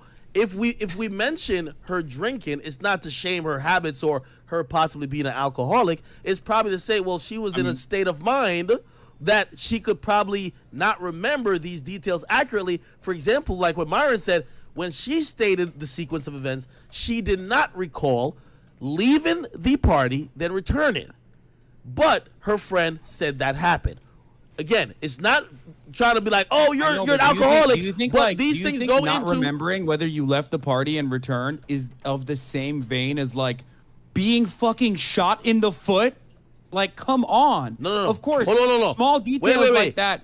Small details like hold on. that. The can details escape of you in a lot of instances. That's why witness the testimony details is of who oftentimes was murky. There's a big difference between going, I got fucking shot in the foot by that 5'2" man right there, and saying, She oh, never I might have seen left the who party, pulled I the might not trigger. have left Hold the on. party. She never seen who pulled the trigger, and everybody else other testimony and That's also. not Hold true. on. That's not Let me true. finish. She Let me finish. testified. Let me That's not finish. Let me true. finish. She No, testified she never that said she she turned seen. around. Hold on. No, she never said she seen who pulled the trigger. She said right before. She literally turned around. I She bet said, $1,000. I turned let's my bet. upper Let's bet. body around Okay, let's bet. and I bet $1,000. She never I seen saw the trigger Tory Lanez pulled. shooting. No, she never seen the trigger being pulled. She said she heard dance, bitch, dance. She looked over her shoulder. She seen Tory. Then she turned back around. I'll lock $1,000. We can lock on it.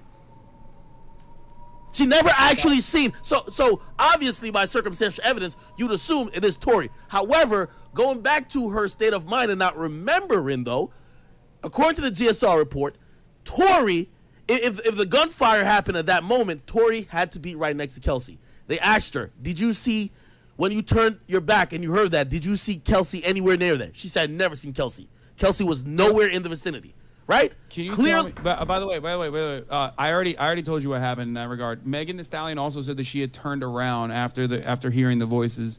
Are there any hip hop artists you genuinely enjoy the music of? There are 5 hip hop artists that I will listen to. Okay, I'm gonna listen to the top 5 hip hop artists. Drake. And Drake. I have another question. That's for my you, but top like, 5. What's your top 5? You do the thing and we move it. Number 6 is Unk. No, because we already. This is literally addressed in the court. Like we're in a loop now. No. You just said something that was false. As possible. Wait, hold on. I'm trying to move the conversation along as quickly as possible. Yeah. Listen. This is why I like your moves, right? You said something that was obviously false. From jail. Yo, you said something that was obviously false.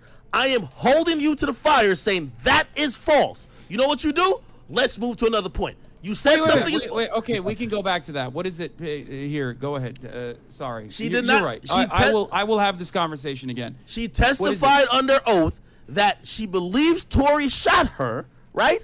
Because she saw him with the gun. She didn't see when he pulled the trigger. She saw him with the gun before the shooting.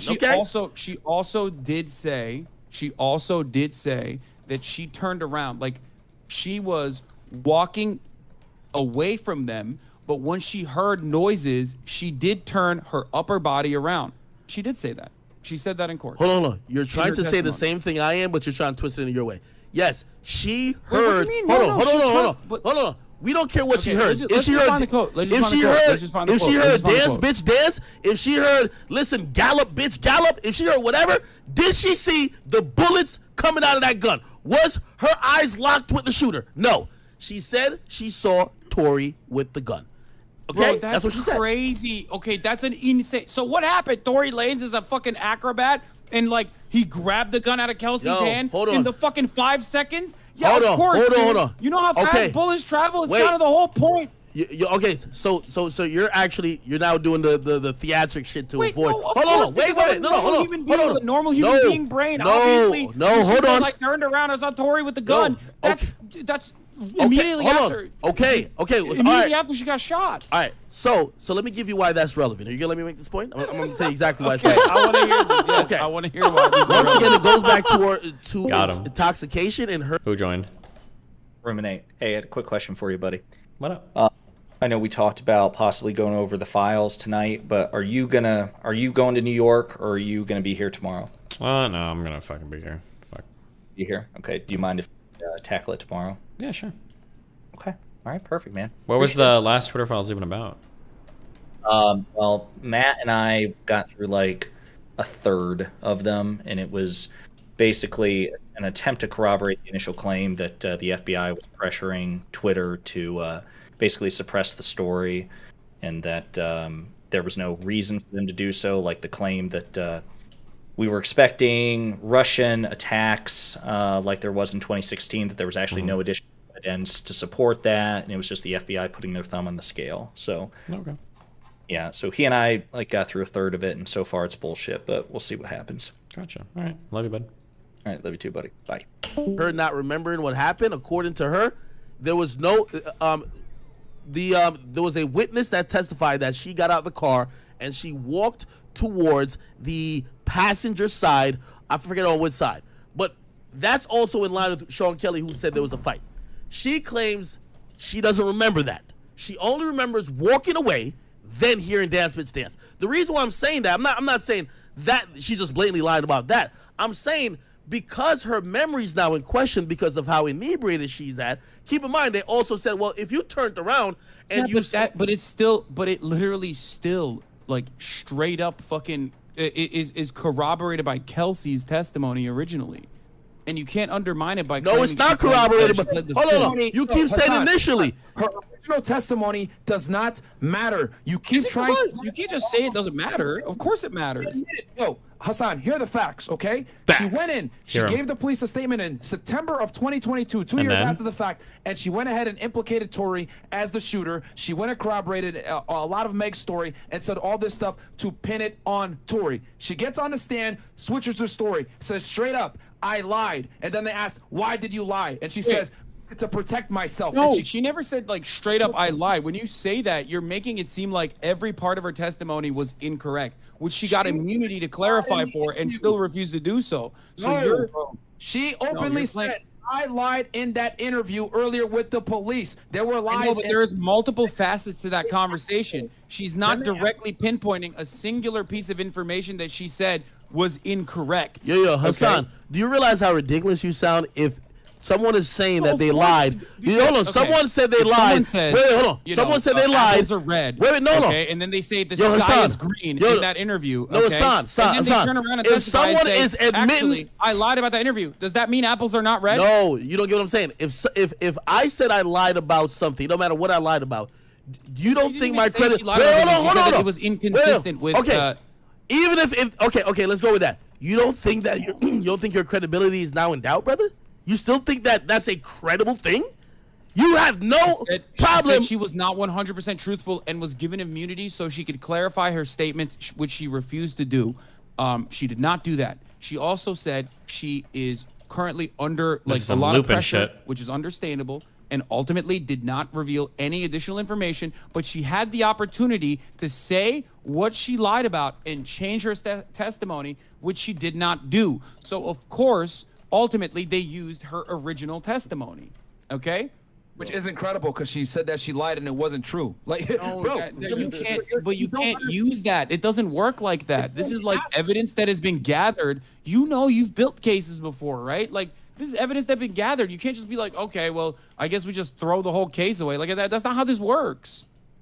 Oh man, bro. I mean, come on. That's not how this works at all. You know that. You know from your own personal experience. You know that that's not how this works. The witness's credibility is everything, Hassan. Okay, and the other thing too, we could talk about the witnesses not being credible. We could talk about the lead detective being under investigation, having giglio issues, and being on admin leave. We could talk about how the police didn't properly secure the area and properly place evidence tags on all the bullet fragments and the blood, and they weren't able to get an actual trajectory of, a path of how Megan walked. We could talk about how Kelsey was sitting in the back seat behind Megan. Megan was sitting in the front seat. Tori was sitting in the back left passenger seat behind the driver. How would he have had time to go ahead and run around the corner, grab the gun, say, yeah, dance, bitch, dance, and then actually shoot her when she was he shot from the open door. He shot from the open door of the car. She said he was standing. See, I'm trying to tell you, bro, there's holes all over the place where there's not necessarily a clear-cut situation.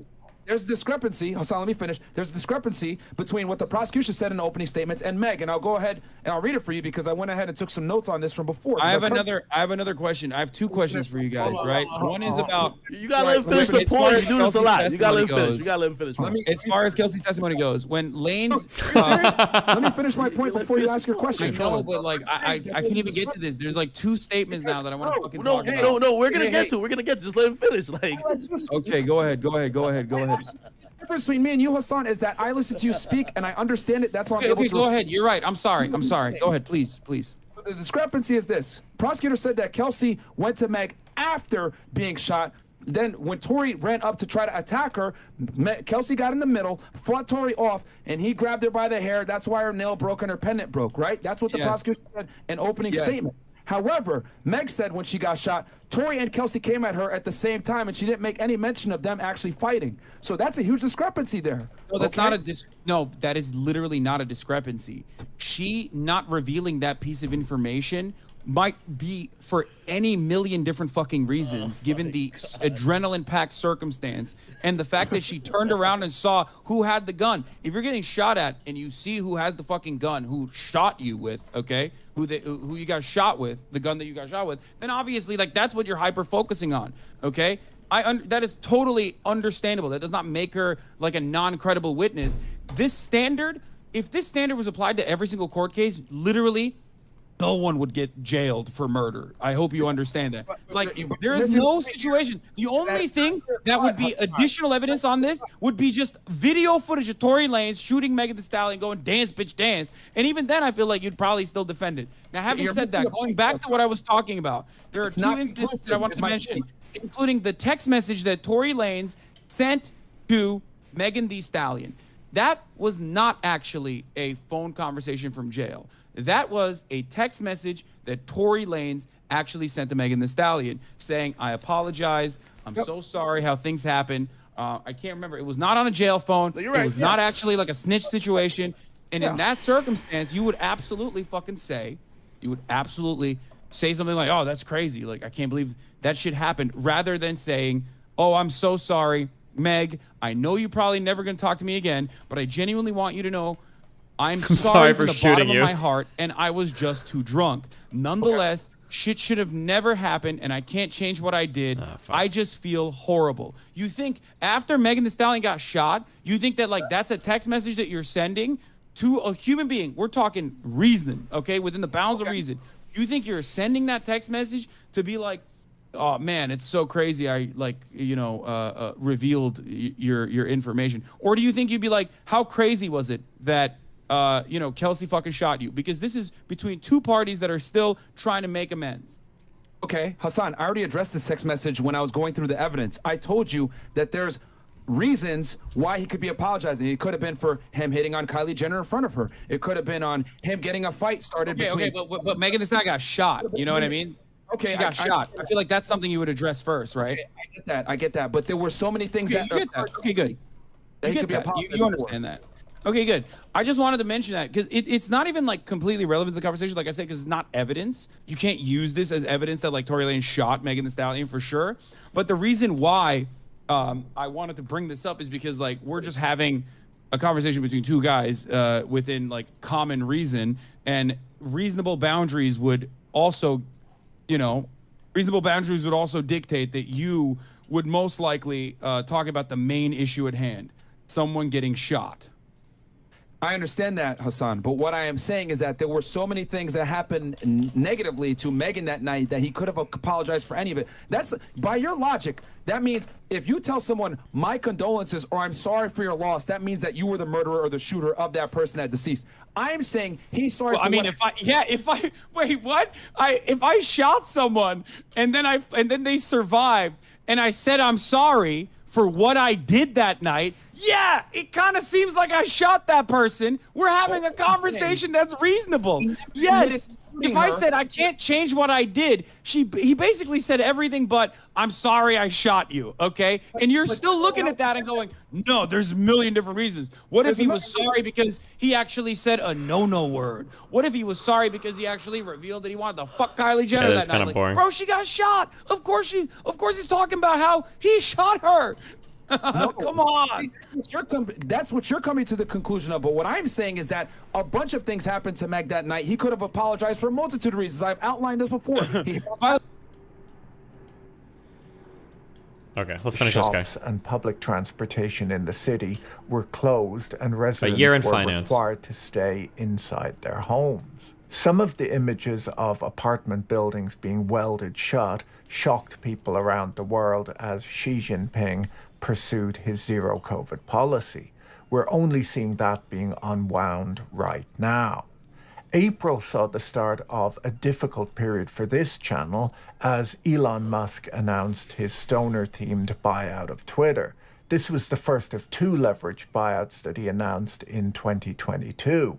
Longtime Musk fans like me are aware that one of his hobbies is to announce mergers and acquisitions at prices that he finds funny. I found myself making a number of videos on how M&A deals typically work and the innovations that Elon attempted to bring to the financial industry. In May, Elon began his attempts to back out of his stoner-themed Twitter deal. Technology stocks had fallen a lot over the period, and he no longer found the price he had agreed to pay funny. Unfortunately, he had signed a binding merger agreement, and it's possible that he fully understood this and was only pretending to back out of the deal in order to provide entertaining content for my YouTube channel. With markets falling, high inflation, and a war raging in Ukraine, a bit more bad news was needed, and so we learned that there had been an outbreak of monkeypox. Of course, by May, when people heard the term monkeypox, they thought it was a new series of NFTs. The World Health Organization consulted with experts and decided to rename the disease Mpox, much to the delight of members of the Bored Ape Yacht Club, who felt stigmatized by the term monkeypox. They thought people were referring to their investment returns. We saw the collapse of the Terra Luna crypto token pair that month too. Luna collapsed from $120 to 2 cents, a 99.9% correction. This was a stable coin, which led crypto investors to worry about the non-stable coins and how they might perform on a bad day. In June, people were really starting to voice their concerns about inflation around the world, in particular energy price inflation. The issue was most extreme in Europe due to the reliance on Russian oil and gas. Gasoline prices hit an average of $5 per gallon in the United States, which caused some grumbling from Americans and intense jealousy from the rest of the world. If there was one thing that was helping to keep inflation under control at this time, it was the ongoing slowdown in China. With Chinese real estate prices collapsing, a general economic slowdown, and people staying at home due to the COVID policies, there was significantly less demand for commodities from China, which helped the rest of the world. In rap news, Jay-Z and Jack Dorsey, an unlikely duo, announced a 12-week cryptocurrency educational initiative to residents of Marcy Houses, the public housing complex where Jay-Z famously grew up. Classes ranged from careers in crypto to crypto scams and a security mindset. Residents expressed annoyance and skepticism to the press. Every dime I get got to go to rent, phone, TV, and internet.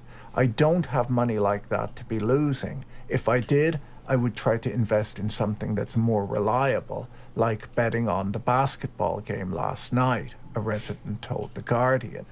Many of the residents found Jay-Z and Jack Dorsey to be out of touch with their lives and prefer learning about finance on my YouTube channel. Based. Okay, I made that bit up. Oh.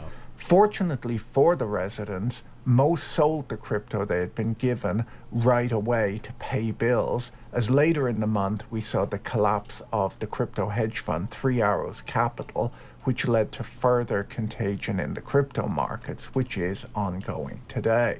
July didn't bring much better news. The former Japanese Prime Minister Shinzo Abe was assassinated. Abe had been the longest-serving Prime Minister. Does it seem kind of crazy that he got assassinated and that was like 3 days in the news cycle? Are we just moving through new events like really quickly? In Japanese history. Sri Lanka was in the news too as protesters stormed the presidential palace and torched the Prime Minister's mansion. The country had collapsed into bankruptcy with severe food, medicine, and fuel shortages. In August, tensions between the US and China hit an all-time high when the politician and day trader Nancy Pelosi traveled to Taiwan on August 2nd. The Chinese government was infuriated and conducted its largest ever military exercise around Taiwan in response to the visit.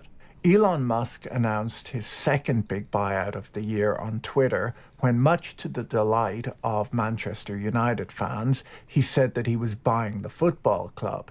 He later explained that it had been a joke, which is never a good sign of how well your comedy material has landed. Adam Newman, who had managed to convince people that a co-working space with a beer tap was a technology company, got to fail upwards in August when the venture capital firm Andreessen Horowitz wrote its biggest check to date, $350 million, valuing Newman's new company, Flow, at $1 billion. Flow is planning to disrupt residential real estate through technology. The idea seems to be rent out the 3,000 apartments that Newman has already bought, and the company will add community features and provide the opportunity to renters to gain equity. So, yeah, technology.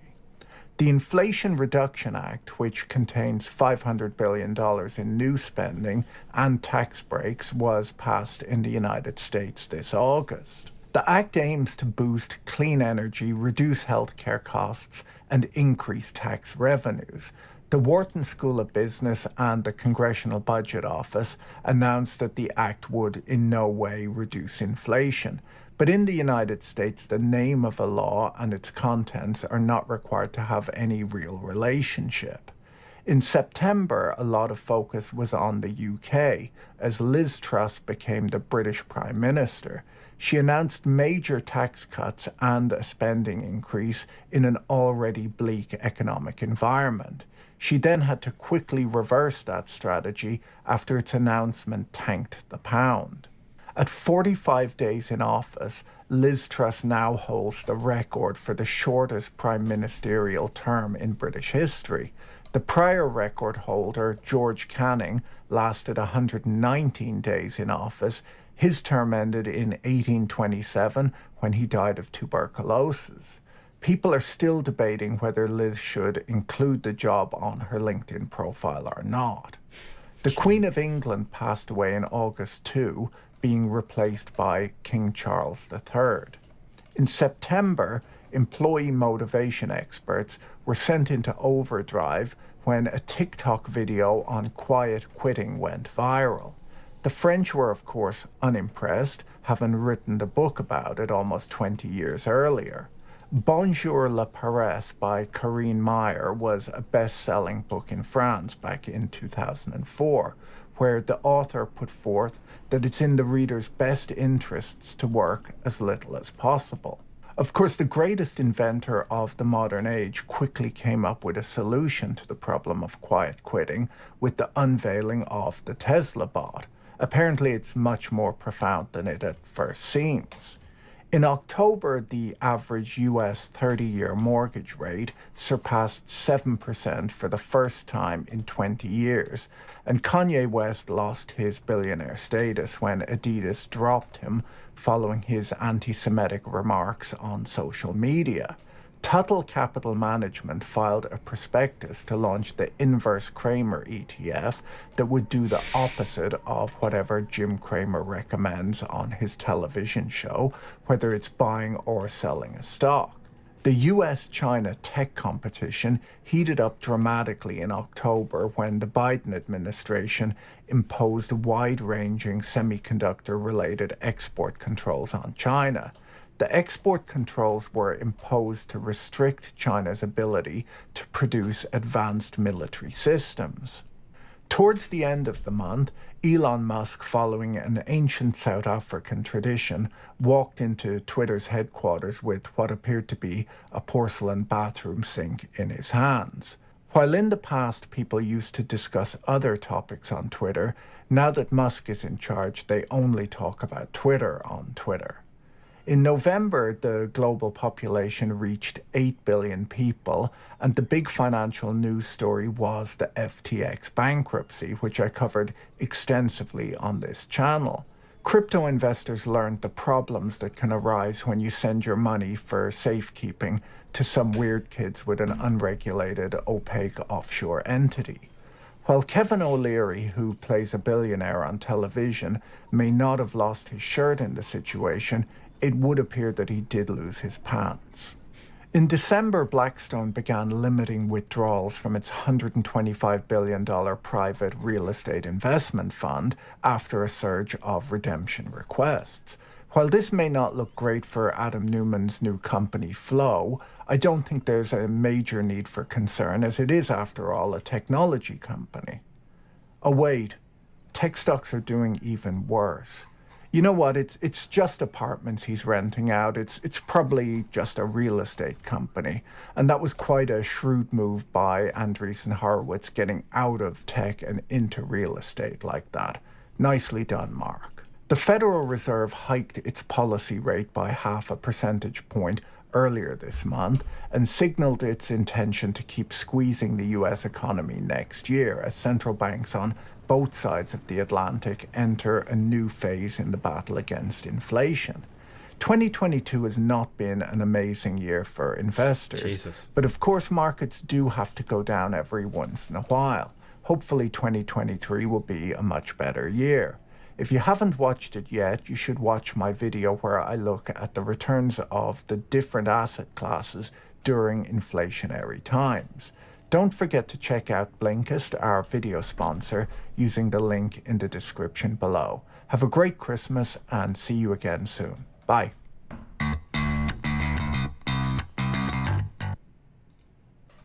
Cute.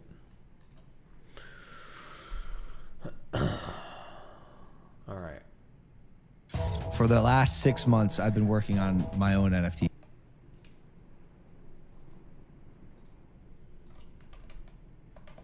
Let's check this. We have witnessed history. For the first time ever, Congress has criminally referred a former president for criminal prosecution. Even Nixon and Andrew Johnson were never referred to the Justice Department for criminal prosecution. But what does this mean? What is a criminal referral? And what was the January 6th committee basing its findings on? Well, throughout the January 6th committee's hearings this summer and fall, the committee has presented evidence of Donald Trump's attempt to remain in power despite tens of millions of Americans. More importantly, 306 real members of the Electoral College, which are more important than millions of Americans, saying no. They've also presented eyewitness testimony and depositions about the way that Trump's deranged insistence the election had been stolen resulted in an armed and deadly insurrection on the Capitol building. The committee interviewed Georgia Secretary of State Brad Raffensperger about his perfect phone call with Donald Trump. Raffensperger testified that Trump called him asking him to find 11,000 ballots to help flip Georgia from its blue reality. The committee heard testimony from a slew of White House and other government officials that they had told Trump that his election denial stuff was absolutely not correct, but that Trump totally ignored and disregarded their pleadings. There was memorable testimony from 26-year-old aide to Chief of Staff Mark Meadows, Cassidy Hutchinson, who testified that Meadows suggested he knew beforehand about the insurrection that would happen on January 6th. I found Mr. Meadows in his office on the couch. I remember leaning against the doorway and saying, I just had an interesting conversation with Rudy, Mark. Sounds like we're going to go to the Capitol. He didn't look up from his phone and said things might get real bad on January 6th. She also testified that Trump wanted to give armed protesters entry to where he was giving his speech, so much so that he demanded all metal detectors, or mags, be removed from the area. He was angry that we weren't letting people through the mags with weapons. I overheard the president say something to the effect of, let my people in, they can march to the Capitol from here. Of course, there was also the Kesha anecdote. I left the office and went down to the dining room. I first noticed there was ketchup dripping down the wall, and there's a shattered porcelain plate. The president was extremely angry and had thrown his lunch against the wall. But in the final public hearing of the January 6th committee, Benny Thompson and the other 8 members of the bipartisan group laid out arguably the most damning evidence of both Trump's apathy towards the 2020 presidential election and Trump's thundering silence for 187 minutes while insurrectionists overran the Capitol. Trump's White House counsel, Pat Cipollone, and Hope Hicks testified to Trump's silence during the insurrection. So are you aware of any phone call by the President of the United States to the Secretary of Defense that day? Not that I'm aware of, no. But make no mistake, though, Trump was definitely busy strengthening his case for Section 1512 and 1505 obstruction. The president was making phone calls that afternoon, but they weren't to law enforcement officials. Rather, President Trump continued to call his lawyer, Rudy Giuliani. Both President Trump and Mr. Giuliani spoke with congressional leaders to encourage them to continue delaying the session. Finally, the lawyers in the Trump White House testified about his Nixon-esque plot to replace the Attorney General with a brazen sycophant. President Trump tried to install a loyalist named Jeffrey Clark to leave the department as acting Attorney General. Now, that's just skimming the surface for some of the evidence that the January 6th committee unearthed and presented in support of their criminal referrals. But what is a congressional criminal referral? Well, a criminal referral is a recommendation from a congressional committee to the Justice Department that, based on certain evidence, the committee believes that people committed certain crimes. When Congress makes a criminal referral, it has no legal weight. The Department of Justice does not have to file criminal charges just because Congress made a referral. Congress makes law and the executive branch enforces it. But that doesn't mean that the referral is just Congress handing the DOJ a thick file and saying, good luck. It is, as we all know by now, unprecedented for Congress to say that a president committed crimes. The committee's recommendation puts more pressure on the Justice Department and Special Prosecutor Jack Smith to go forward with a prosecution. And the Special Prosecutor statute requires Smith to explain the basis for whatever action he takes, including if he declines to prosecute Trump. But no doubt the Department of Justice is going to be less interested in the ultimate recommendation of Congress and more interested in the evidence that the committee has gathered. So let's talk about the criminal referrals that were made of former President Trump. Representative Raskin said that the 4 statutes that are named here are not the only laws that former President Trump potentially violated, but they are the most important ones. The first is a count of obstruction of an official proceeding under 18 U.S.C. 1512, which makes it illegal to corruptly obstruct an official proceeding. The committee report concluded that Congress's joint session to count electoral votes on January 6 was an official proceeding under Section 1512, and the report relies on the decisions of the many federal judges who have already reached this conclusion in cases involving the January 6 defendants. As for whether Trump had the requisite intent, the committee concluded that, quote, there should be no doubt that President Trump knew that his actions were likely to, quote, obstruct, influence, or impede that proceeding. And based on the evidence developed, President Trump was attempting to prevent or delay the counting of lawful certified electoral college votes from multiple states. Quote, President Trump was directly and personally involved in this effort, personally pressuring Vice President Pence relentlessly as the joint session on January 6 approached. Quote, indeed, in an email exchange during the violence of January 6, John Eastman admitted that President Trump had been advised that Vice President Pence could not lawfully refuse to count votes under the Electoral Count Act, but once he gets something in his head, it's hard to get him to change course. In addition, President Trump knew that he had lost dozens of state and federal lawsuits and that the Justice Department, his campaign, and his other advisors concluded that there was insufficient fraud to alter the outcome. President Trump also knew that no majority of any state legislature had taken or manifested any intention to take any official action that could change a state's electoral college votes. And the effort to pressure Mike Pence is just one possible violation of 18 U.S.C. 1512. The committee said that there is also evidence to support charges, quote, based on the plan to create and transmit to the executive and legislative branches fraudulent electoral. Are you against using bot builds since they simplify the process too much? No, the bots in this game crash because in space exploration you can't have too many bots running around. They all kind of like crash into each other and die, so it kind of... slates, which were ultimately intended to facilitate an unlawful action by Vice President Pence to refuse to count legitimate certified electoral votes during Congress's official January 6 proceeding. In addition to the fake electoral slates, the committee found evidence that Trump may have illegally pressured state election officials, state legislators, and others to, quote, alter official electoral outcomes. And finally, the report also says that Trump tried to corrupt the Department of Justice, citing his commitment to the DOJ that all it needed to do was, quote, just say that the election was corrupt, plus leave the rest to me and the Republican congressman. The committee also uncovered evidence that Jeffrey Clark was instrumental in trying to corrupt the Department of Justice and further into the scheme to interfere with the official proceeding of Congress to certify the vote. Jeffrey Clark was an assistant attorney general, a Trump appointee at the Department of Justice. According to multiple sources, Mr. Clark was asked by then President Trump to take over the role of attorney general, in part so he could issue a series of letters falsely suggesting that the Department of Justice believed the presidential election may have been stolen. Of course, this happened after the department had repeatedly informed President Trump that his allegations of a stolen election were not true and were not supported by the evidence. And this happened after dozens of courts had ruled against President Trump and his election fraud claims.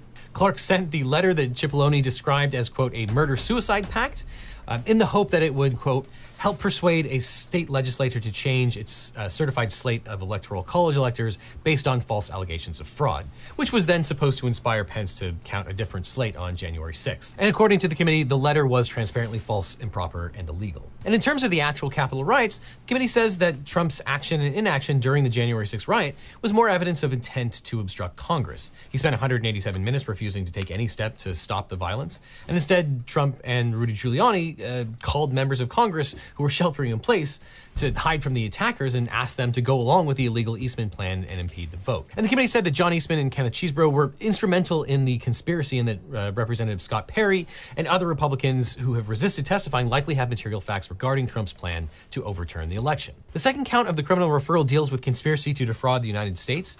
Section 371 of Title 18 makes it illegal to enter into a criminal conspiracy to defraud the United States. The Supreme Court has held that this statute criminalizes the use of deceptive practices in connection with any conspiracy for the purpose of impairing, obstructing, or defeating the lawful function of any department of government. And conspiring to obstruct a joint session of Congress from certifying the election certainly qualifies as seeking to obstruct a lawful function of the government. And the committee generally alleges that Trump and his co-conspirators followed a 7-point plan. First, engage in a concerted effort to spread false information to the American public that the 2020 election was stolen. Second, to orchestrate a corrupt scheme between Trump Chief of Staff Mark Meadows and Representative Scott Perry to replace the acting Attorney General, who rejected Trump's fraud claims, with Trump's DOJ ally Jeffrey Clark to use the Department of Justice to overturn the election. Third, to implement Eastman's plan to pressure Vice President Pence to refuse to count or delay the certification of the electoral count. Fourth, to pressure state election officials and state legislators to change election results. Fifth, to instruct Republicans to create false electoral slates in 7 battleground states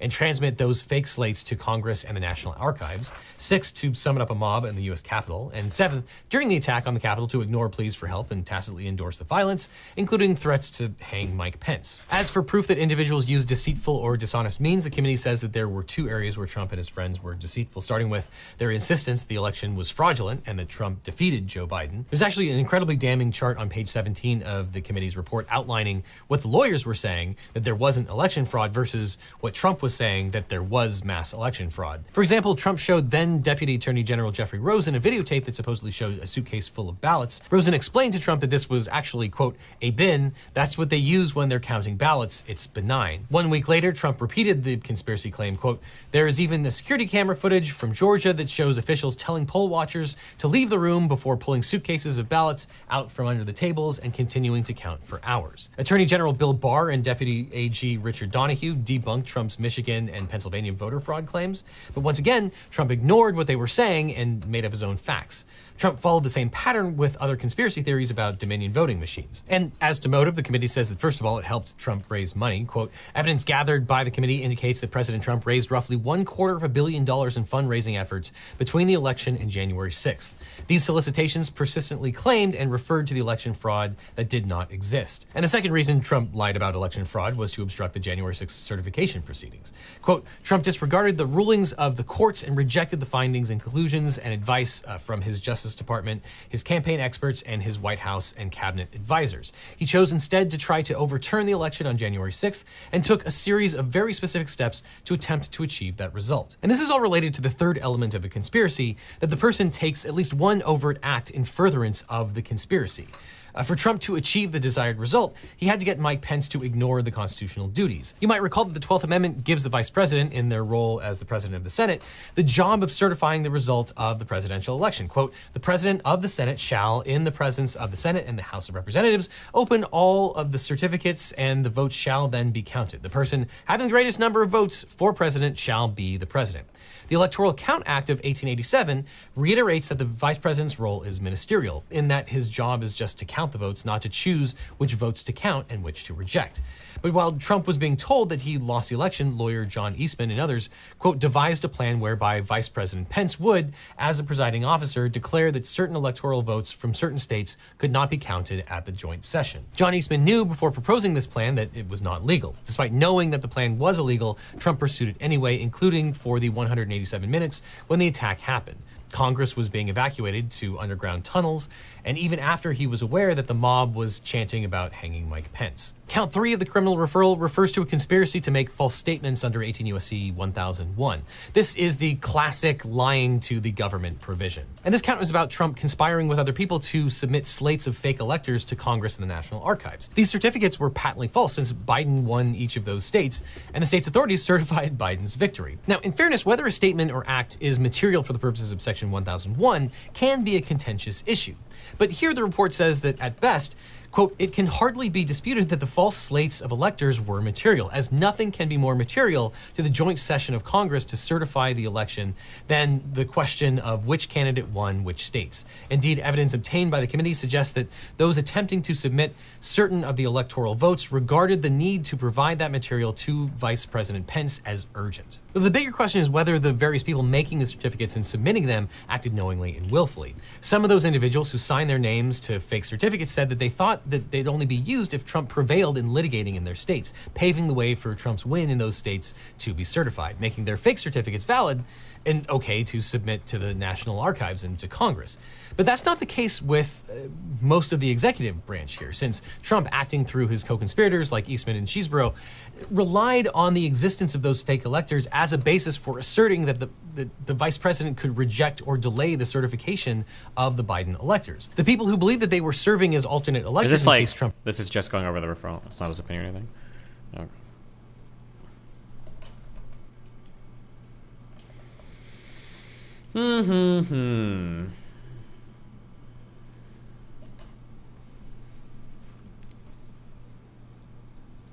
We have a YCS, or I'm sorry, JCS thing, and then this CoffeeZilla video. What are we thinking? Which one?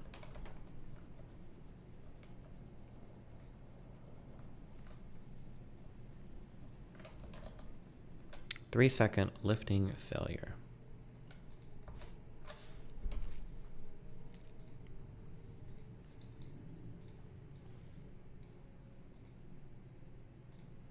Cody? Cody?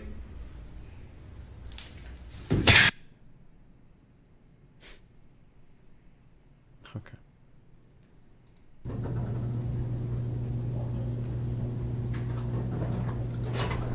All right.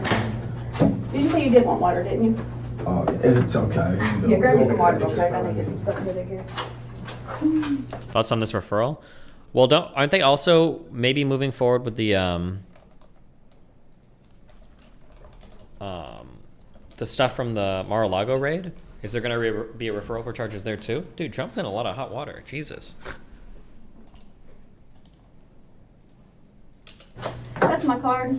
I know I introduced myself to you at your house, but my name is Lisa Reeves, okay? And I am a detective here at the Charlottesville Police Department. Okay. So before I want to talk to you, I want to make sure you do understand your rights, okay? And that way I can explain to you what's going on and all that good stuff. Do you understand? You understand that? Okay. Today's date is May the 3rd, 2010. The current time is, all right, your first name is George? Yes. G-E-O-R-G.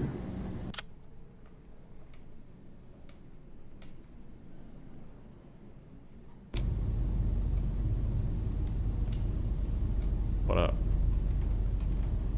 I didn't. There's no way I didn't do it. No way.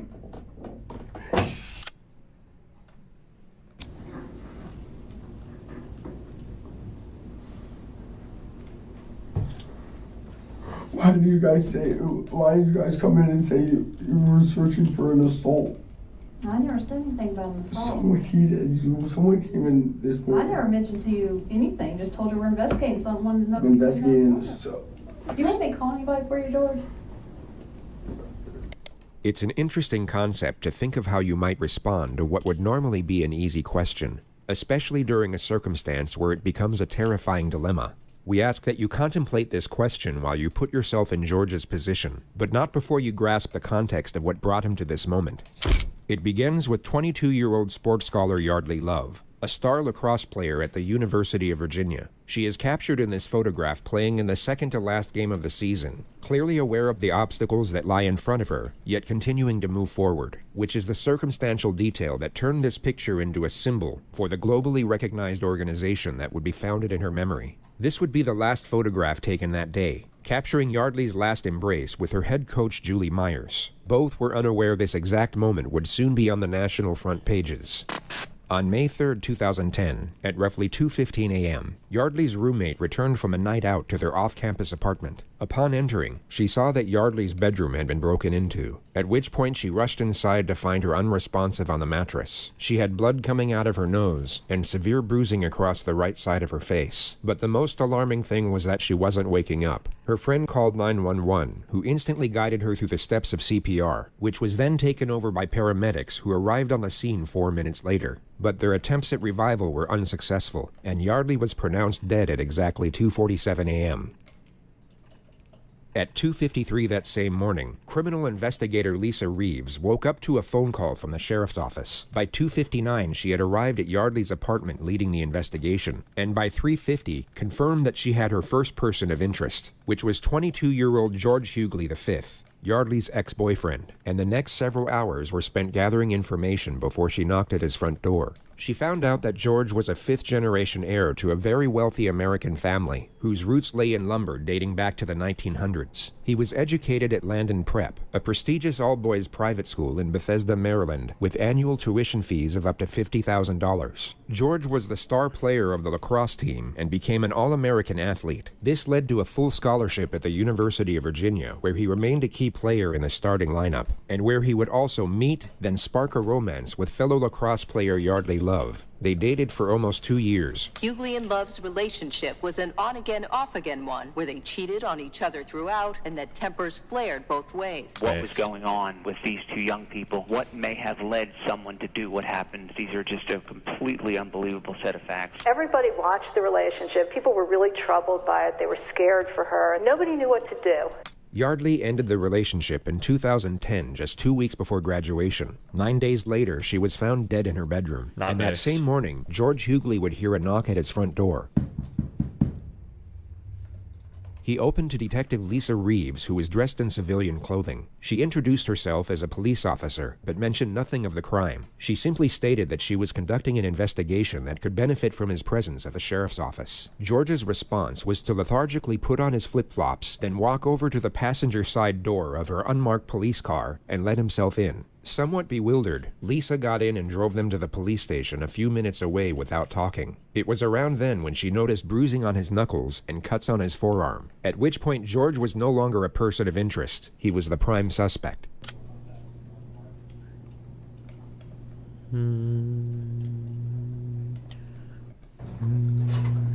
Alright. Did you say you did want water, didn't you? I know I introduced myself to you at your house, but my name is Lisa Reeves. Today's date is May the 3rd, 2010. The current time is, I can't tell on that one, 7:52, okay? My draw with papers too. What's that? My draw with papers too, right now. Alright, your first name is George? Yes. Right away, you'll come to notice that George is oblivious to the gravity of his situation, and it would be very safe to assume that he at this moment is unaware that Yardley has died. He seems to believe that he's in as much trouble as he would be sitting in a principal's office, perhaps for getting in a fight at class or on the lacrosse field, and the sooner he provides a sanitized version of the truth, the sooner he'll get to go home. This, of course, ties in perfectly with the interrogator's opening strategy, which we've labeled warmth for the sake of this video. She will downplay the severity of his situation to a considerable degree, while maintaining a friendly temperament with a sympathetic undertone. She needs the suspect to feel safe and secure for the time being, as the less cautious he is, the more information he's likely to give away. Then as soon as he locks himself into one particular storyline, the pressure can commence, which often leads to a suspect being laden with panic and contradictions. Before we ask you any questions, you must understand your rights. You have the right to remain silent. Anything you say can be used against you in court. You have the right to talk to a lawyer before questioning and have one present during questioning. If you cannot afford a lawyer, one will be provided for you.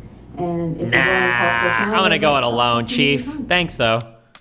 George has two options here. Option one is to remain silent, then allow his father to get him the most expensive attorneys in the country. He would then have years to examine the evidence, evaluate the many options available, and then construct the most self-preserving storyline with world-renowned experts in criminal defense before they present it to a jury. Or, unfortunately for George, he takes option two. But before he does, rewatch the flawlessly reassuring manner in which he's given the final piece of the Miranda warning. And if you're willing to talk to us now, you have the right to stop talking anytime. Got it? Yep. Awesome. Yeah. Just need your signature there that you understand your rights and are willing to talk to us. And the time now is 7:53.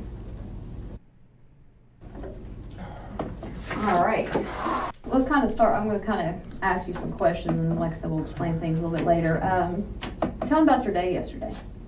Wait, played golf with our parents. It was a father-son. Good event. I went to dinner with my dad and my two buddies, and then went home, went to the bar for like a little while. Then I went over to talk to Yardley, and Who's Yardley? Yeah, who is Yardley? Is my former girlfriend. Okay. Which this whole thing's about, which I understand, but George has now initiated the investigative subject matter himself. It's the perfect opening scenario for the interrogator because she's given nothing away, making it more likely for him to reveal details that will contradict the evidence. when I went over to talk to Yardley, I like was like, Yardley, and she was like, bro, already like totally freaked out because of what she did this past like a few days ago, and we haven't talked since, and I was just gonna go talk to her.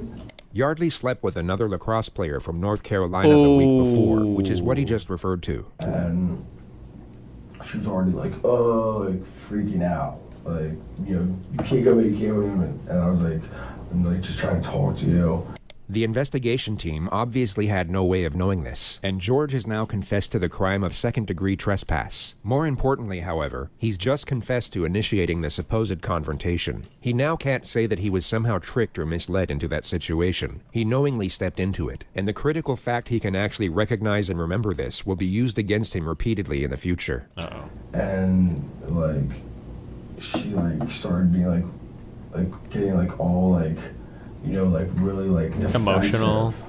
She was already like on the defensive edge, and like I was like, listen, I'm not here to like hurt you, here to talk to you. Just kidding. And she like got all like sat up. Like, her bed's against the wall. Like if it was in this corner, she was like up against the wall, and I was like we were sitting there talking, and like she started being like you know like getting like all like aggressive after this, and so I was like, all right, like chill out, like, and shook her a little bit. So just to recount bro, what George said, why are you? This guy is wild. It's another fucking video of why are you saying what the fuck you are saying? Holy shit. over the last 47 seconds. Yardley was defensive. While being in a defensive state, she backed up against the wall. She then became aggressive. George's response to this supposed aggression was to initiate physical contact. And she started being like freaking out, and I was like, listen, I'm not like here to do anything. I'm here to talk to you about everything that's ensued in the past week. And she was like, and like sort of like being like, no, like hitting her head, like stop, like she was in the corner, I was sitting on the bed, I was like, stop, like I was like, we were like, what the hell, like we were just gonna talk. So let's go back half a minute and dissect what actually just happened there. And so I was like, all right, like chill out, like, and shook her a little bit. He will now say the words, and she started being like, then simultaneously mimic a body colliding with the wall. He will then stop himself mid-thought and subtly modify the detail. And she started being like freaking out, and I was like, listen. And she started being like freaking out. He goes from illustrating Yardley hitting the wall to, as he states, freaking out. And he seems to realize mid-sentence this isn't the best way to explain her injuries, so he changes the detail to buy himself time. And she started being like freaking out, and I was like, listen, I'm not like here to do anything. I'm here to talk to you. He carefully shifts the topic from Yardley to himself and keeps it there for 8 seconds before attempting to re-explain what occurred in a more self-preserving manner. And she was like, and like sort of like being like, no, like hitting her head, like. No jury on the planet will believe that Yardley was voluntarily slamming her head against the wall with enough force to cause fatal brain damage. All George has done here is give away the fact that he knows Yardley has sustained some type of head injury and now lied on record about how it was inflicted. I was like, Yardley, like, what the hell? Like, we were just gonna talk, and like, I just want to talk. talk. Not at all like a good conversation, because that's like she was already like freaking out with just even seeing me there. Okay. What happened next? What happened next, and she just kept hitting her head against the wall while she was sitting on the bed, and I was like, I grabbed her and I like shook her. I was like, stop, like we need to like, and looked at her. I was like, we need to like talk about this. And like, I mean, I was on holding her arms and stuff, but like I never struck her. I never like hit her like in the face or anything. I was just like, we need to talk. And she was so like, oh, I mean, what's the word? Like, you know, like flopping a fish out of the water, like so like all this. So then she started having a grand mal seizure out of nowhere. Fight with you or like do anything, like here talk to you, and like, and she's like, no, like get away from me. You have to leave. You have to leave. You have to leave. You have to leave. You have to leave. Like all this stuff. And I was like, all right, like fine, like. But like I want to talk to you after all this, and like I was like a little bit persistent because of the situation, you know, my former girlfriend who something happened last week, you know, and I was like, all right, like well, so we were like talking over there, and I mean somehow we ended up somehow I was resting her on the floor, and I was just like, stop, I just like. And I was holding her. I was holding her. I was a little bit persistent. I was wrestling her on the floor. All further evidence that designates George as the aggressor. He's completely shut down his ability to argue any sort of self-defense claim. And then the conversation, I could tell, was just like, it was not going anywhere and nothing was happening. And so then I just killed her. She like went back to bed and I left. She just went back to sleep. Okay. All right, Chief. Phase 1 is now complete. The suspect has unknowingly locked himself into a storyline that will put him away for a very long time. The risk of him shutting down or requesting a lawyer is no longer a primary concern. So the interrogator will now increase the pressure. She will confront him on certain elements that she pretended to overlook before. And the ideal scenario is to cause just enough panic so that he backpedals on previous statements and contradicts himself. All right, so you go over there, knock on the door. Her front door's open. Her room door was closed. I knocked, like, are they, like, she heard me. She's like being so weird and went sleepy time. Yeah, true. All right. Went in where? To her room. All right, straight to her bedroom? Straight to her bedroom, yeah, I mean. How'd you get through the door? Her door or the front door? Her door. I kicked it in. Actually, it might have been locked. It was. Bro, Yeah. I think I broke. Actually, I think I broke it, just bro. Yeah, no, yeah, it was locked. Yeah. Yeah, 'Cause bro. I think I put a hole. Yeah, you punched a hole through the door. He did. He did say that. Why'd you do that? Well, I guess, yeah. Once I was in her room, she was. Like, I was obliviated, bro. Or like, I'm not like I don't want to talk to you, like all this stuff. And she was very like, you know, very on edge, like, I don't want to talk, like, I don't want to talk, like, you know. Okay. I was like, listen, like, you're gonna talk to me. It was outrageous, like, I just want to talk to you. Why'd you punch the door then? A very unusual time to interrupt a suspect in such a contentious manner. He was giving away self-incriminating information that could be used to establish a motive. He was doing exactly what the lead investigator wanted. But Detective Ed has now stopped him in his tracks. It's a reckless maneuver at this point in the interrogation, which Detective Reeves is no doubt conveying at this moment through nonverbal communication. She now has to let the suspect respond as to not undermine their position. It's like everybody in Discord. Because I want to talk to her. Detective Reeves will now bring his guard back down through a reassuring tone and gently guide his train of thought back to his grievances with the victim. She pulls this off in 3 questions. All right, well, continue on. That's fine. Continue on. So you're talking to her and she doesn't want to talk to you? Not really. I mean, we talked though. Like there was parts where we were talking, and then like. Do you know what you're talking about? Talk. I mean, about so many different things. Okay. Like Just what? so much. Just like what she did last week. Mm-hmm. Like went to like Carolina. She went to Carolina and hooked up with someone Sunday when we were still trying to figure out things. And I was over there like to talk. Like I was like, this is outrageous, because I was trying to make everything better, and then like, you know.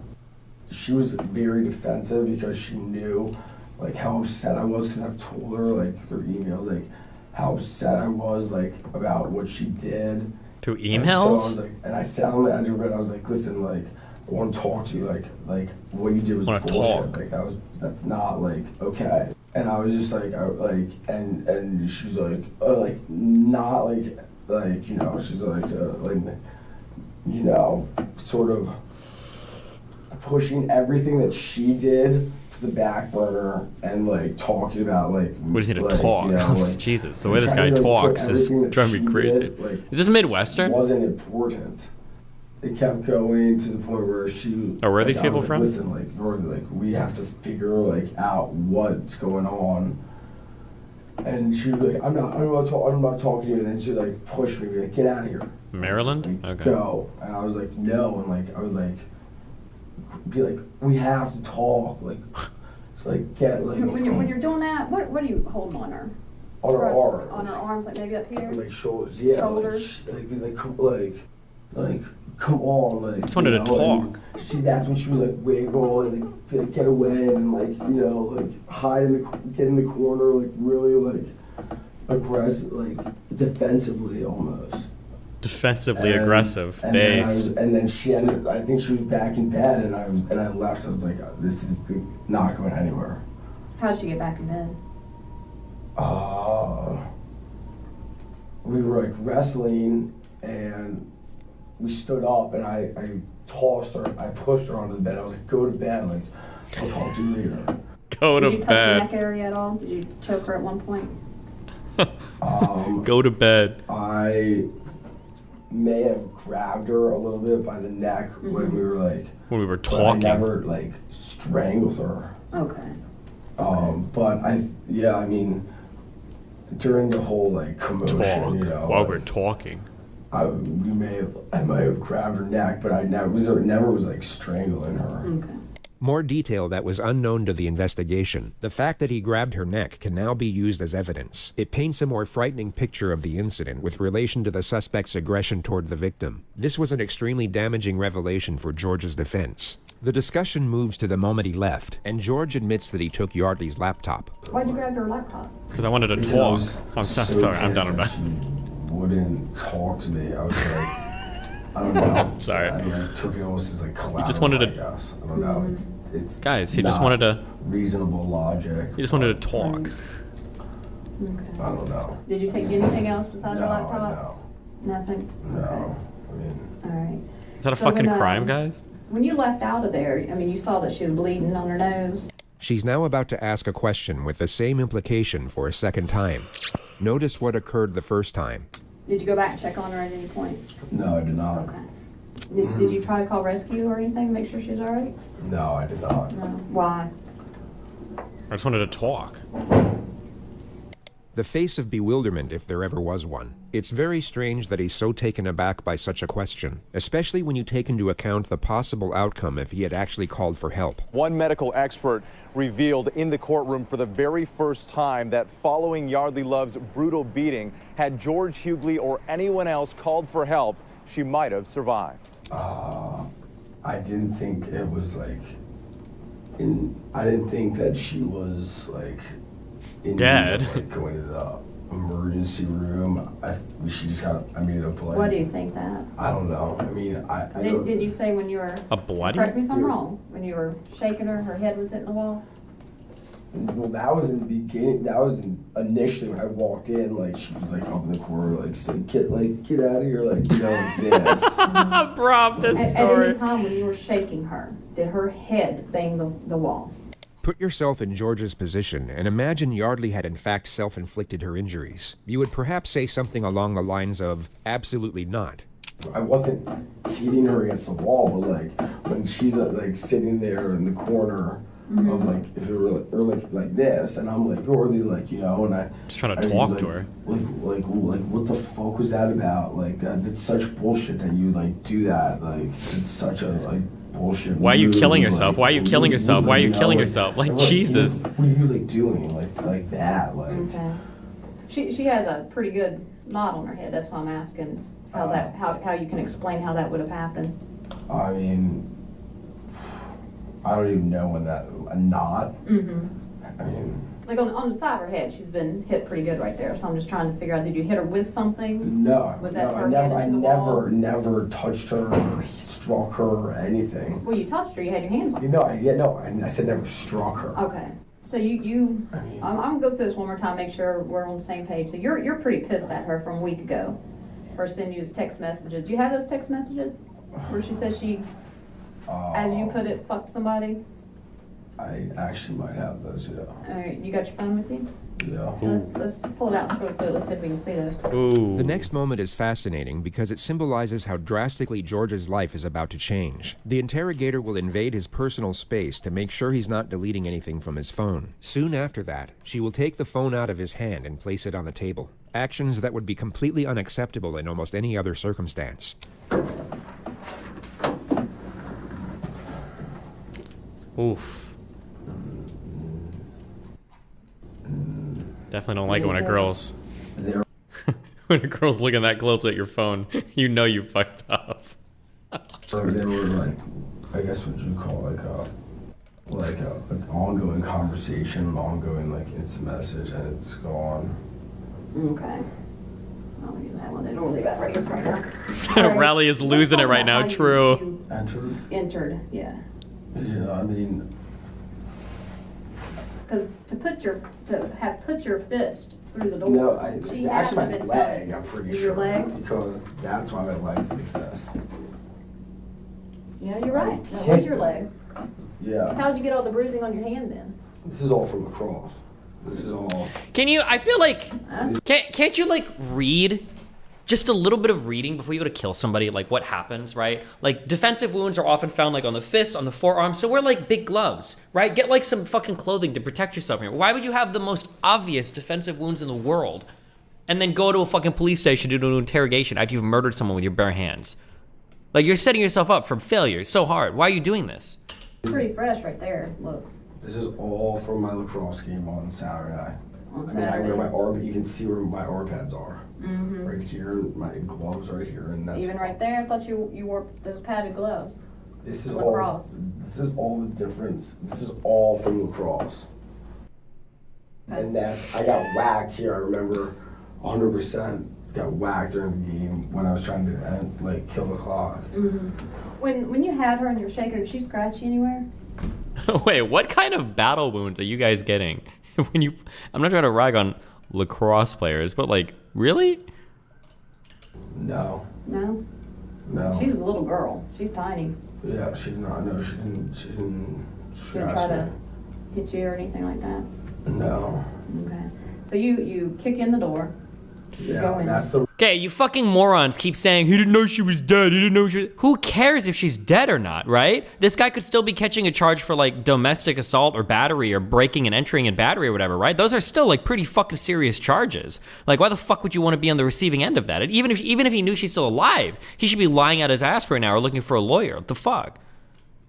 That's how I entered. Yeah. Okay. And then I stuck my hand through and unlocked it, and went in there, and. Okay. Everything else is for you. The detectives leave the room for roughly 3 minutes. When they return, it appears Ed is given the chance to lead with a few of his own questions. I know we touched about what happened last night, but set it up for me, lead it up to me a little bit here. Why did you guys break up exactly? Why? Why? Yeah. Well, we are not from the same area. Right. And She goes to a different school, literally. Or she wants me to New York, and I'm not exactly sure what I'm doing yet, but I'd like to move to San Francisco. Why'd you take her computer? I don't know. I have no idea. There's maybe because there's evidence on the computer, emails that you sent. No, there's no. I mean, you can read all the emails and everything back and forth. Detective Ed now asks George if he held Yardley down on the bed. He's trying to subtly set the grounds for an argument of smothering, which isn't a terrible idea, but would be disproven by the autopsy regardless. No. Did you fall down on top of her? Rest on the We were ground? wrestling on the ground for like a little Did bit. y'all wrestle on the bed at all? No, I never I shook her. No, I mean just kind of hold her down until she calmed down on the bed. No, if anything if anything that would have been like on the floor, when we were on the floor, when her nose. We were on the started floor to bleeding, talk. wrestling Oh, something. around, That was the last one. That was the last and one I that's saw. when her nose started bleeding. Was it pretty noisy when y'all were wrestling around? No, I Was she mean, screaming?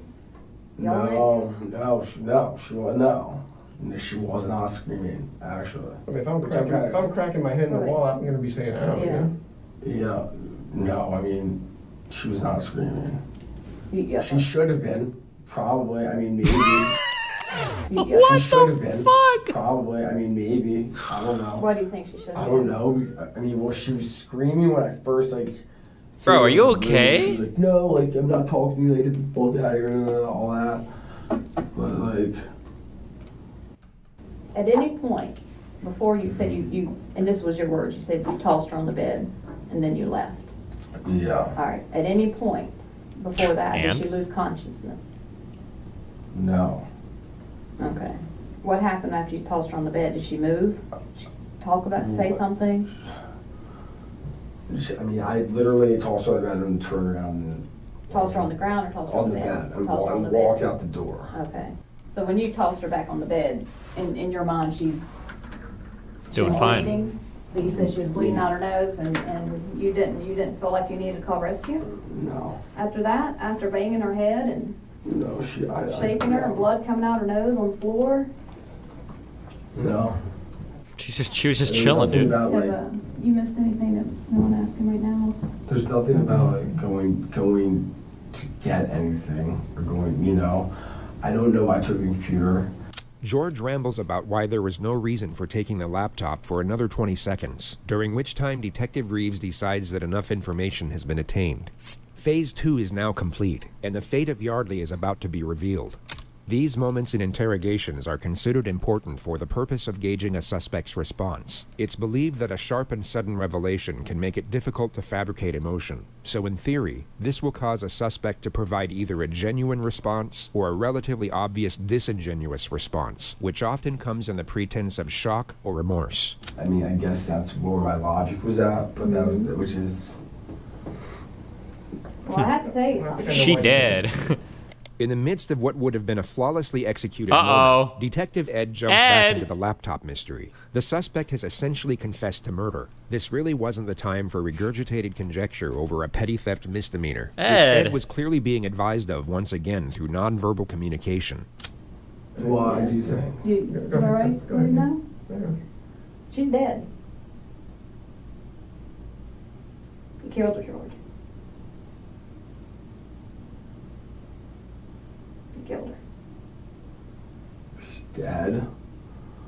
I think you knew that already. No, I did not. In our opinion, George is being truthful here, and we believe the interrogator feels the same way in this moment. She's dead? How the fuck is she dead? Because you killed her, George. How the fuck is she dead? Because you killed her. George appears to be going through a delayed response. It's so foreign a revelation that it's yet to sink in. Once the shock settles, he refuses to accept it, and this denial appears to be a momentary coping mechanism before the reality of the situation truly hits him, which will happen at this time in the footage. Oh my god. She's dead? Yes. She's dead. Are you sure? She's Like dead. dead. Like super dead. How? I barely hit her in the head against the wall like 20 times. Oh my god.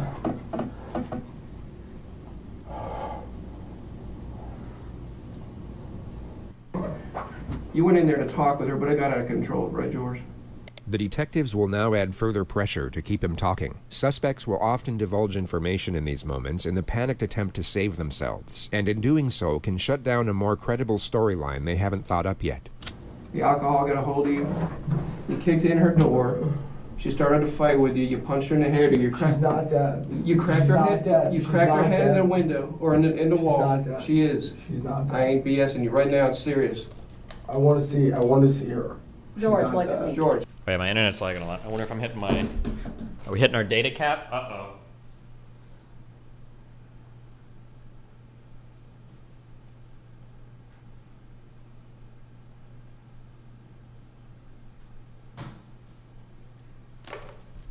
No, not yet.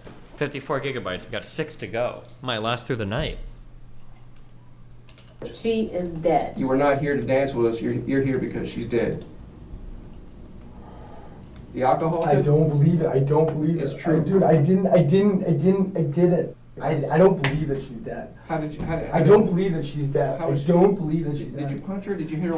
There's no way she's dead. She's not Bruh, dead. you gotta be brubbing me. I did not. No cap. All right, let's calm down. I did not like hurt her. Like she's not dead. Let him calm down.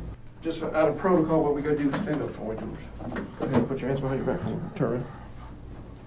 Relax. Relax. You'll be alright. It's okay, dude. You just murdered someone. Like, Tell me she's not dead. Tell me she's not dead, though. Please.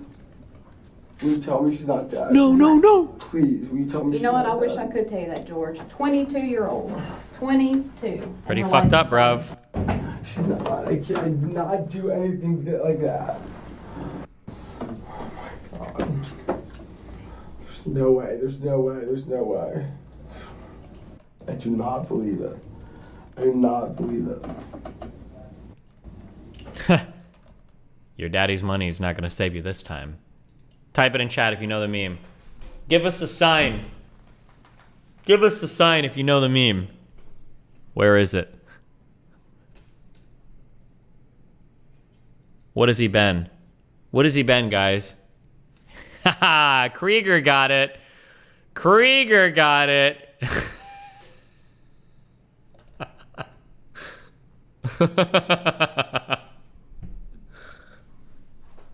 He's been equalized. True. There's no way. There's no way she could be dead. Either the head trauma or asphyxiation. There was no asphyxiation. Okay. Oh my god. Oh my god. Oh my god. Oh my god. What was she doing the last time you saw her? She was like, dying? That's not funny. Sorry. Like standing up with me. She was standing up with me. She was standing up with me, looking at me. Was she standing or you were holding her? Standing up, looking at me. Okay. She's not dead. I know she's not dead. I know 100 million % she's not dead. I did. Damn. Cry away from the mic, I'll bro. be dead. I know it got out of hand, George. No, it didn't. It didn't. And she's like, no, like, get away from me. You have to leave, you have to leave. I was like a little bit persistent. I mean, Was she screaming? she should have been. I didn't kill her and leave. I didn't just, oh my god. I didn't kill her. I did not kill her. I did not kill her. I did not. There's no way I didn't do it. No way. I mean, he's saying there's no way, right? No way. Could he really have? He's saying there's no way. He's crying. He can't be lying. I want a lawyer. I don't believe this. Pretty late for that now, bro. I don't believe this. What? There's no way. There's no way. There's no fucking way. So, should I talk to someone? Who do you want to talk to? Anyone. My daddy. A lawyer. One will get appointed to you. Okay, what do I do now? Go to jail? Yeah. All right, George. Right now, I know you no longer want to talk to us. That's fine. I'm just letting you know something. We're working on a search warrant right now, and what it is we're going to have to collect some stuff from you, like what's called a buccal swab. Okay.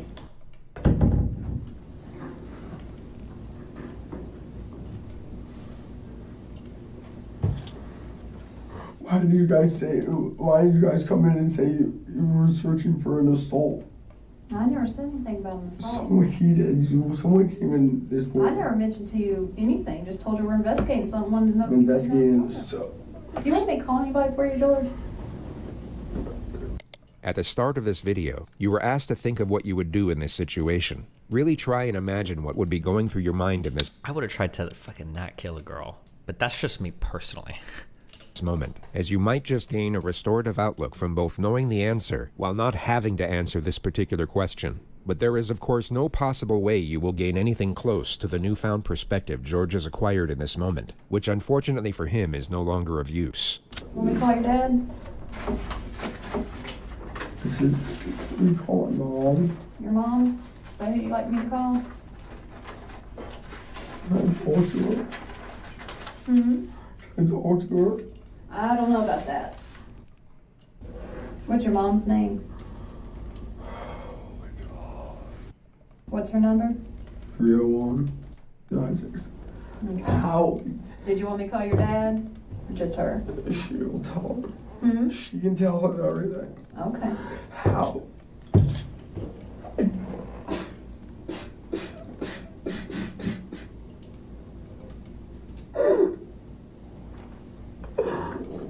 I don't believe it.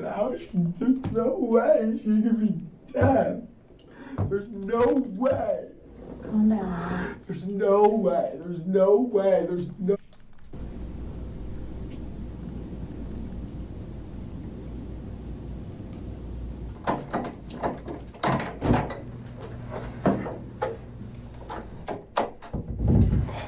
George, go ahead, put your foot down. Oh my God. Yep.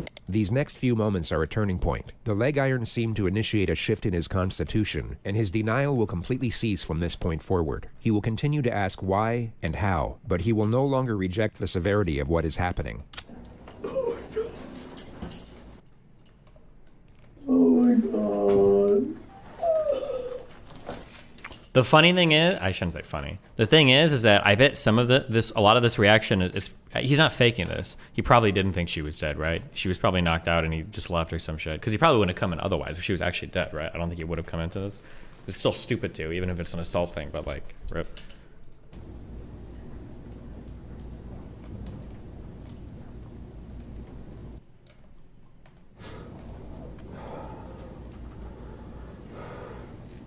Huh. Heck of a day, bud. Fellas, how are you this morning?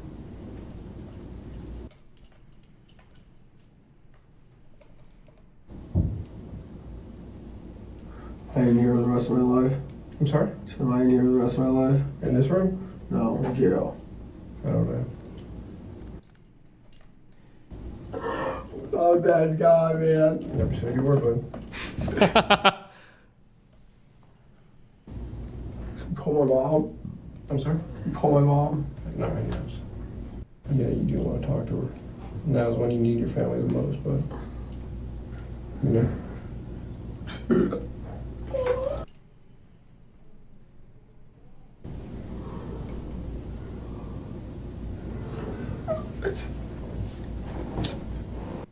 I didn't even.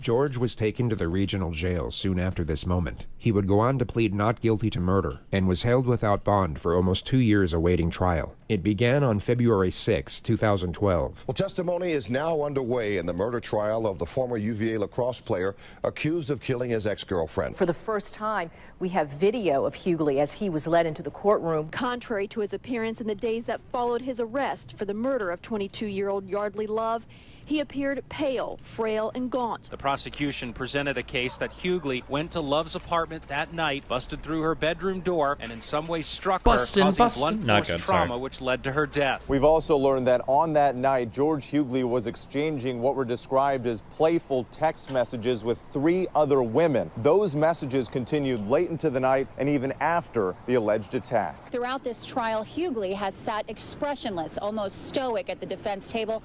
All of that changed today as this police interview was airing. Hughley began crying, was often pinching the bridge of his nose with his hands and looking down as he listened to the sound of his own hysterical voice. I did not kill her. I did not kill her. I did not. I did not. In court Tuesday, Hughley's defense faced an uphill climb. The most riveting testimony came from former UNC lacrosse player Michael Burns, who testified that one time while visiting UVA, he heard some yelling for help from Hughley's apartment. When he opened the door, he said he found Hughley with his arm wrapped around Love's neck, choking her. Hughley then let her go, and she ran out of the room crying. A variety of medical experts took the stand this Wednesday, and they all seem to agree that Love's death was the result of blunt force trauma to the head. This was followed by highly distressing witness testimony from Yardley's neighbors. The noise was so loud, this was such a violent death that they heard it downstairs, 2 separate witnesses, and it sounded like a stereo crashing to the ground. And it certainly didn't help that the jury knew that she was alive for 2 hours before she died, indicating that if George Hughley had come to his senses, he could have gone back there, called 911, and possibly saved her life. Still, the driving argument for the defense is that George Hughley never intended to kill. They say this was all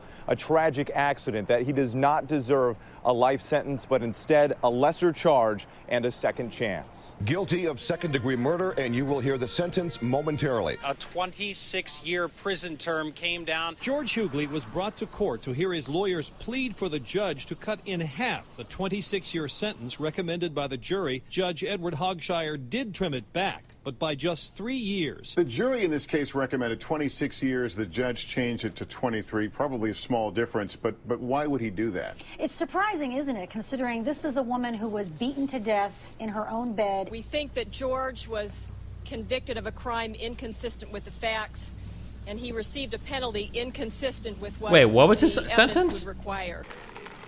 There are no winners in this case. With credit for the time that George Hughley has already served in jail, and if he gets time off for good behavior, he could be out in 18 years. And the family for Yardley Love has put out this statement saying, "We find no joy in other sorrow. We are relieved to put this chapter behind us." As for George, he was incarcerated at the maximum security Augusta Correctional Center for 10 years, and has since been transferred to a prison work camp in Richmond, where he's expected to serve out the rest of his sentence. The present consensus in the media is that George had no intention of killing Yardley, but that his 23-year sentence is still appropriate, if not lenient, and that him being drunk to any degree at the time of the murder is not an excuse, nor does it lessen the culpability of his actions to any extent. He'll be released at the age of 45, meaning he will have the second chance at life Yardley was never afforded. You can decide for yourself whether he deserves it or not. A comforting prospect to this tragedy is the nonprofit organization that arose from it. The One Love Foundation carries extremely important messages, both on social psychology and preventative education. Their website will be linked in the description of this video. David Russell Williams enrolled in the Royal Canadian Air Force in Well.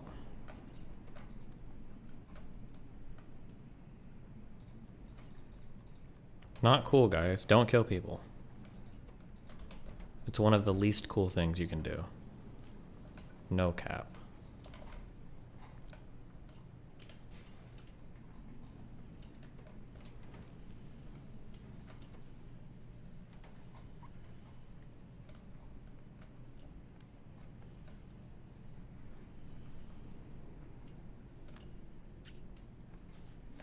Even killing somebody on accident is not cool, I would say.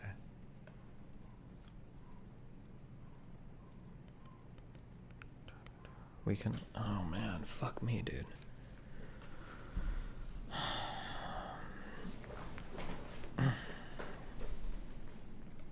This can be more efficient.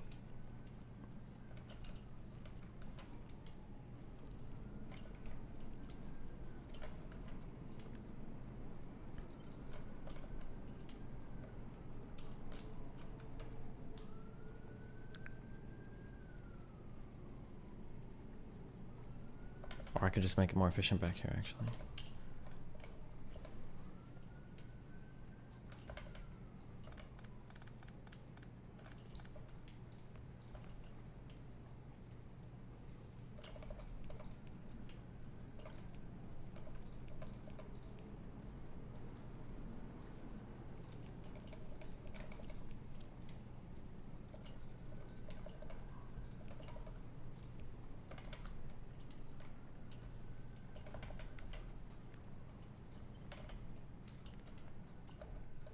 Okay.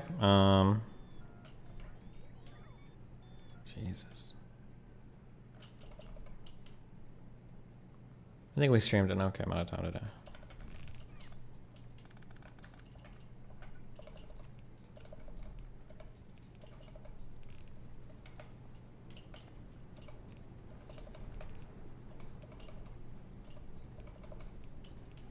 Is tomorrow Christmas Eve? Yeah, it is.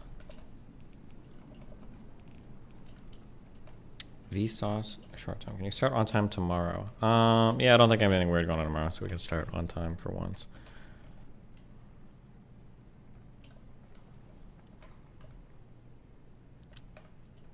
Okay, boom, nice. Can we do the same thing down here?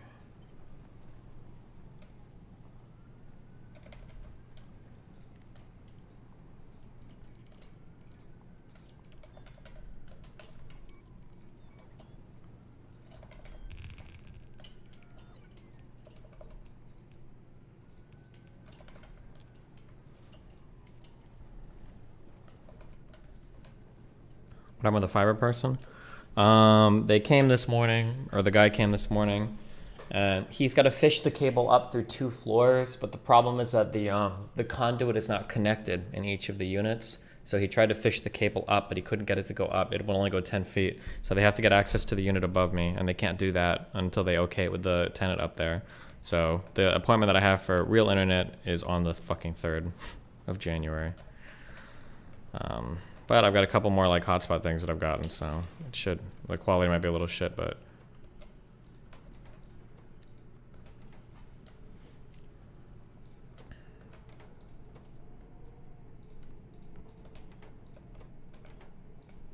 oh fuck, do you think I might run out of... Buddy. Who joined? Hello? Yo, they got the boy low tier god. They got him banned. Oh shit, yeah, did he message you? I did, yeah, he did. Oh, nice. I was trying to, so I understood what it was. So once I understood, like, the band evasion, well, it seems like the original offense they stuck by. Mm-hmm. And the band evasion, that one I understand, because if they think you've broken the rules, you are streaming on a different channel, then it pretty much is circumventing their ban.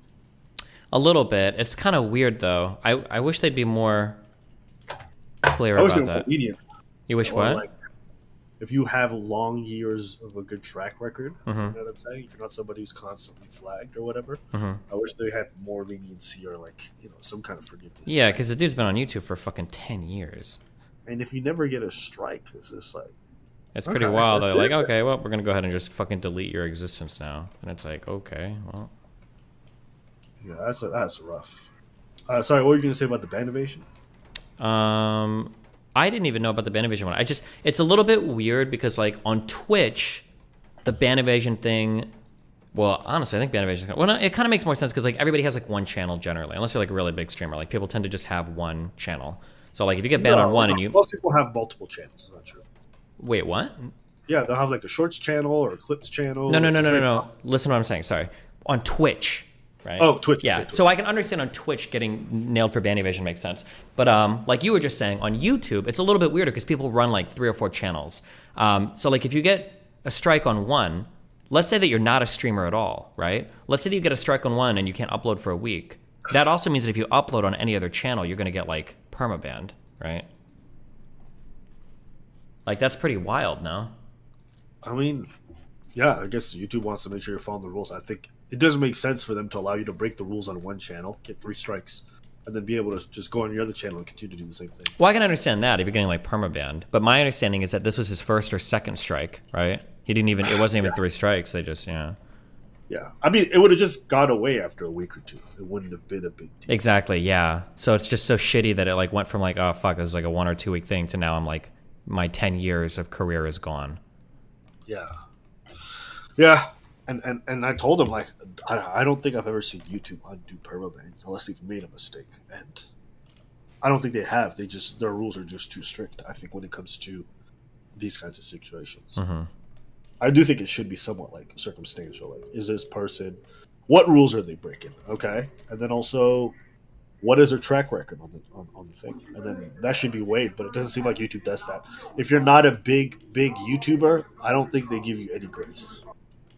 Yeah, and you have to be a, even if you're a big YouTuber, like one of the things that always shocked me about YouTube is like, you'll see people with like fucking 6 million subs, like even Linus Tech Tips and shit will be going to Twitter to complain. And it's like, damn, I would have imagined you guys have like fucking direct lines through your management or something.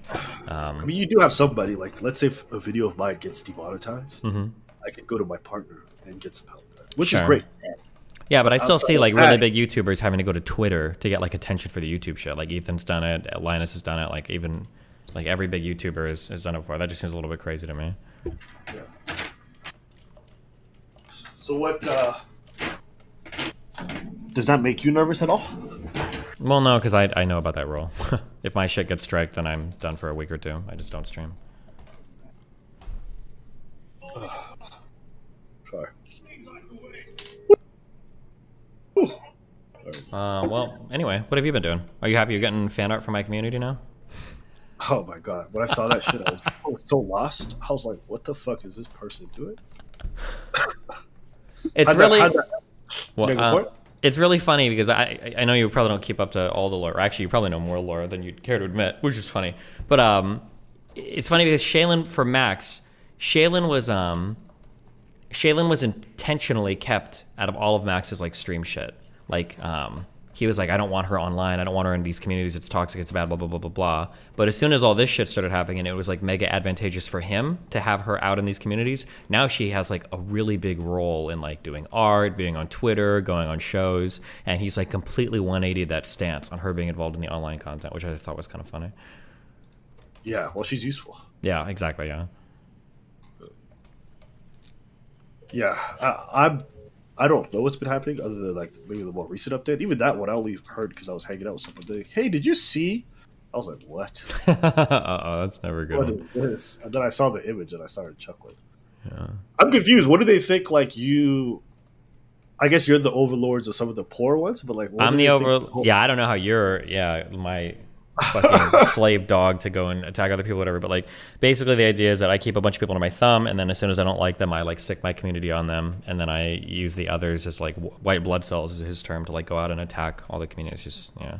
And what's the worst the Taliban's done? They've written like bad stuff about people on your Discord? I think the worst thing my community does, it's like a normal internet thing, but I expect more from my people. The worst thing that I don't like about my community is it's very hard for them to just be like, oh, this guy has a bad take or this person fucked up. Like they have to go ultra hardcore on everything.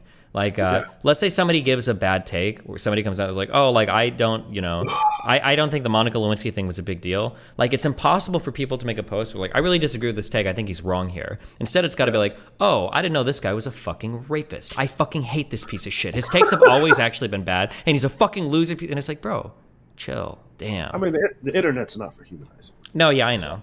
But like, if you wait like 2 weeks, like they'll reverse course as soon as somebody says something else. So. There's a big problem. Is like, you know, when you're talking about a fan base of hundreds of thousands of people, you know, you speak about it oftentimes as like a monolithic thing, but it really is, right? You got people who comment, which are like 200 people, and then it sounds like, oh, this is Taliban community. It's really just 200 out of like 300 people. Most people didn't give a shit about the whole story. A lot of folks maybe had an opinion but didn't share it, and then a lot of people agreed, but they just, if you agree, you're not going to always go out of your way to say I agree with something. Yeah. And so oftentimes, even with this discourse, people are like, well, how are you going to address the fact that 1,000 people in this comment section of a 3 million view video had something negative? It's like, is that really representative of the entirety? Like, oh, actually, this is a good question for you. Mm-hmm. You've often said this. Mm-hmm. You feel very responsible for how your community feels about a certain topic. But I have to ask, how well can you gauge how your community feels about a topic if like pretty much most of what you're going off of is either a comment section on YouTube or a Reddit post or Reddit posts? I just have to go off of like the totality of all the commentary, basically. Like that's all I can do, basically. See what gets liked on my YouTube, like what has the most likes, what gets upvoted on my subreddit, what is like the general sentiment of my chat. Yeah. Okay, let me ask you this next question. Do you think that most of the people that engage with your content engage with other aspects of your community? Because I see you getting, 20 million views a month, right? And your videos are getting 200,000. Would you say your engagement on Reddit or even YouTube is like a fraction of that? Actually, no. The communities are actually even quite distinct from each other, to where like I have like a very different YouTube chat base than I do with my DGG chat, and those will be very different. My subreddit and my my comments on my on my like my YouTube videos, right? Like all of these will be like quite different from each other. Yeah. Yeah. So when you feel like your community is going to an extreme, you're basing that off of like most of what you see in your subreddit, or just everywhere. Just depends. Like different. Like I know like the Last Night on Destiny channel has quite a surprising number of conservative viewers, even not in the chat but in the actual comment sections. Like I've seen that recently, so that's kind of weird. My subreddit is just a lot of them shit on me without even watching it. My subreddit is kind of weird. My DGG chat is going to be the most like loyal community I have. Obviously, my YouTube chat is like pretty good. They're probably second. A lot of conservative-ish people in there. But yeah, you know, I just try to keep eyes on everything and get the general feel for everything going on. Do you feel like when you do these kinds of things, they have a striking impact in regards to the kind of content you want to weed out? When I do these kinds of things, do they have an impact? Like, because you know when you like you do your anti-misogyny arc where you're like really going hard and you're banning certain kinds of stuff. Do you feel like there's a shift in the community in the way that they think? Yeah, I think it happens. There's not people that think a certain type of way and that you don't want as fans. Yeah, it definitely changes. It just takes a little while for sure. But I think like after we've done this anti-misogyny thing, I think the community's gotten a lot better. I mean, obviously there's still room. You think they respect women a whole lot more? It comes with time, I think, yeah. But like the general chats and the comments I've seen have gotten a lot better. There's not as much of like the cringy, like this makes me hate women and this makes me love women, all that shit. Like a lot of that for the most part is gone. There's still like a couple comments that come through every now and then. But after the language changes, following the language, the thoughts will slowly change. I think. Ooh. Have you ever read 1984? Is that the one with the surveillance and Big Brothers? Yeah, everybody says it. That's not what that book is about at all. Have you? It's the. Everybody says it. Yeah, I'm sorry. Everybody says it. Hey, I'm not professing to know. No, I know. I'm sorry. Ignore what I said. That was pretentious as fuck.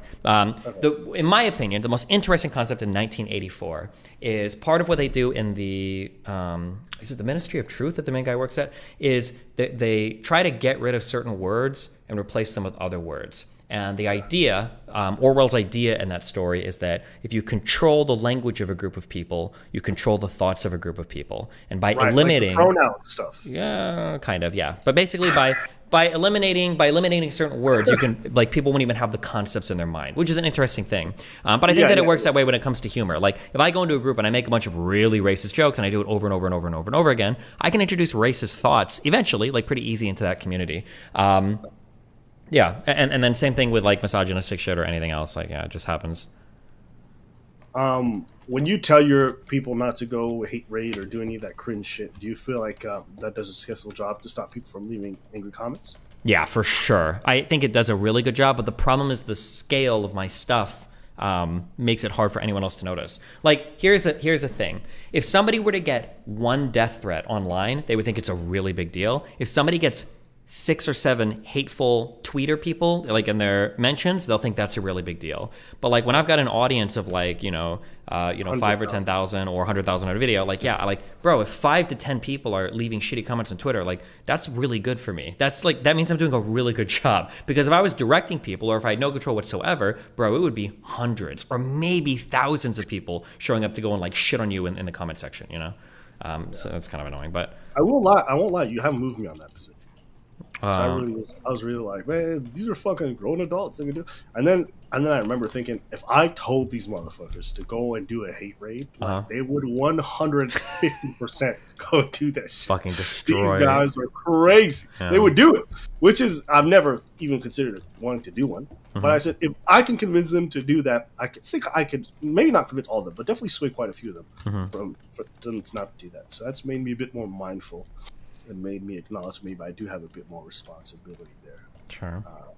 But, it just sucks to feel like you're responsible for these people. Yeah, it does. It definitely does. And the internet's changed. Like, it was more fun when you can make, like, crazy jokes and shit all the time. But, like, now you don't know if people are going to, like, pick up a gun and go murder people. So it's like, fuck, you know? Absolutely. I got to fucking preface things because I'm just like, bro, I'm chilling. I know this don't mean that much, but you guys are a little bit. Yeah. Who knows what people are going through at the same time. So it's just, if you don't know who you're talking to, it's hard not to know when you're stepping on a landmine, but yeah, you've moved me on that one. What were you gonna say? I saw you had done a video, but I haven't watched it yet because I don't want to blow up. Oh, is that on the Courtney Ryan? Yeah. Yeah, she hit me up. She told me that they're not from rich families. Wait, did you take my commentary on that, or did you do that on your own, you motherfucker? What do you mean? When I watched those videos, I had an epiphany like halfway through one of them. It was when the blonde girl started talking about her dream car, and she started naming off. She said a Pagani. No. Like, wait, no, more reasonably. If I'm not talking about my dream, I'll probably go for a fucking Ferrari or something. It wasn't even a Piccati or whatever. She named some like fucking like Falcon X-17 jet, like some shit. Yeah, and I was like, hypercar. Hey, I don't know what the fuck you're even talking about. Like, and I remember looking at it, I was like, this is like a $300,000 or $400,000. It's like, no, this is like over $1 million car. 2.5 million. Yeah. And then I started to look at how these people were dressed, how these people talk. And even that one, the black lady that was like a single mom, and listening to what it sounded like she's like, oh, I like to travel. And I'm like, and she's like, I've been to like Europe. And I'm like, okay. I was thinking the same thing because it sounded like they never worked in their life. Yeah, these people, it's not just that they're like brainless fucking women or whatever. These people are just rich, and they come from loaded fuck families. 1,000,000%. And then I started to look at the way they dress, their perfect faces. I went to a prep school, okay? The perfect teeth. I'm like, these motherfuckers are rich. That's what I felt like. Maybe Courtney Ryan is lying, but what she told me was a lot of them are not from rich families. Damn, I wonder if Courtney, maybe she's from like a billionaire family, and she's like, these guys are poors. I don't know. No, she's not. No, Courtney's definitely not from rich family. I would fight with her on that. But yeah, I don't know, because some of the answers. They are? Okay, yeah. But think about this. Okay? If I grant you, okay, listen, what if they're not? What is that? That's what I was asking myself. If these people are not from rich families, what does that mean? Am I losing touch with what like maybe some of the younger folks are growing up on? And one of them said it towards the end. She's like, social media has just made this whole like crazy earnings thing much more accessible or normalized. But that's the thing. I don't believe that. If I were to go out into like into my old world, into the service world of like McDonald's or like my diner restaurant shit, if you were to ask a girl like working at IHOP, she can be on Instagram all day. She's never going to tell you she's looking for a guy that's making $250,000, $600,000 a year. No shot. I don't believe it. That's what I also thought. And slowly I'm like, maybe I'm unaware. I don't think. I just maybe this TikTok. Listen, I'm with you. But if it turns out we're wrong, then there's been a paradigm shift that's happened somehow. Yeah, some shit is going on. And here's the thing.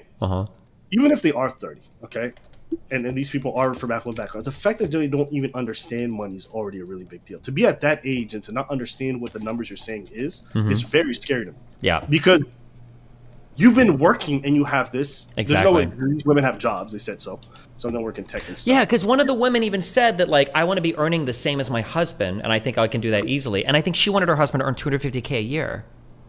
I think that was like the number she gave, and she thinks that she can get there easily. And I'm like, it's got to be loaded families. Hey, listen, I checked the one that said she wanted to make as much as her husband, split it 50-50. She just got her passport this year. So I'm like, what?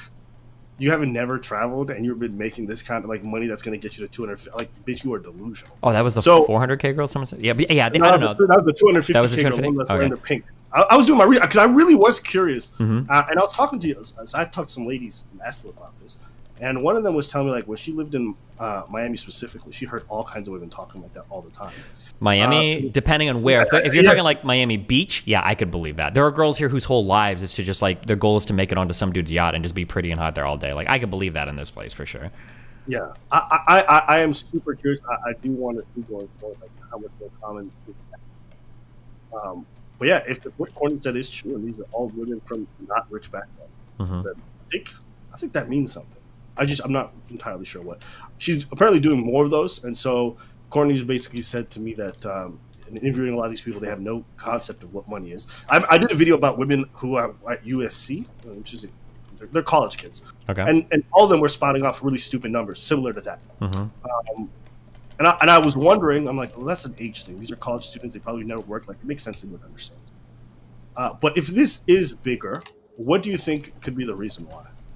If we're just pontificating. If it is bigger, what is the reason why? If people really have these kinds of, they have jobs, my guess would probably be social media, where you see everybody looks like they're fucking ultra rich and traveling and going on vacations and shit all the time. That'd be my guess. That influencer lifestyle. Yeah. Because influencers like put or at least it appears to put into reach like celebrity life to anybody that can go big on Instagram, right? Like before that stuff was gated as like, I've got to be a Hollywood actress or I've got to have like rich parents or whatever. But now it's like, if I just post the right pictures on Instagram, I can fucking make it big or whatever. Fuck, I should do a thing with Jeff. Instead of it change my mind, I should ask girls questions on like a University of Florida campus or whatever. Now I'm curious.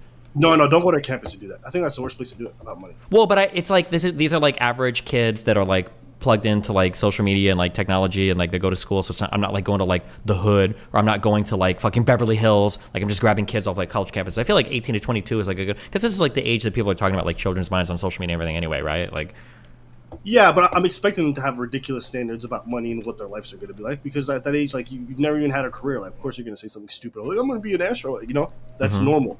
I would want to see what grown women are saying, because they're the ones who are potentially impacted by these like unrealistic standards, right?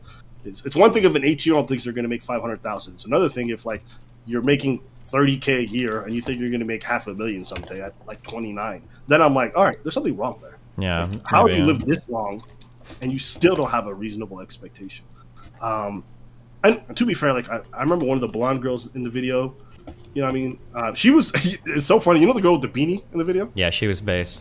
She was like the most down to earth. She's the most successful one out of everyone there, it appears. Yeah. When I checked her socials, like her socials were going crazy. She's like, I guess she's like touring and doing a bunch of cool shit. So it's interesting that the most successful one out of all of them was the one that had the most realistic standards. Sure. Yeah, that was surprising. Do you feel like Courtney was being disingenuous with the editing and getting rich women? Well, I mean, like, she's used these same. Yeah, she's used these same women for a lot. Is it for every show or? No. This video and the previous one had different women. Only the blonde girl is the same one. Is she the only one? Okay, because I feel like I've seen at least one of those girls in multiple videos. Yeah, you saw one. You saw the blonde girl. Okay, gotcha. They all look the same. She messaged me. She said, "Take me out the video." I was like, "Stuff my nuts." You're gonna disrespect me? She said, "You could have asked me before you used one of my Instagram pictures for your thumbnail." I'm like, well, "Ooh, Instagram's public. What do you want me to do?" DMCA incoming. You imagine? Hey, actually, I wanted to ask you this. Someone reamed me out because I was doing this critique of someone like basically alluding to the fact that like feminists and feminism was like the thing that was going to bridge the gap between men and women using like, well, she basically saying like feminism could help out. And I was kind of going through like feminist theory just a tad bit and just saying like I don't think that's the answer to, you know, whatever issues men are dealing with, blah blah blah. She said, well, that's white feminism. White feminism is like, fuck men. Black feminism is different. And I sat on that for a little bit. And I'm like, because what do you think about that? Do you understand the differences between these different branches of this political movement? Well, I know that feminism in its original incarnation, a lot of the critiques that they have of patriarchy should be things that are concerned with the well-being of men. So like men feeling sad and lonely, men feeling suicidal, like these are all things that technically feminists should be concerned with, because if you believe in patriarchy, you should believe that patriarchy oppresses everybody. Although the way that plays out realistically today is it seems like a lot of people just don't like men. The difference between black and white feminism, my understanding is that there was a schism, there's kind of a schism in the feminist movement because like white feminists, basically feminism benefited white women a fuck ton. They've like made out like bandits. They're killing it in school. Their income is increasing. Like everything is just going well for them. But like black women especially have still kind of gotten shafted, and they're like, okay, well, feminism doesn't seem to be working for us now, so we're going to focus on our shit now. But yeah, I don't know like where the movements are today, or like who like the thought leaders are. But if you wanted to do research on that, the most important thing would probably be like who are like the leading feminists today, and then see what they're saying, I guess. Yeah. Have you done a bit of research on feminist theory? Have you taken the time to read up on like feminist books and shit like that? Nope. Not because I don't like feminists. I'm just lazy. I think. Did you see that study that said that even young people are like shrieking feminism and essentially turning away from it? Or think that. I think it was a pure research, but it basically was saying how even for young folks, they think that feminism has done more harm than good. Not that I share that sentiment, because at the end of the day, a movement that pretty much gives, or it's working really hard to give women their rights in the workspace in a lot of different areas is an overwhelmingly good movement. But the fact that there's such a negative reaction to feminism, what do you think that says? I mean, it's a problem for sure, right? Hold on. Can anyone pull that up so you can see it? Maybe that'd be. I was really surprised by the poll itself. Young people.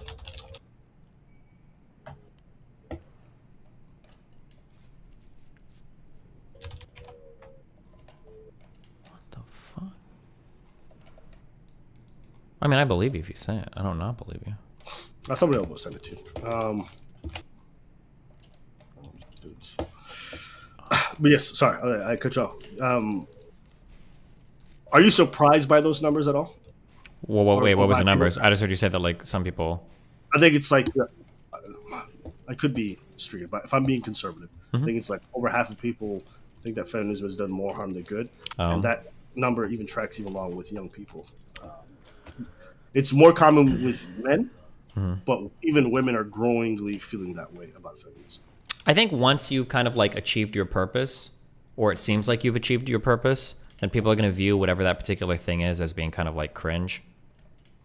So like if like let's say that like racism is solved or some shit in the United States, but you like carry on with like affirmative action, you carry on with like racial sensitivity or some shit after like 10 years, and you ask people like, has civil rights done more harm than good? People might say yes to that, even if like in the totality of things, like, well, the answer is obviously no, it hasn't done more harm than good, but it'll feel like that at the end of its run when it's like, okay, maybe we should stop this. Like people will discount everything that's happened in the beginning and just look at like what the current effects are, and if they think if it's going too far right now, they'll say it's caused more harm than good, basically. Yeah.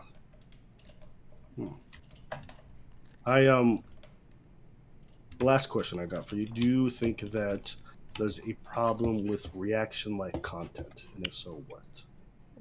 Like reactionary or just like react? Yeah, you know, the react stuff on YouTube. I heard some video essayists saying the react people are the issue on YouTube, or one of the many problems on YouTube, since they don't allow for deep-rooted, well thought out arguments or ideas when reacting to content, etc., etc. I mean, it depends. I mean, you can do reactful stuff in a very thoughtful way and give good commentary. The vast majority of video essayists are dog shit. They don't know anything they're talking about, and their content is shit. So I mean, like, I'm not going to sit here and say like, what's the big beef with the video essay people? Right? What? What's your beef with these people? Most of Is it them because are, they just don't like debates? Well, it's not so much that they don't like debates. It's that like if they won't entertain a conversation about the material, oftentimes it's because they don't know anything about what they put in their video. And the few times I've seen a video essayist try to have a conversation about a contentious topic in a video, it's very quickly obvious that like the entire limits of their knowledge about that particular topic, where like every single word said is the only thing they know about it in that video, which is very disturbing to me. So yeah, I have a very low opinion of like video essayists. I think they tend to be pretty stupid. But like, I mean, but regardless, like, you can have shitty reactors and you can have good reactors. You can have good video essayists. You can have shittier video essayists. It just depends. So you feel like because they weren't able to say more than what's, do you feel like they should, if you talk to an expert, for example, in the field, like someone who's like very focused expert, like someone who's just do brain cancer or whatever, do you feel like if they're, do you think that wouldn't yield a similar result in regards to the conversation itself? Nope. The way that I always put it is that like if I were to do like a 10-minute video on a topic, I could probably talk for like 10 hours on that topic. Like if we were to talk about any of the manifestos I've done, like the Keppel's manifesto, like there was so much reading and research that went into that. I could talk so much about any of the clips I use or anything, or for any of my little manifesto things is going to be like that, or for any subject matter that I have, any type of expertise in, so like music stuff or whatever. The idea of putting together a 10-minute video and that video has every nugget of knowledge I know shows to me that like you haven't taken the time to properly educate yourself enough to contextualize the information that you have. You can't make a 10-minute video with 10 minutes of knowledge, because then you don't even know like what the context of that 10 minutes of knowledge is in. You don't know what it sits in, and that's kind of necessary for like deeper topics to dive into, I think. Ooh. And when did you realize you hated these video essays? What was the moment that broke you? You're like, yo, fuck these guys.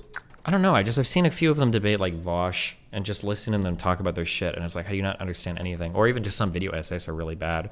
Or there's a thing that happens where somebody will get a certain fact wrong, and I'm like, the only way you can get this wrong is if you truly don't know what you're talking about. Like, there's no other rationalization for how you could just not know this particular thing, you know? Yeah. It's interesting because I think because people do these lengthy videos that are pretty much unwatchable for most people, I have a hard time sitting through them. I find them super boring and dull, and I think folks often say, well, if you find it so boring and dull, then maybe you shouldn't discuss this matter, which is fair. I mean, someone has the patience to read through a bunch of these studies, and like if you want to be an expert in some of these topics, you should be able to read through some of the boring stuff and go through it. Yeah, potentially. I don't know what it is. The video essays, that sneaky characterization of them like, does make me laugh a little bit. What was his characterization again? They all got the same mustache or something like that. Oh yeah, the same. Yeah, aesthetic lighting, yeah. The bisexual lighting. Yeah. It is true, but a part of me is saying maybe I'm just being unfair to them. Nah, fuck them. Don't ever worry about being unfair to those fucking losers. They're almost as degenerate as streamers. So. Oh man, you ever seen that study that said that women in old age fare better or are better off single than with a man or whatever? Nope.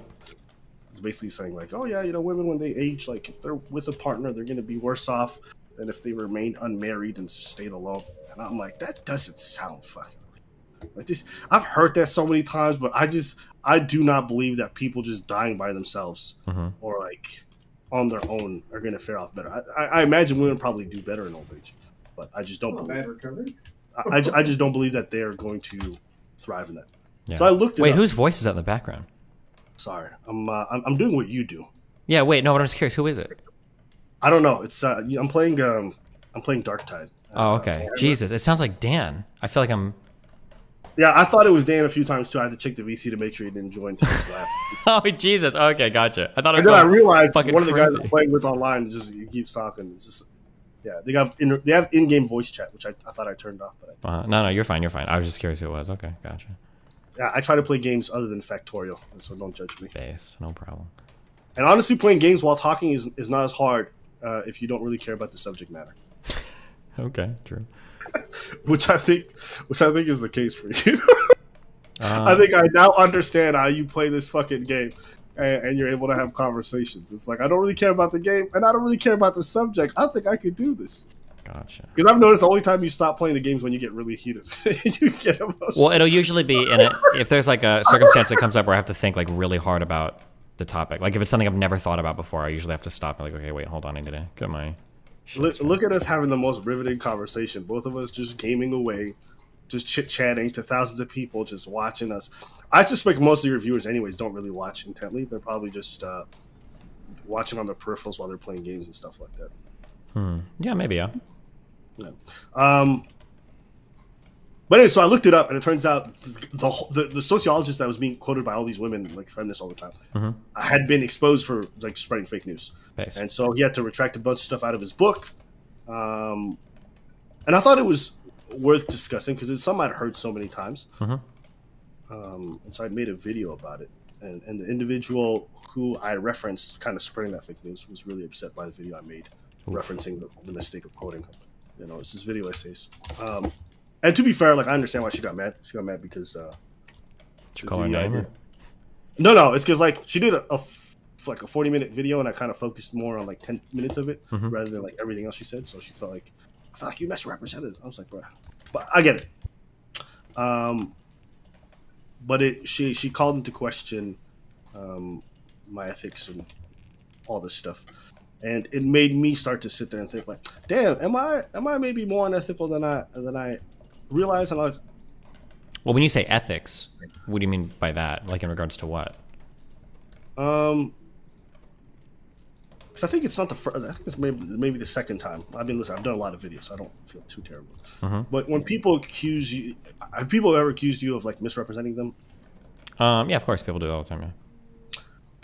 And how are you able to tell the difference between you actually misrepresenting people or them just not being happy with criticism? I mean, that's going to be a hyper individualized. We'd have to go through like specific examples to figure out if I am or aren't, right? Fair. Yeah. But generally speaking, what are you going to look for to be able to tell the difference?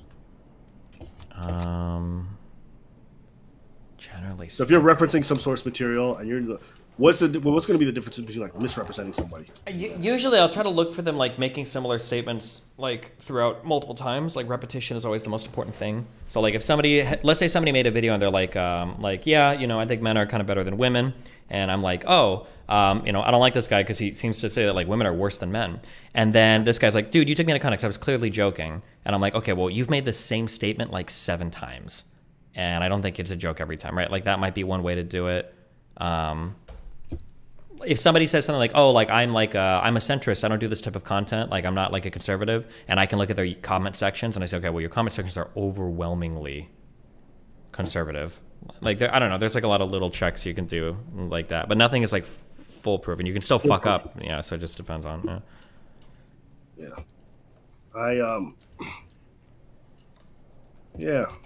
I think because of you, I've tried to make more efforts over time to see times where I might be fucking up in terms of my responsibilities or whatever. And I blame you for that, man. Thanks. I try. to make everybody that creates content their life worse on the internet. So. Yeah, bro. It used to be more fun before I knew you. Now I'm just trying to be responsible and shit. I fucking hate it. It's pretty cringe. It is super cringe. Oh, yo. I met a girl who watches your stuff, and she often says it's cringe. Based. Every time you look at her, I hope you see my shining, smiling face. She doesn't just say that's cringe. She goes, cringe. Based. That's the way you do it. That's you know how hard it is to be intimate with somebody when they fucking say something that reminds you of Destiny? That's based, dude. I'm there all the way. I'm always with you at all points in time. Yeah. It's a weird feeling to just get naked with somebody and they're like cringe. And you're like, oh, why is this? Careful, man. I've been doing that because I'm inspired by low tier gods. So I've been talking about BBC a lot. So if she starts throwing that out at you. Really? You've been talking about BBC now too? Yeah. Hey, listen. Fuck, I can't. Damn. I really do feel bad for him. Yeah, fuck. He's like fucked, right? I think so. I don't think there's a way he can get his channel back. Has he started streaming on Rumble yet? I don't know. Honestly, I'd probably find it pretty demoralizing. I don't know. Yeah, I know, but still. But what's more demoralizing? Like going to Rumble, or like I'm gonna go work like a normal job now after doing content creation online for 10 years. If I got permabanned, I'm gonna keep it a stack with you, bro. I'm probably done.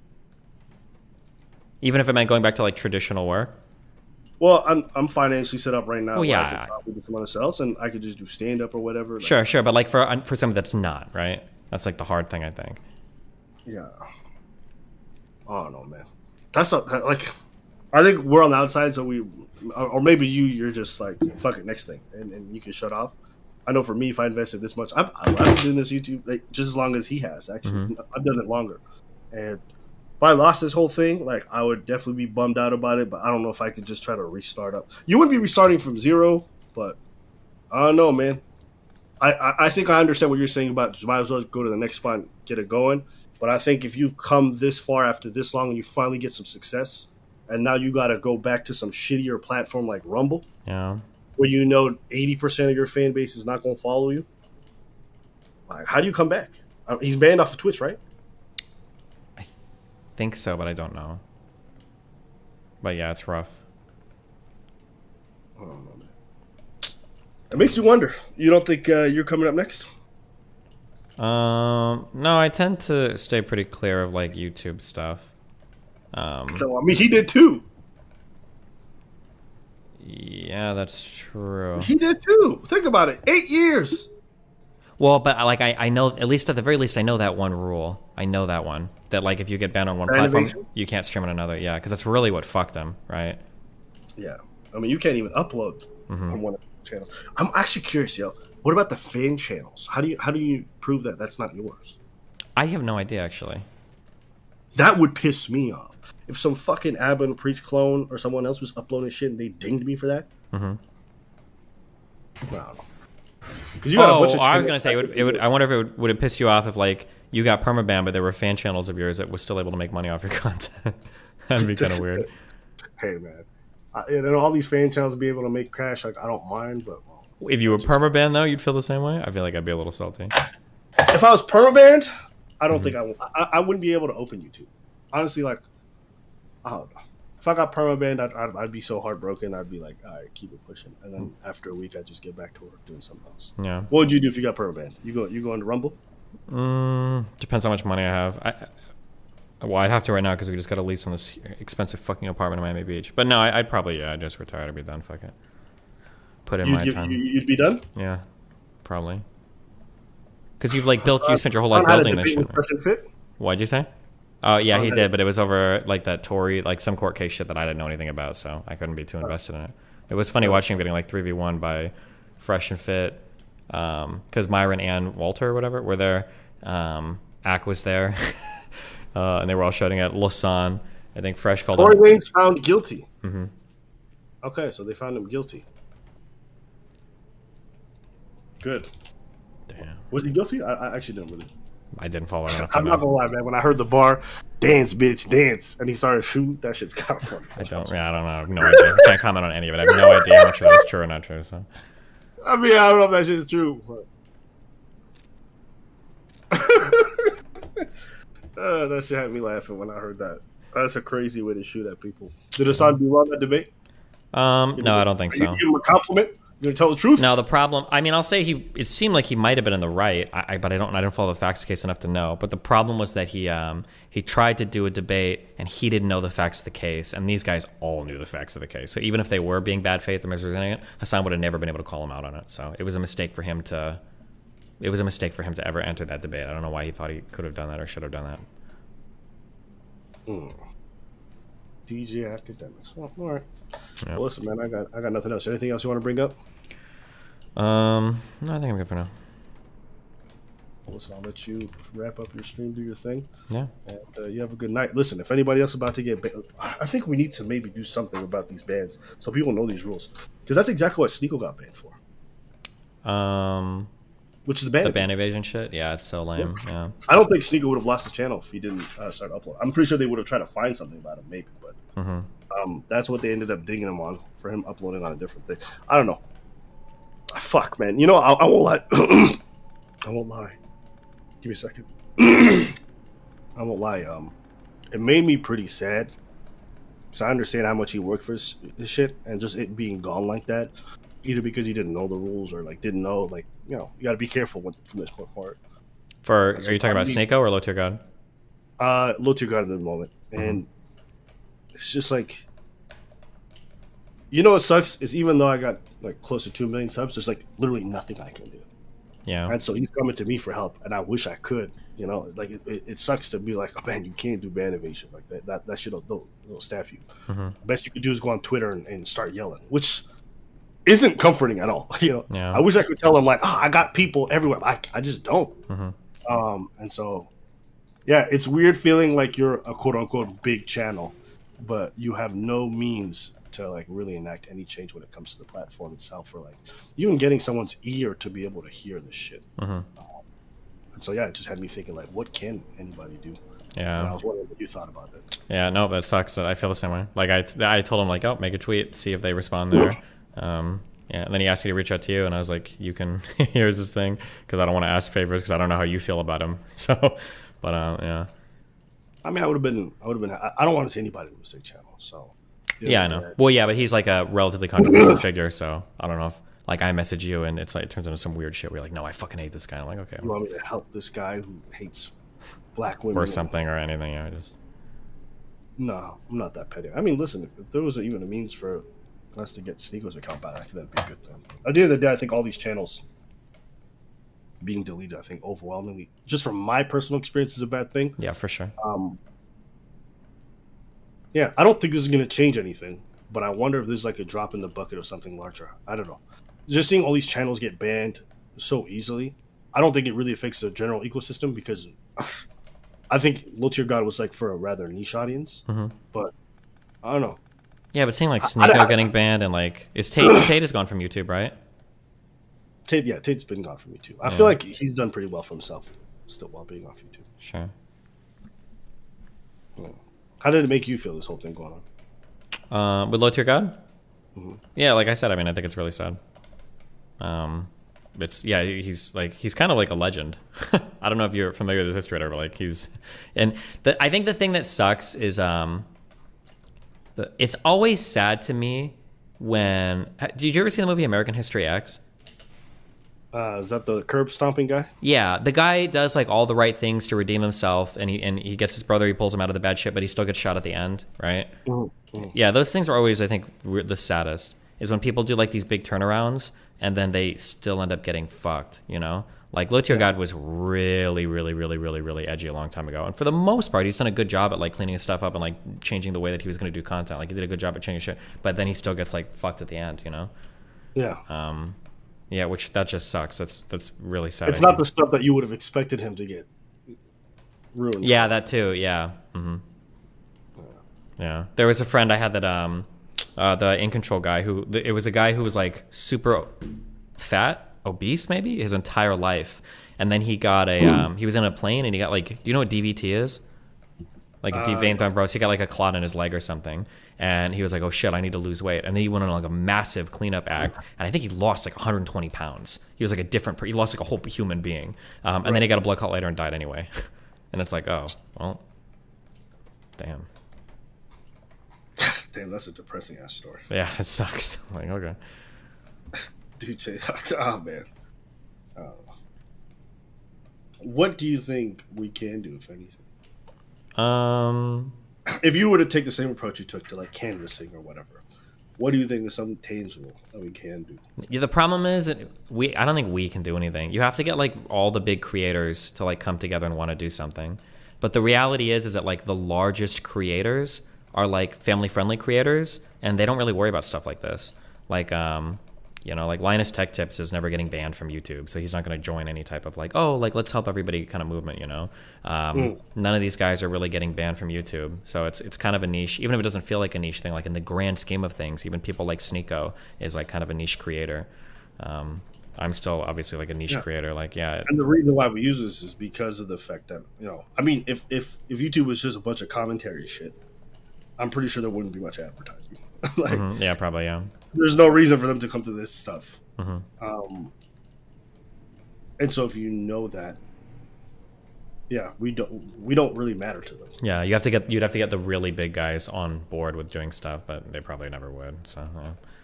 So I guess it's just a matter of making all the rules super clear so that everybody who is in this realm understands them and knows not to cross those lines. Yeah, just have to learn how to play the game, as annoying as it is. Learn how to beat the Matrix by being a part of it. Like a real bot. Yeah. But the best bot you can be, you know? Yeah.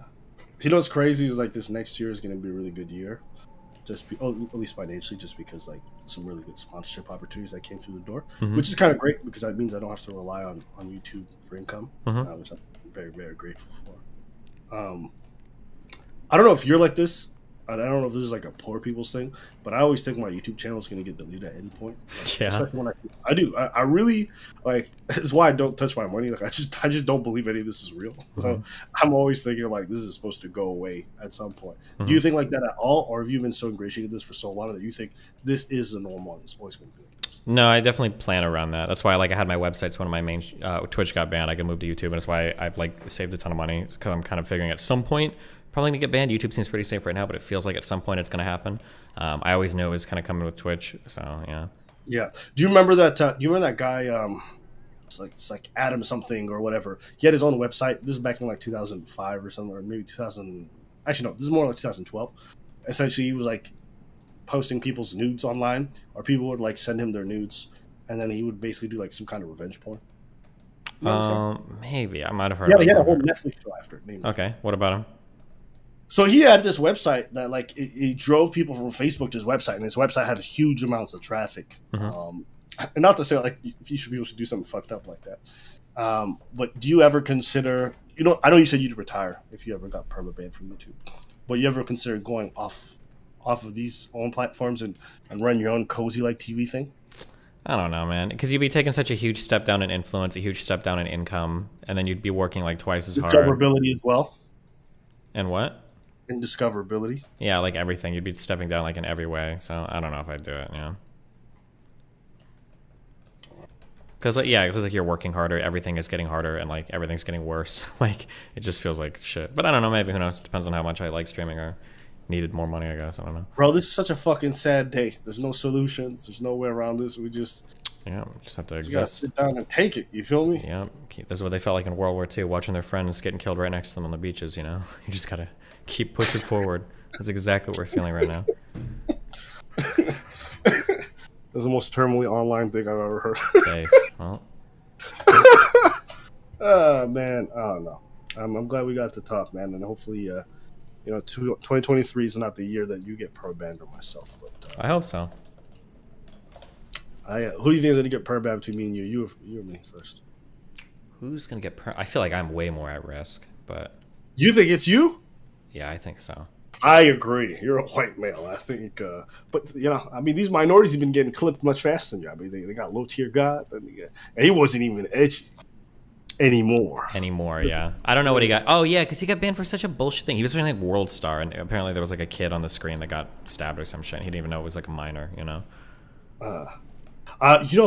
Actually, do you want to do something with Courtney in regards to this topic, or like have a collaboration where you could set up some questions to ask the other ladies? What do you think? Yeah, if she wants to, that would be fucking amazing. Yeah. Yeah. Okay. I'll hit up Courtney. I'll try to DM her and see if she responds, and then I'll see if I can set some up because I think we're all pretty. What would you like to know so I can ask her? I feel like if I wanted to talk to a creator like that, I'd have to watch more of their content. What would I like to know? I have to think about this. I don't have a good question. I might make a post on my subreddit and see what they think we should talk about. Okay. Honestly, I just want to know about the. I would like to know her positions on everything. I feel like she's really red pill. Do you think? Yes. Okay, yeah, I think she's really red pill. She tries not to reveal it, but I feel like she's super red pill. And she's trying to get that across, like. Okay, well, define super red pill. Like, is she like on she's the like level women have fucked up. What? Is she on the level of Fresh and Fit guys? No. Not that quite, but she thinks that like women are really fucked up in the head and they've got fucked expectations and it's because of social media and all that shit. Like I think she believes in all of that. Like her videos seem like very centered around all of that. Yes. Okay. I think that's not the most unfair characterization. Okay. Yes. So yes, that would be true. Okay. All right. I'm gonna go to bed soon because it's late for me. It's like 11:30. It's late for you too. Okay. Well, listen. I'll DM her. If you have anything that your subreddit decides they want me to bring up to her, then I'll do so. Okay. All right. I love you, buddy. Be Peace. careful. Bye. 820. Do you think I need this third nuclear plant? I probably don't, right? Let's save game.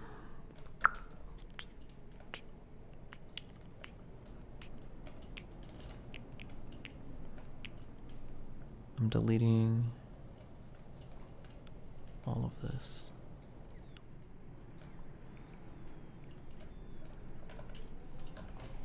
All right, I love you guys. It's been fun.